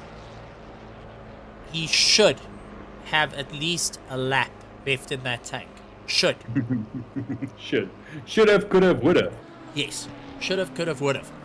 And that is based on, well, I went and looked at people's streams and got a written down on roughly of what guys need to be. And pitting within this time frame should be okay to fill the tank and run it to the end. Roughly looking at where I've went darting around during a little bit of time, and during trying to get my voice back, I did a little bit of looking around. I did a bit of soul searching, to say at the least. Is that what you call it? Soul searching? Yes. Okay. It's a bit of soul searching, not necessarily mine. But I won't give away who I While you were busy soul searching, by any chance did you find your mind? No. That's long since gone, mate. There was a hole in that pack of marbles a long time ago. Okay. But I want to also put this out here, because Loic has put something very interesting. Load shedding started at 12 for some, and will be coming back at 2 o'clock. Mm-hmm. We're nearly to 2 o'clock. So we're going to see driver changes, which then adds a time to you stopped in the box for 50 plus seconds for a driver change. Yeah, that throws the cat amongst the peaches, because you're not only watching your fuel level, you're also watching the clock to see, when a driver might actually become available to drive the car again. Exactly. And if there's a point where one doesn't come back on time and one goes off on time, that also lands up with a bit of an issue. So, yeah, this is a stress situation. This is a moment that you are sitting going, now what? Yeah, exactly. I mean, say for instance, you're starting to run out of fuel in the next couple of minutes, in the next 10 or so minutes, you will have to make the executive decision. You have to pit. You've got no choice. You need to fill the car back up. But your other driver's not available to drive yet, so then you'll have to stick with the driver you got, and that driver will have to run to the end, who might have already been in the car 2 hours or so. Now, this is the thing. This is a stressful time. Henry Mayer's into the pits, so third place is into the pits. That's allowed Bernard Barkhuizen to get a bit of a stretch. Luke Addison still out there. So has it been a decision that they're going to try and leapfrog Bernard Barkhuizen? Ryan Otten's diving into the pits as well. He's getting his time sorted. Brancelia's right up on the back of the PWSR team. So the Zodiac Samurai really trying to pull out the katana and go after the PWSR car. We're going to have to see how that all works out. And just a bit of a shout out to the PWSR side of things. And this goes to Alan Patterson's son. We've seen Mr. Patterson, who has really done a fantastic job. He's actually gone overseas doing a bit of cricket, representing South Africa as well. So, to the little Patterson, we'd like to say good luck, keep up the hard work, and we miss seeing you go on the track. I know his dad's busy racing, but just a shout out to the son of Alan Patterson for all the hard work that he's done, and we miss seeing you out on the circuit. Yeah, and it will be good to see him back at some stage. swapping the cricket bat for a steering wheel again. Yeah, it would be Yeah, nice to go see. Yeah, maybe we have an invite race and we see Kieran return. Taking a look, Ruan van der Roost is going after Gavin Scruton. So these two back at it once again. Ferrari and McLaren. 1, 2, 3 over 585. Let's see how it's going to work out. Very, very close in the remaining times of this. Ruan van der Roost has done 3 pit stops, 1 drive-through for his team. And Gavin has done 3 pit stops in total. I think I'm kind of dishing info out here a little bit. But that's why we got Pitwall active, for everyone to see where everyone is. And for you guys at home, to also do a bit of math, because why not? Have some fun. Get to see it. See how close you are with everything written out. There's a nice little challenge for you guys at home.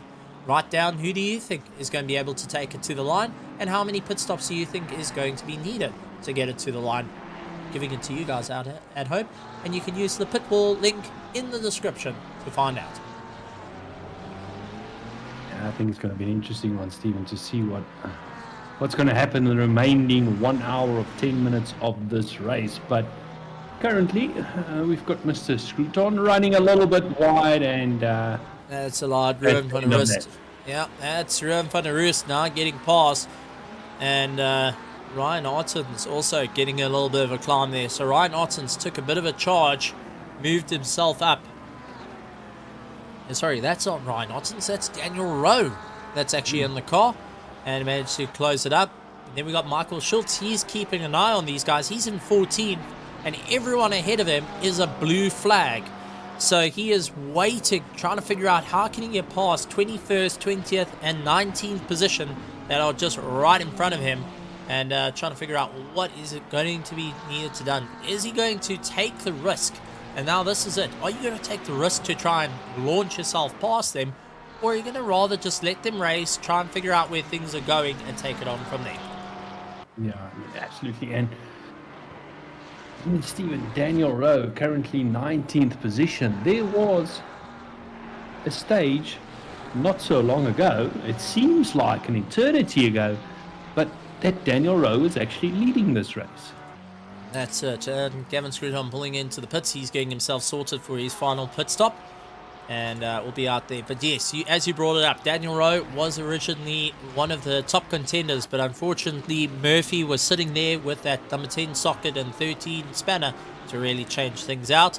And it's been a bit of a tumultuous race for the Hybrid Academy Fire team, but they are still putting in the constant effort to keep going and keep their noses into it, which is great. It's good to see the guys still putting in a huge amount of effort out there to keep themselves going. Charles Darden, though, oh, hard smack into the wall, putting the wheel on the dirt, gets a rotation, and let's see how broken is that car.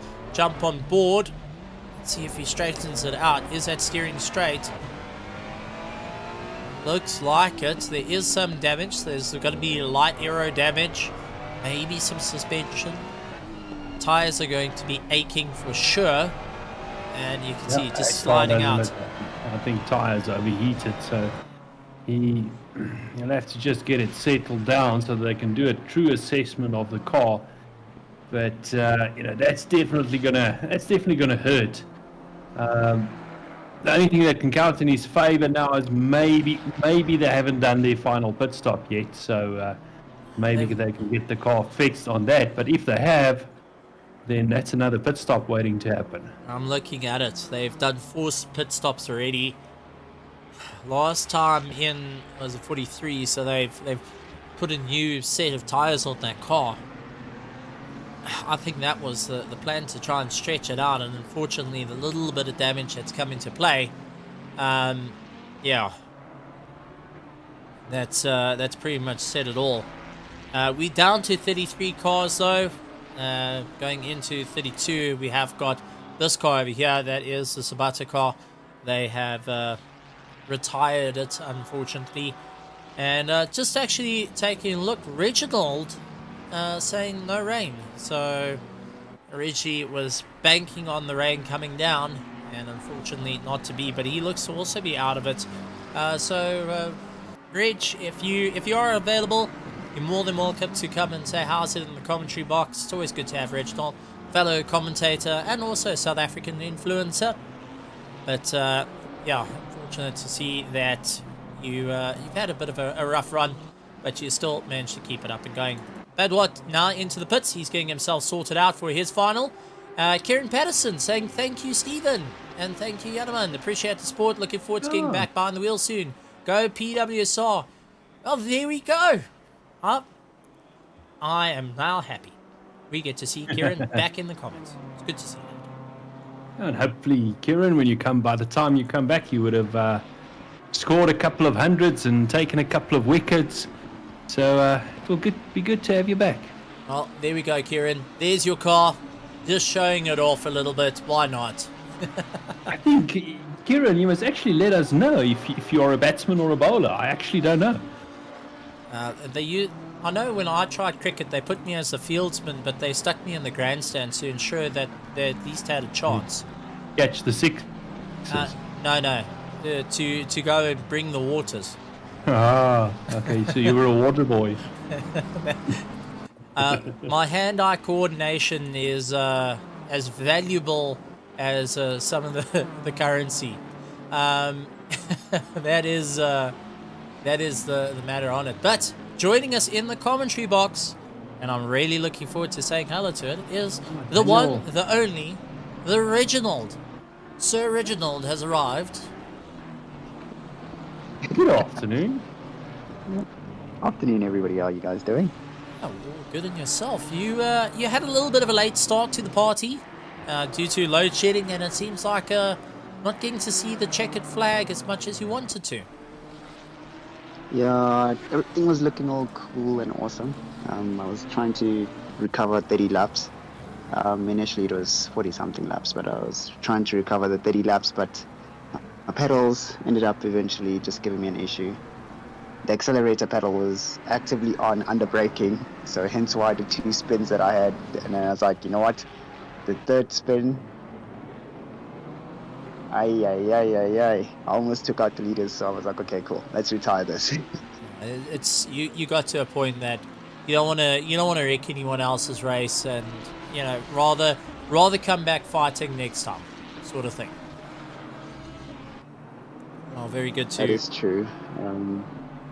Yeah, so it's a good thing there. Yanaman, Yanaman, I know you have a few questions for Reginald, so feel free.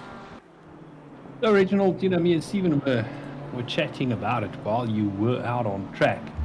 And, what is the mindset required doing these type of endurance races solo? I mean, there's no backup plan in terms of another driver to drive, or when you get tired or need to, have a break to hand the car over to you. You physically need to do everything yourself.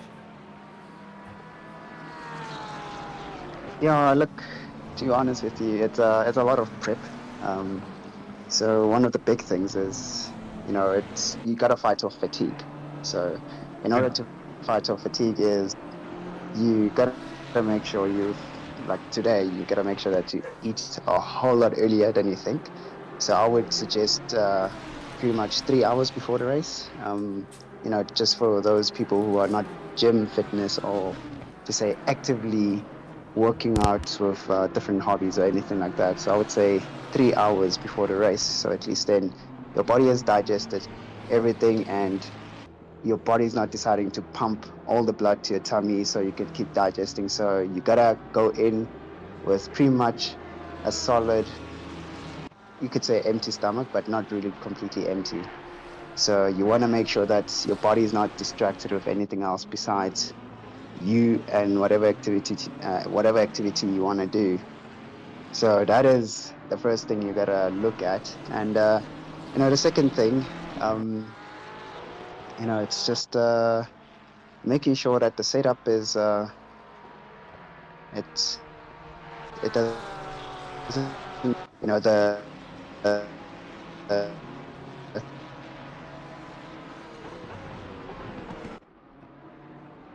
Sorry, Reginald, you still there? You were breaking. Honestly pushing. Sorry, we lost you there for a second, but... Oh, wait, where was it? Where you lost me? No, you were just breaking up a little bit as you were chatting to us. let me come back around again on the PC. Yeah. Let's go and get my phone. I'll be back just now. I think that might be a better idea for you. But we'll chat to you now again. Hundreds. Okay, speak to you soon. Right, let's have a look. 1 hour and 1 minute to go. So almost into the final hour of this race. It's still a couple of, I wouldn't call it close battles, but there is still a couple of cars around that are running within 10 seconds, close to 5 seconds from each other, as we have a look at Darden making his way around. He's got Romano Jonker 5 seconds behind him. Ferrari still showing the wear and tear of that earlier accident as he makes way for Barkhuizen coming through, and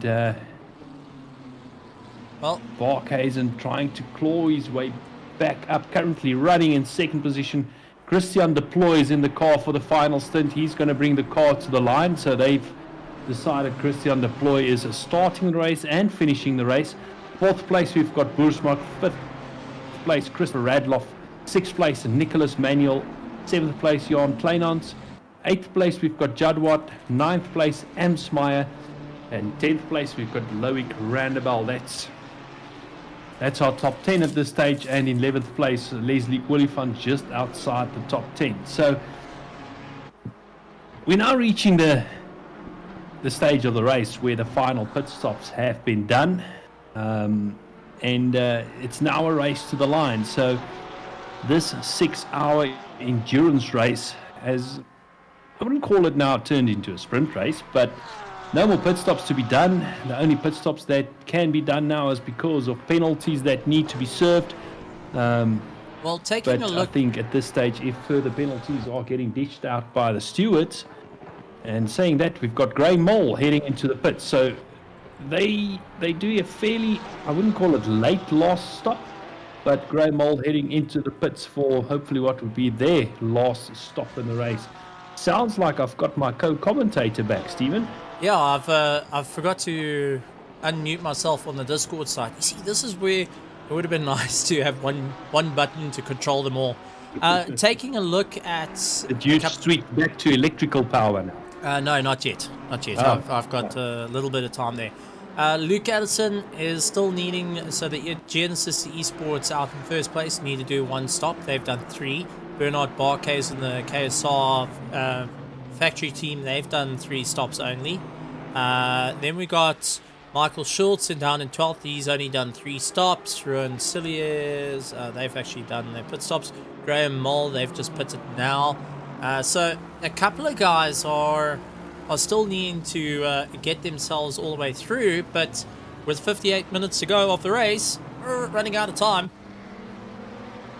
That is for certain. And I just had the beeping in the background, which is to alert me that we are going back to electrical power. So, yeah. You're back off, going off petrol power back to electrical power, so you're just doing a quick switch there on the hybrid system there in the background. Yes, we're gonna do a switch on the hybrid system, you know. But you know, Stephen, I was chatting and while you were away that, you know, when all the pit stops are said and done, you know, although it isn't, they've been racing for more than 5 hours, but now it's starting to turn in almost to kind of a sprint race. It's now starting to become a race to the line, as you see a couple of cars doing their final pit stops there. Here's another car in the pits as we look at Daniel Rowe in 17th position making his way across the start-finish line.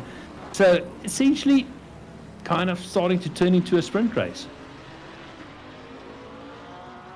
I think Stephen is just doing his switch overs there, so he will be back shortly as we have a look at Daniel Rowe making his way around this section, the Mercedes Arena section that he's going through. I've always struggled with that section. I always tend to lose some lap time going through there. I don't know why. I've done literally hundreds, maybe thousands of laps around this track, and I still couldn't figure it out. You go left, then you go left, you go right, and then you go left again, and then you land up going too far left into the wall. Then you've lost it. Yeah. So you go left and right, then you realize that I just gave you the bad choices and you've gone missing. Bashir Jadwat going after Kleinans and doing everything he can. And Kleinans trying to defend for the Zodiac team, and it's got Bashir Jadwat right behind him. I do want to point out Loic Randwell is currently in 10th place, and they are running first of the Pro-Ams. That is the Project Vapor Eagle team doing a fantastic job there. First of the AMs, though, has to go all the way into 12th. That's Michael Schultz, who's leading it out for the ZRC Bald Eagle. And they managed to leapfrog ahead of the likes of Kalen Mauer and Jean-Ray Bertha. Jean-Ray Bertha at one point was leading the class. But Badwatt getting past Kleinans and managing to get going. And you could see the likes of the Graham Mole, Badwatt Carver, Team Caligma Racing still trying to keep themselves going and figure out what they can do. It's turning into a bit of a race all around for the guys to try and get it all together. But while we got the remaining closer stages of it, we actually got a very, very special guest, ladies and gentlemen. And this guest is not only been part of the stewarding panel to keep things going, but also a vital part to RaceFace's existence. Bertus Hugo, welcome to the commentary box, something that you're very familiar with. Thanks, gents. Quite the introduction, not necessary, but thank you. Talking about Q and Duplessis. Yeah, I also thought, Reggie. Kuan is waiting in the room, so maybe you can pull him in as well. Let's bring Kuan in and have a bit of a chat. Kuan Duplessis, glad to have you, and well, we managed to get the name sort of right thanks to Dylan Hall. It only took us 2 years. Sorry. No problem. I'm so used to it, so it doesn't really matter for me. But it's been a good race out there. You guys have been really having a bit of a challenging time to claw up and down through the field. It's been a bit of a yo-yo effect. How is the team feeling now that you're running into the end of the race? So far the spirit is quite high. Everyone's quite happy about how we are basically doing through the race. Consistency is very good. So the spirits are quite high still. It's absolutely phenomenal, and especially getting into round 2, I'm sure there was butterflies sitting there, everyone waiting to go and join up with the next part of the endurance season. It just seems to be one of the debut, well, not the debut, it's one of these like series that everyone wants to be a part of. They want to go there and have a bit of fun. I'm sure you guys had a bit of butterflies running around as well, saying, listen, we've got to be there, we've got to really put in a great performance and go and have a bit of fun. And with it getting so close to the Formula 1, I'm sure you're quite happy that your stint's done and dusted. Yeah, basically. No, yeah, the endurance races are always the greatest. It's really fun to see who has the mental strength to do endurance races, and it's always a test to see who can come ahead. It's really, I enjoyed it a lot. And from your side, what has been the standout point of this endurance race for you? The one that, if you could put it in a picture and frame it, what will be the standout point for you? For this one or all of the ones?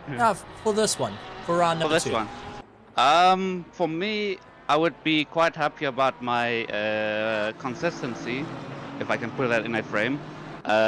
Basically, a day before the race, I was not confident in the car and the track at all. I was making a lot of mistakes, and things just didn't work out perfectly for me. And then today, it felt like the opposite, where I had a lot of confidence in the car and the track, and yeah, I just went for it, and I felt quite happy about it.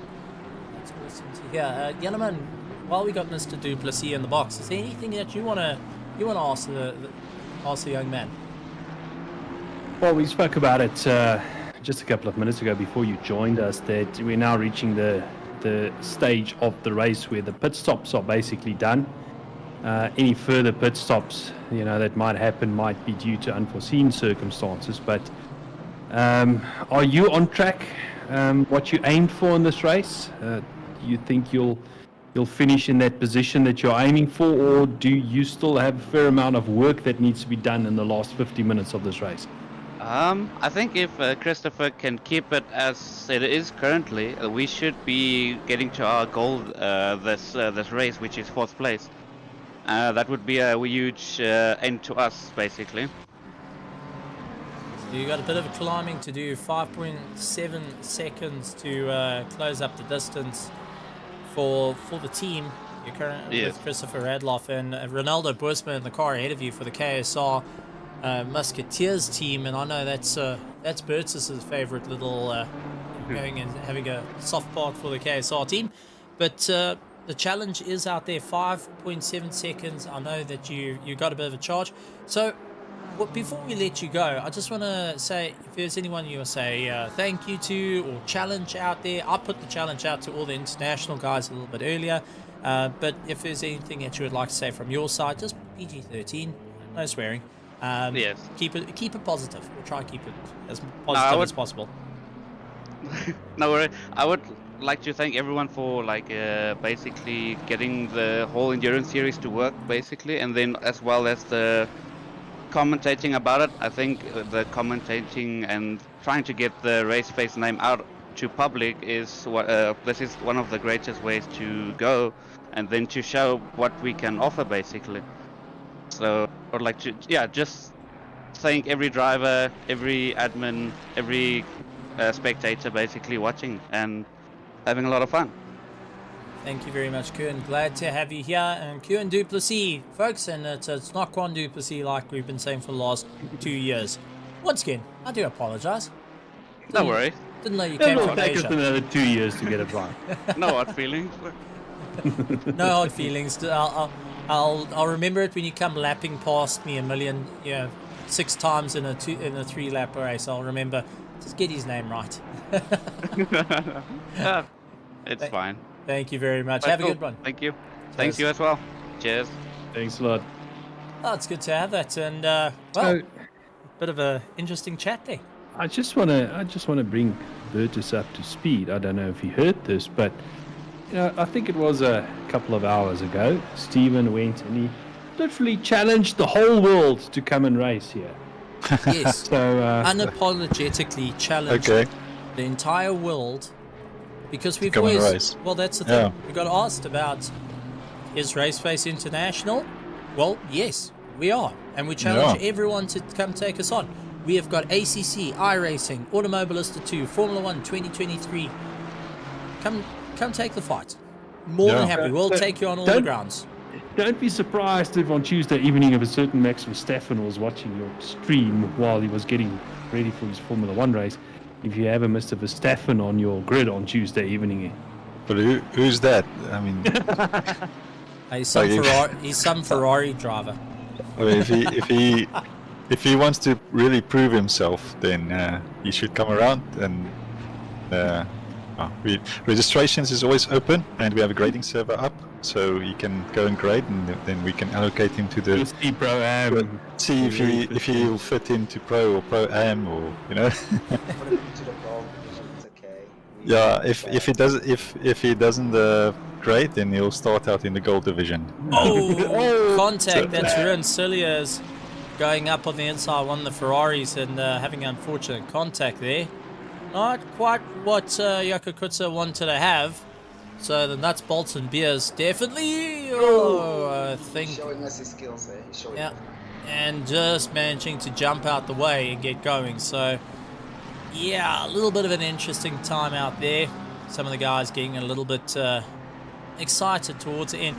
Well, I want to bring in this one because we have got 3 different classes out here. Reginald was racing with a little bit of a rub as they're getting around the hairpin. We've got 3 different classes out there. We've got Pro, Pro-Am, and Am out on circuit. Each of the guys having a huge amount of fun, really pushing the boundaries of what they can do. Something that some of the guys have been asking is this class system going to stick around for the entire season? Well, here's the man to answer the question for you guys at home. Bertus, is it sticking around the entire season? Yeah, no, for sure. And obviously new guys who come in, new teams who register, they we we've got a way of sort of allocating them to the correct class.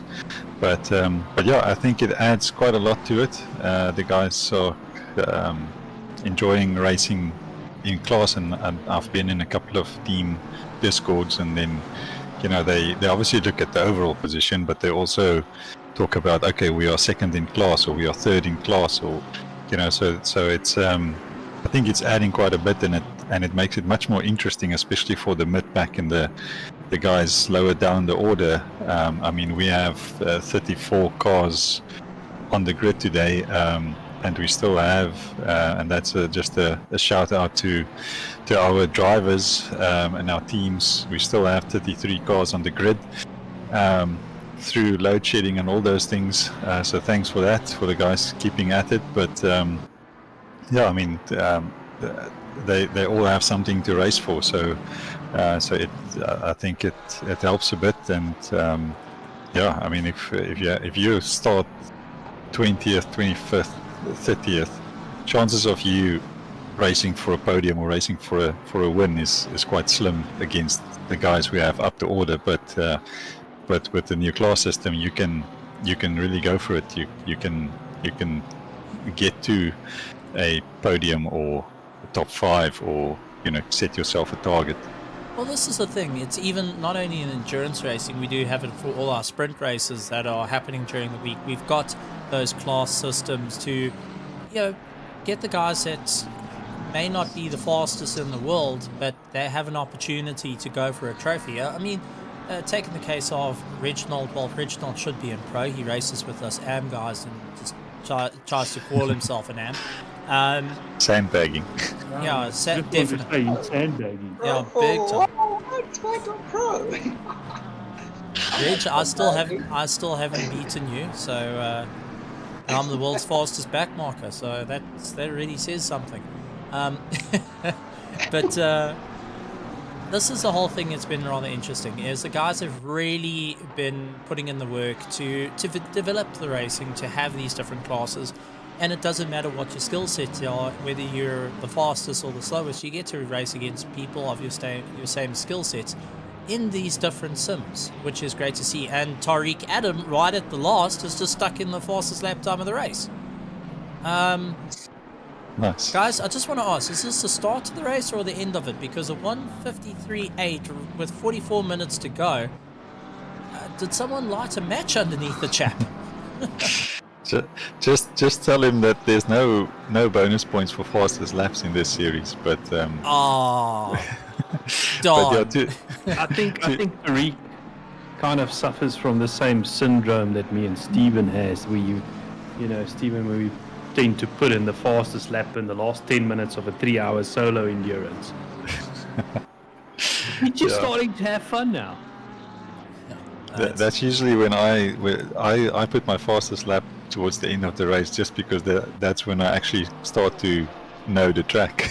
The rest of it is just the rest of it is just practice. But yeah, to your point, Stephen, I mean, I think, and that's also always been part of RaceFace, is having different classes and having different divisions and so on. And we've always tried to be, and with no disrespect to the rookies, but to be rookie friendly. So even if you only got your wheel yesterday and you want to start racing, then you can start somewhere, and in most cases, 9 times out of 10, you'll find someone of similar pace. So it doesn't matter in which how long you've been racing, or how good you are, or how inexperienced you are. There's someone struggling with the same also still finding their feet, and learning the sim, and learning the basics, perhaps even. So I think that it helps. So and that's the aim, and it seems like the guys are excited about it. The feedback so far has been great. So yeah. Well, with 42 minutes remaining of this endurance race, I know endurance for all of us in the commentary booth, it's got a special place in our hearts, and to you guys at home as well. But Yeah, some of the comments coming through. Amtech saying RaceFace has come a long way. Well done to Bertus and the team. We've got Gabriel saying loving the RaceFace races, which is always good to see. Hannes van der Sat saying we started B32 and we've climbed, so that's always good to see. And you know, guys are saying that it's all been positive. You know, they've really been enjoying the races. They've been enjoying the variety that's coming to it. And well, there's plenty more to come, folks. So make sure you hit the subscribe button, the bell notification icon. Go and look at all the social media as well. There's lots of little bits coming out your way that's you know, in the works, in the pipeline, in development. And well, I'm gonna put my foot out here and probably get it driven over. Bertus, is there anything that you can maybe allude to of what's next on the RaceFace to-do list? What's next on the to-do list? Yeah, so all I can say is, and I don't want to make any promises or anything, but in the background we are busy developing a couple of things, and yeah, part of it is to streamline our processes in terms of registrations, in terms of giving access to our statistics, things like that. So we are busy in the background with a couple of things. Can't divulge too much, but yeah, I think there's just so much to do. so time is limited, and but we have a couple of things in the workings in the background, but yeah, all shall be revealed when it's ready. But for now, it's just getting all the new leagues up and running, with the iRacing leagues starting now this week as well, and obviously the new season coming up. We're already at season 10 of our sprint series on Wednesdays, so that's become sort of a part of it's become a staple series. And then also obviously our Premier League, which is the championship on Thursdays. So for the ACC guys, there's quite a lot. And then we are still thinking of a solo endurance series, like maybe just a short one, 3 or 4 races perhaps, in between the normal enduros. But yeah, we'll be working on that and seeing what we can do. Obviously time is limited, as I said, but we're trying to give something for everyone, but also we don't want to get people in trouble and have them suffer burnout from racing. I think that's also why we love endurance races, but we don't want to organize enduros every week. That will just be too much. So we are we are thinking of that as well, but I think for now we're just trying to find a good balance, and keep giving the guys as much chances to show what they can do. Yeah, well, that's it. And a couple of guys leaning in saying, will console racing be around? Well, there's plenty of console racing, and who knows? Only way you can do that is keep an eye on the sim racing scene in the whole of the world. I would recommend just keep an eye on the world. It's I've got there's a stuff. big question. Oh boy. I got a really big question. Bertus, what happened to my rain? Guys, I told you the system is broken. It's completely broken. I can show you the server settings. We had we had rain in the practice session servers all the time, and now I mean the variable weather is definitely there, but I don't see anything. I don't see any variability for the last going. 10 minutes. So I'm not sure. Yeah, maybe it rains for the last 10 minutes. Who knows? That was like my big trump card that I was gonna pull out. Is that if it rained, I was gonna catch up so quickly. when I saw the server starting with a few clouds, then I was like, okay, just give it half an hour. We actually thought it become dark at one stage. Yeah, the rain will come, but then that's the thing with ACC. I mean, I've done endurance races on different with other communities, and I mean, last year we did a 24-hour race at Monza with the RCI guys. Now, I mean, those guys, they're developers or they're admins.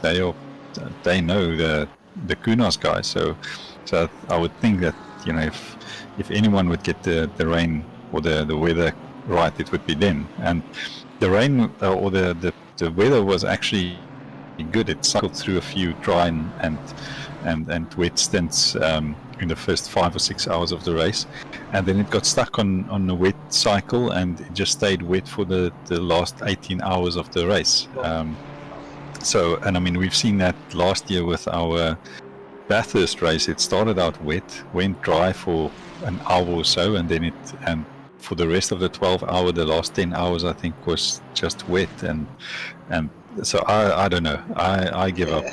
I can answer it in a very simple, easy. Well, there's two very simple, easy answers to that. One, Bertus is trying to make it as realistic to iRacing as possible. The rain is coming. Just wait a couple of years. And the second factor is it's currently winter, so there isn't much heat to go and get the water. So wait till spring, Reginald. You'll be fine. Don't stress. One day, hey. Yeah, I think what Kunos needs to do is, on their next update for this game or their next game, they really need to have a look into the weather system. Like, look, there's nothing wrong with well, to say there's nothing wrong, but it's not terrible. Weather systems that they have currently, but it's a little bit too unpredictable, and you know, it would be nice to actually set it up the way, you know, an individual or a organization would love to do it. Look at if you look at it this way, it's still variable. I mean, you know, the chances, if you know, in normal circumstances you could have a dry stint for 6 hours. I mean, it's raining, and there was rain predicted in Cape Town for this week, and we had rain for a couple of hours, and then we had dry stints for a couple of hours. So it's still variable, you know, and complete dry weather is a variable, and complete wet weather is a variable, and in between. But I know, you know, obviously we want something in between. We want, let's say, 2 hours dry and then rain for an hour and then dry for another 40 minutes, you know, and to mix it up a bit and see how the guys did it in terms of strategy, because I think that will really, you know, it will definitely mix things up a bit if you just came out on you know, dry tires, and half an hour later, halfway through your stint, you know, you need to make a decision. Are you going to go wet, or you know, what are you going to do? So I think in terms of that, we definitely we'd like a bit more control over the weather, so we can implement those kind of things. But yeah, I mean, that's up to Kunos, I guess. We'll sponsor Reginald a sprinkler in the room. And while taking a look at that, we've got to touch on here that our different classes, because this is really, really interesting. We've got Tariq Adam leading out the pros, Bernard Barkhuizen in second place, so the KSR factory team in second, Genesis Esports in first, Genesis Esports also in third place for the pros. We go down to our pro-ams. In 10th place is Loic Randabelt leading out for the Project Vapor team, Eagle. He's first to the pro-ams.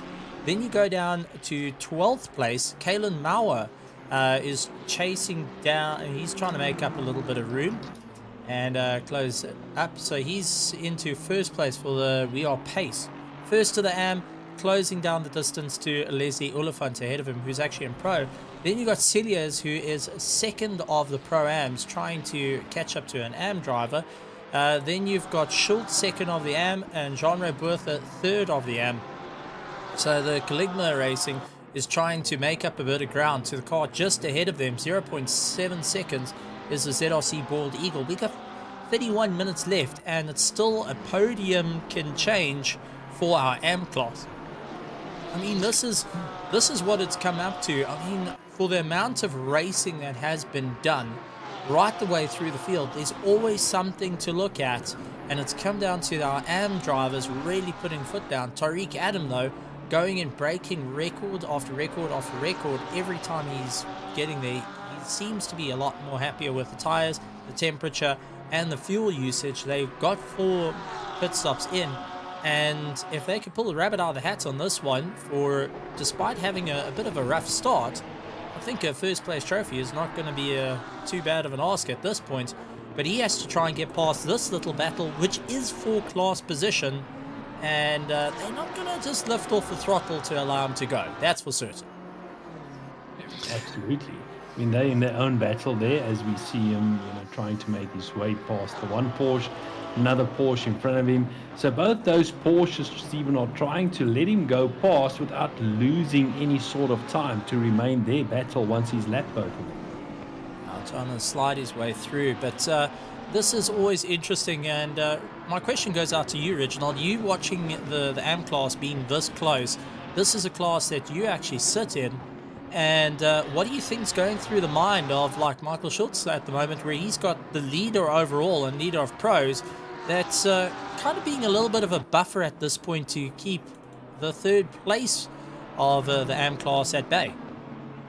Yeah, look, if I were him right there, let the leader go through at the wrong time. The thing is, I don't know if you've seen, seen me driving around the circuit just before I get back to it. So, if you want to let a faster driver go past, it's always best in the braking zone. You actually lose less time there. But anyways, I'm sure he's, as he's like battling it out there, he's must be keeping his eyes on that mirror all the time, and that's the worst thing you could ever do, is actually keep your eyes on the mirror. As you go through towards each and every corner. Oh, look at that as it goes side by side. Oh, come cameraman Tim. Yeah, so you see, that's what happens when you keep your eye out on that mirror. You pretty much lose your rhythm, and you actually you don't go through the corners as well as you would have without having to look at the mirror. So I would say, just head down, just wait for the guy to tell you kindly left or right. Just take a glance there and there just to see where the guy is. But don't look under braking on the mirror. That is like one of those things you shouldn't do. I don't know if you guys know, but Michael Schultz is a solo driver. So he's been doing 5.5 hours in the car already. So he must be fighting aches and pains from the seat as well. And then I just want to give a shout out to Franco from Amtech. Thanks for that nice message in the chat. We are missing the Amp to Play guys on the grid. So this is a shout out to them and a challenge to them to come join us again. And let's see if they still have the pace that they used to have when they raced with us back in the day. Right, challenge been thrown out. All right, Reg, thank you very much for joining us. It's absolutely fantastic. Go and enjoy the Formula One. Go and see the end of the race. But Reginald, we'll see you in the new season starting this week for both the Sprint Series and also for the Grid Championship. But also to see you in round number 3 of the Endurance Championship coming up. And why not come give iRacing a smash too? Yeah, look, I don't know how quick I can get these pedals sorted out for the billionth time in their life. One day I'll be able to buy a new set of pedals. But see you guys next time, and enjoy the rest of the time on turns. You guys are doing a great job. And I'll be on the chat. I just need to run a few errands. I just want to give a shout out to Reggie. I mean, having to start late in the race, 40 laps down, and keeping it together for as long as you did, that takes a lot of commitment. So thanks for that. I think that's amazing. Awesome. shout out to Reginald on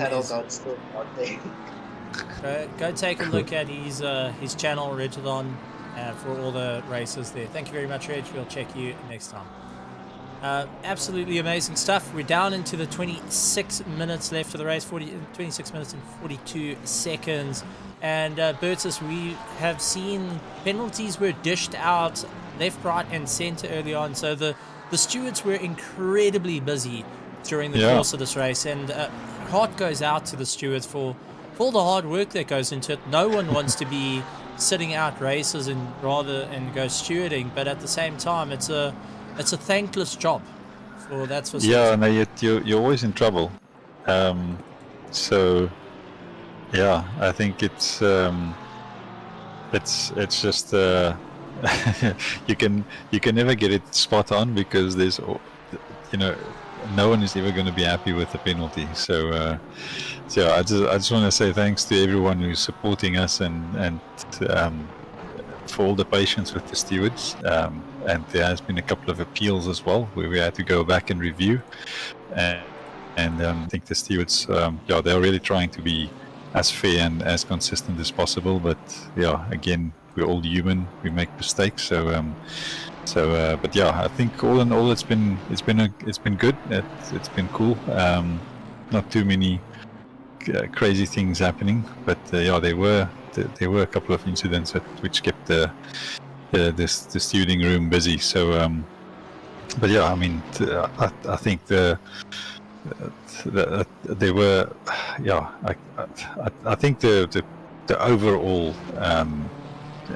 quality of the racing has been great. I think I don't know how it would have been if we had a wet track. So maybe for that the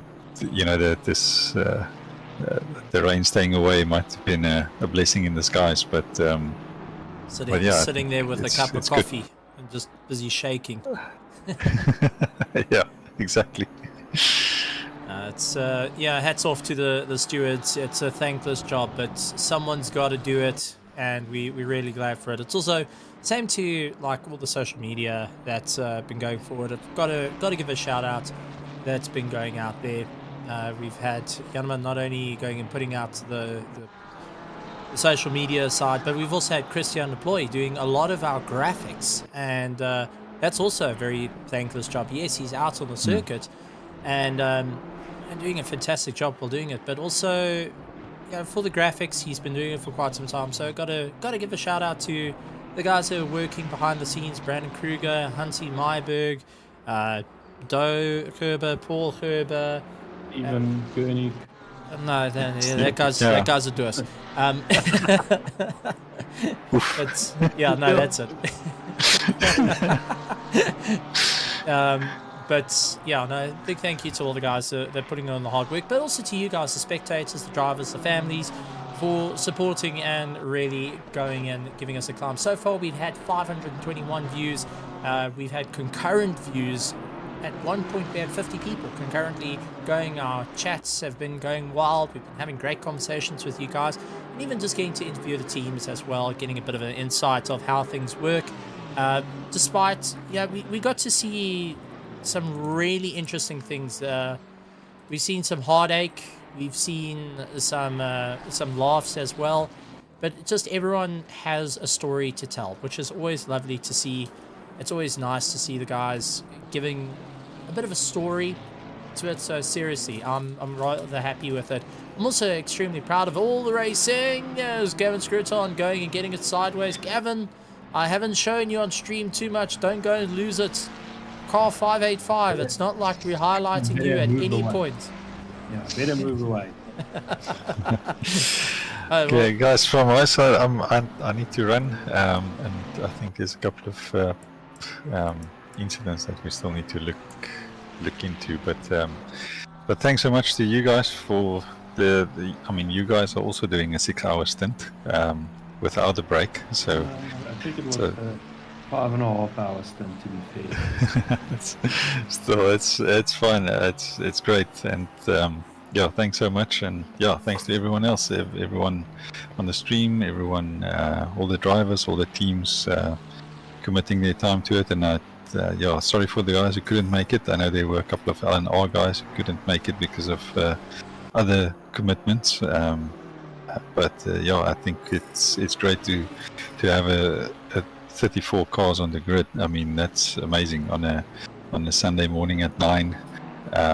That's usually the time when I like to sleep in a bit. So I was a bit scared that I might oversleep, but yeah, it all worked out well. And yeah, thank you guys. And on to the next one. Only a pleasure. And you know, as I said to Stephen earlier on, this endurance is essentially the start of the new season, because this week all the racing kicks off again. Yeah, indeed. No, it's very exciting, and I think it's going to be we've got a great calendar and a lot of new things, as we said, new leagues and new sims. So yeah, and reviving our old F1 league. So yeah, lots to look forward to. It's all good, and yeah, big thank you, Bertus, and look forward to having a chat to you a little bit later. And please send our regards to the stewards as well. Please don't give them us. Tell them not to give Yanaman and I a penalty for 5 seconds. I mean, geez, we've only been keeping it together here, sort of. Yeah. I'm sure we can make a special arrangement for you guys. 5 seconds is enough to push us over there. Okay. Just don't rage quit. Oh, darn. Okay. Rage quit. All right, cool, gents. Keep well. Speak to you again. Cheers. Bye. Well, it's always good to have a chat. And Cameron going and saying, Stephen, give that famous Koenig curse to car. What was it? Car 666. It's this one over here. Am I right, Cameron? This car 555. No. I thought it was this one. Cameron's driving this car, isn't it?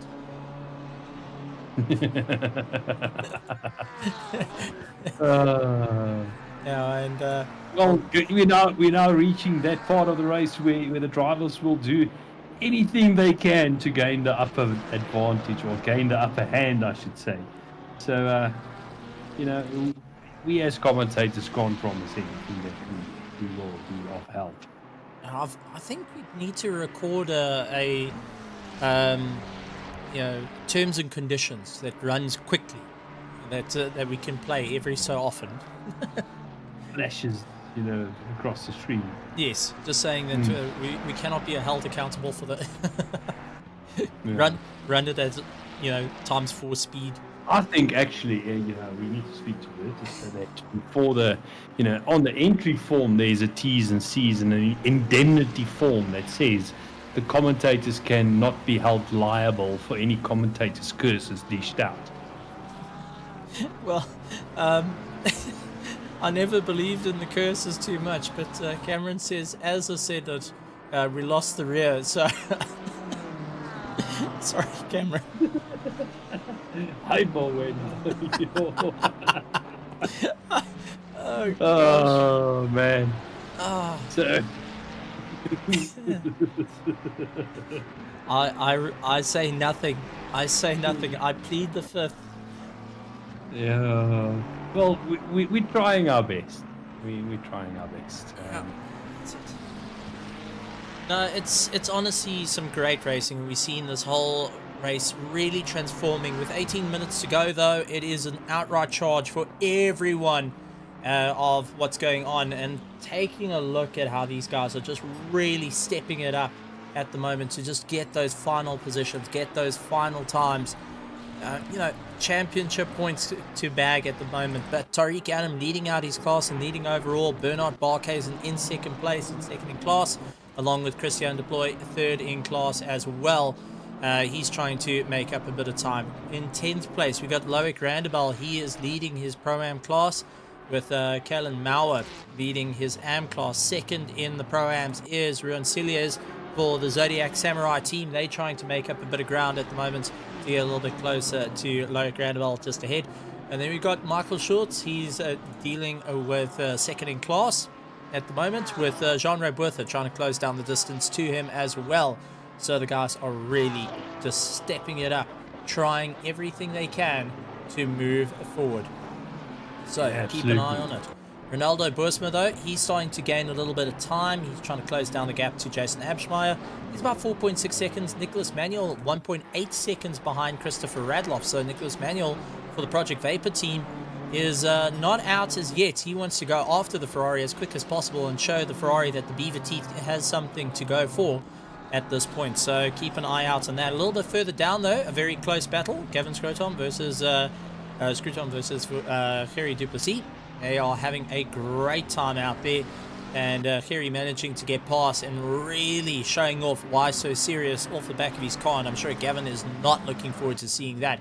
He wants to go and close down the distance as quick as possible. So we had some great racing right the way through, and I've got to say, it's been a endurance race that keeps one on its toes right the way through. Absolutely, and with just about 16 minutes to go, Stephen, we're just about halfway through the race, and I see you shaking your head there, and asking yourself, what on earth is he talking about? What I mean by that, these final 15-16 minutes can feel longer than what the first 5 hours and 45 minutes felt like. They sometimes, the final minutes of the race, Stephen, just feels forever as that clock ticks down. No, it's going to be an interesting one here. Nicholas Manuel closing 1 second behind Christopher Radloff. So he is really stepping it up for the last 15.5 minutes, as you said. The guys are really doing everything they can. We did estimate that 4 pit stops would be the 6-hour mark. That's what we've seen a couple of guys do. There has been the odd changes. Bashir Jadwat, they've done 5 pit stops. Ronaldo Boersma's done 5 pit stops. Daniel Rowe, they've done 5 pit stops. Then we've got Jamie Reese, they've done 4 pit stops, but they did have 1 drive-through as well. Heinrich de Wet has had 5 pit stops, so they got a bit of work in. Kerry Duplessis, they had 1 drive-through and 4 pit stops. We've also got Jean Leroux has done 6 pit stops. It's Kinetic Sim Racing Hex team. They've done 6. Rainer Roberts has done 5 pit stops for the FFB Racing. Hansi Myberg has done 5 pit stops for the Team Tryhard NPL. So he's really trying to keep it going. Darren Miller for the PWSR team, they've done 7 pit stops, done a brilliant climb despite them having a game crash that shoved them all the way down into 33rd position at one point. They've climbed up to 27th. 5 pit stops for Lee Bouillon. This is for the Eleanor Cheese and Wine, the elder statesman of the Eleanor guys. Jaco Krobler for the Hawks Racing team, they've done 6 stops. Jaco Kotzi, they've done 8 pit stops throughout the race. Tian Theron has done 5 pit stops. The Taxi Aston still going around. David Farrell is back out in there. He's done 7 pit stops. His team's done 7 times they've gone into the pits. 2 drive-through penalties, unfortunately. And then Karel van der Berg, they are back out on circuit. This is the Pace Motorsports. They're going to finish it out despite everything, and hats off to it. We saw they were parked in the pits for a fair amount of time, and they're getting back out there to go and have a bit of fun, which is always good to see the guys looking to go for the flag. So the only retirement that we have had officially would be Reginald. Yeah, and that is due to hardware failure. Yeah, that was, what do we call it, a technical failure, as you said, a hardware failure. So, I'm pretty sure that if Reginald did not pick up the error with the pedals and decided to rather be safe and park the car, we would have had the whole field finished race. It's actually really interesting to see these guys really pushing it out. They're giving everything they got right until the end, and also having guys coming into the chat and having a chat with us. We had Kieran Patterson a little bit earlier. We had Amtech, that's all Franco, and the rest of the Am2Play team going and saying how's it as well. We've had quite a few names just popping in. Zar Essa coming in and saying how's it as well.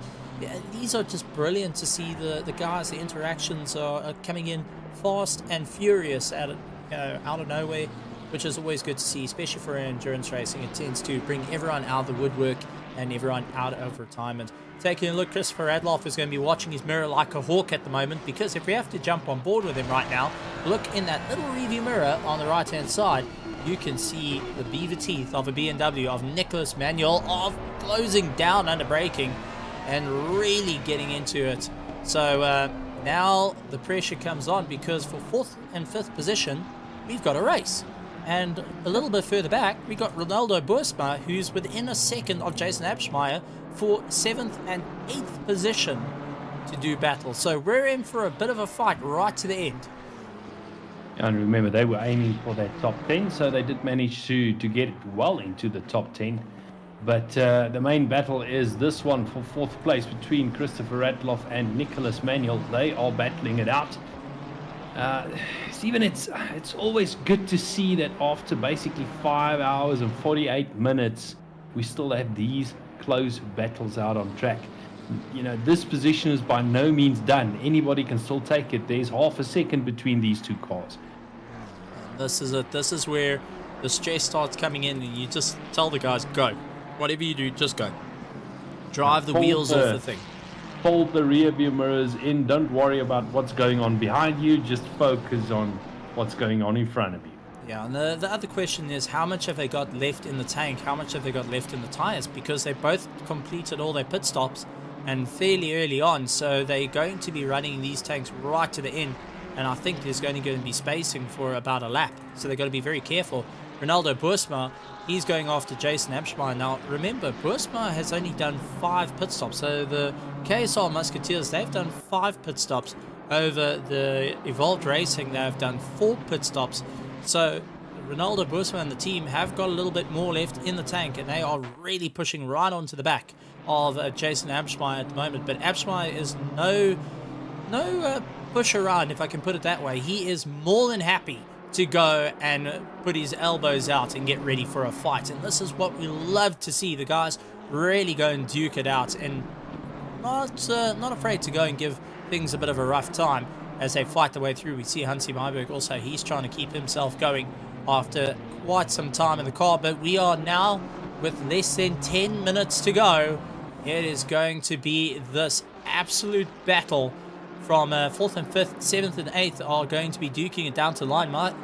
Michael Schultz is also catching up to Rowan Celia is a little bit further down. So we have got racers up and down through the field. The guys are really getting their teeth into this, and the guys are really hoping to see what's going to happen. Boersma hunting left and right. Jason Abschmeyer defending. Boersma getting a little bit out of shape as well as he puts the power down, trying to get a little bit more of a run to get round the likes of Jason Abschmeyer. And a little bit up the road, we do have Christopher Radloff. He's got Nicholas Manuel right on his tail as well. So we have got battles up and down, and literally within 0.2 of a second.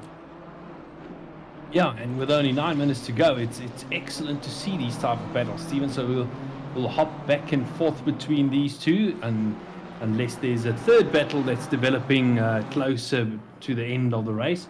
But Jason Abschmeyer, he's still battling it out with Boersma. Boersma tucking into that rear bumper. Jason Abschmeyer getting a little bit squirrely on the exit there. That would have compromised his exit a little bit as they head up through the Schumacher S's. Boersma right up on the rear bumper as close as he can. I don't think he's going to be close enough to try for a pass into this left-hander.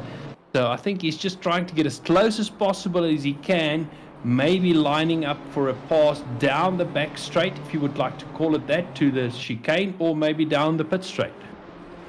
Yeah, it's going to be an absolute battle right down to the line. Nicholas Manuel also is in a bit of battle to go for it, but Michael Schultz right onto the back of Rowan Celias as well. So let's see how it's going to turn out, because these two are also slugging out for 13th and 14th.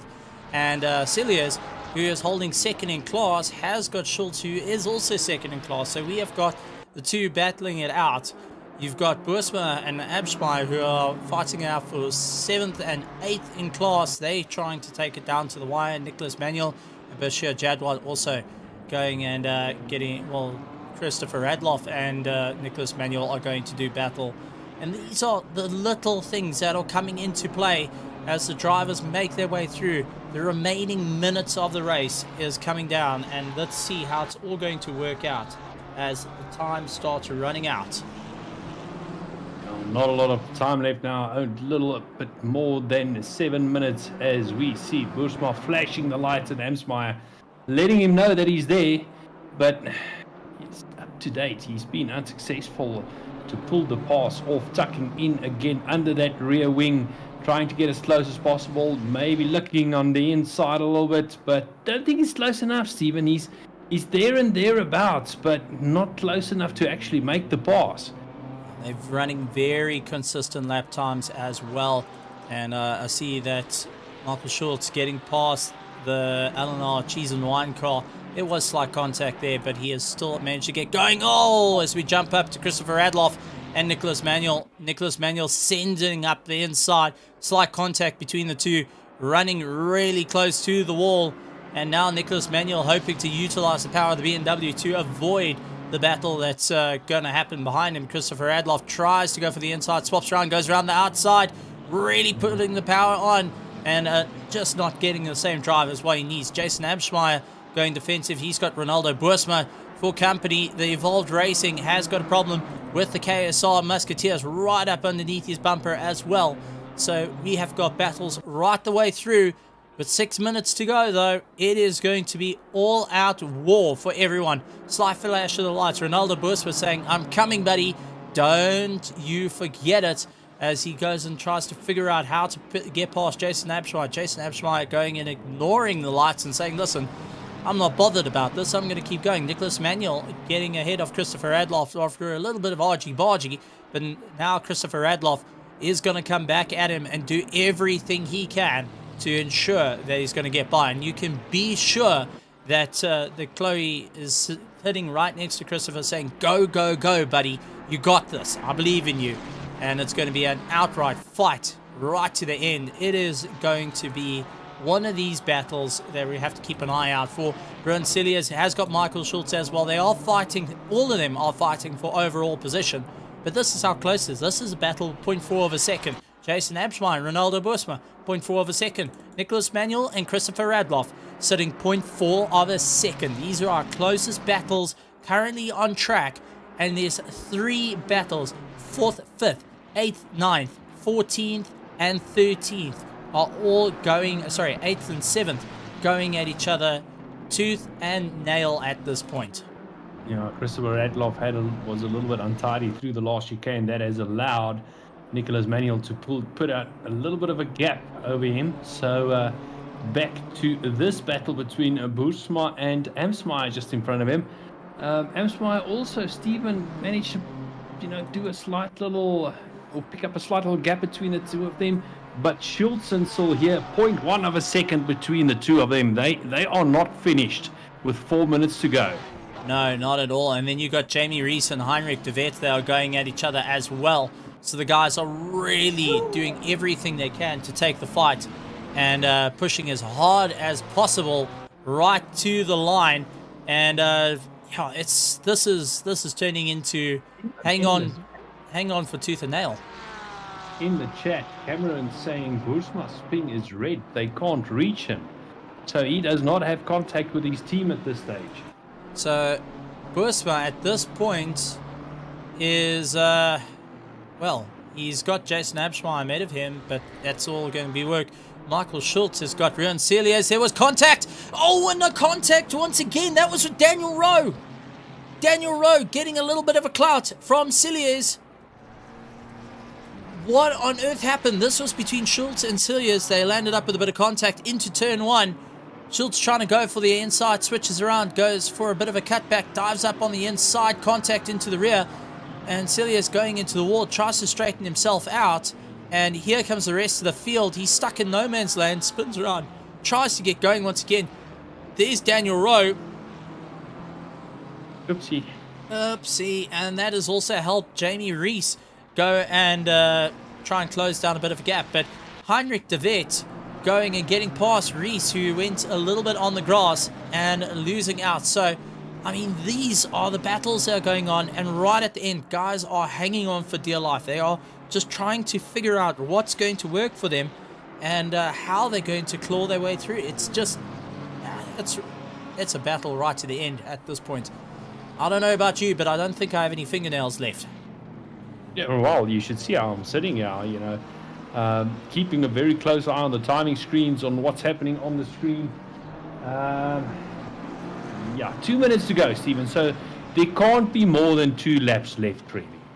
And at this stage, as we have a quick look at the vet, in the background we've got Christian Deploy gaining on him to be left as Christian goes around the inside, or around the inside of Reese, basically, or the outside of Reese. So yeah, he's now lining up the vet, getting into the middle of this little battle. So it's, I don't know, you remember I said to you, the last 15 minutes can feel like the first 5 hours and 45 minutes.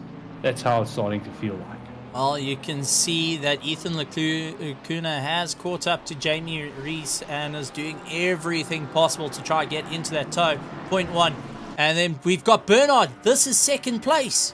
Second place, yeah. Trying to rejoin.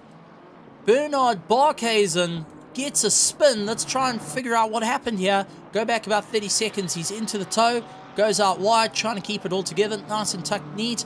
And over the marbles, a little bit on the dirt. Has to keep it all together. A little bit of marbles picking up. It's going to make it interesting. Over the curb, jumps it. The BMW.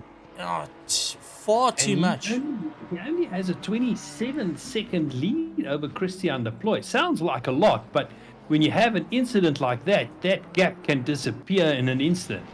Well, that's it. And the guys are all battling. 404. That is Jean Leroux has got a problem. He's down in 23rd, and that car ain't moving. He's trying to get it going, but I think he's got no power to it. There we go. Trying to get it going. Wait a little bit. Oh, into the wall. That's a disconnect. Something's gone wrong. Yeah, something's gone wrong there. Mechanically, he's broken. And Ethan Lacuna getting around the outside of Jamie Reese. Shooting it once again, still side by side between it. But Jean Leroux, with 8 seconds left of the race, frantically trying to get that car going. He's still out on circuit. He's now jumped it back to pits. He's got it back to pits. With 8 seconds left of the race, they had to get that thing out of the way. And, oh, man, that is just...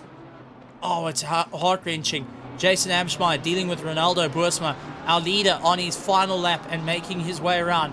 And that goes to Tariq Adam, who is absolutely going to be happy for the Genesis Esports team. They've had a really difficult run, but managed to clawing their way back up to the front. But as we take a look a little bit further down, 7th and 8th, still incredibly close between one another and fighting their way through. It is going to be a massive, massive battle right down to the wire for them. But Tariq Adam for the Genesis Esports, only a couple of corners to go, and they're going to be more than smiling at the moment. There is Barkhuizen, and they're going to be starting their last lap for the KSR factory team, and going to have to take solace in the fact that first place just slipped out of their grips for the early on in the race. Christian Deploy for the Genesis Esports team lying in 3rd place, trying their best to go and get a little bit ahead. But 3 corners to go, sliding their way through. Ladies and gentlemen, boys and girls, give a round of applause to Genesis Esports. Tariq Adam going and taking the checkered flag for the team, and first place for the Nurburgring. Round 2, done and dusted. Tariq Adam, Luke Addison, and Cody Sherritt going and taking the win. 2nd place will be Bernard Barkhuizen, if he can keep it all together for the KSR factory team. They put up the fight. They took it right to the wire, and unfortunately just weren't able to get that extra bit of pace underneath them that they needed to go and claw their way through. Christian Deploy for the Genesis Esports team, doing everything they can to try and close down the distance as well. But gotta say, keeping those championship points hope alive. But first of the pros goes to the Genesis Esports, Tariq Adam, Luke Addison, and Cody Sherritt, taking maximum points for this one. Absolutely phenomenal stuff. 2nd place going to Bernard Barkhuizen, and Christian Ploy taking Genesis Esports taking the 3rd place for our pros. Heading into our Pro-Am, 8th place is Ronaldo Boersma and team going and taking first of the Pro-Ams. Then first of our Ams is Kalen Mauer, followed by Michael Schultz and Jean Rebotha of the Caligma Racing team taking 3rd. Absolutely phenomenal stuff. Top 3 of the AMs finishing 10th, 11th, and 12th. Now, Celia is taking second of the Pro-Ams and Heinrich de Wet taking third of the Pro-Ams. But what a race. 186 laps completed by our drivers. 6 hours of racing. Keep it together, Christian! Last corner.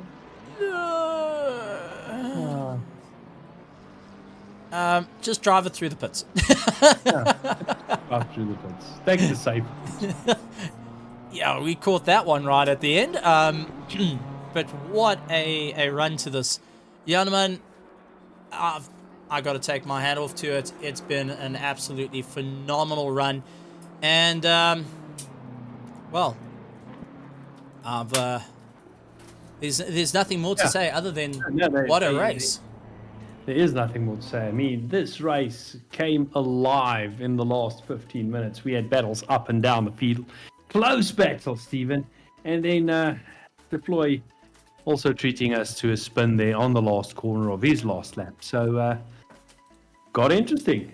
No, it definitely, it all came alive right at the end. And I've got to say, just absolutely phenomenal stuff for all our drivers. And I think everyone could be rather happy with that as we actually take a little look at...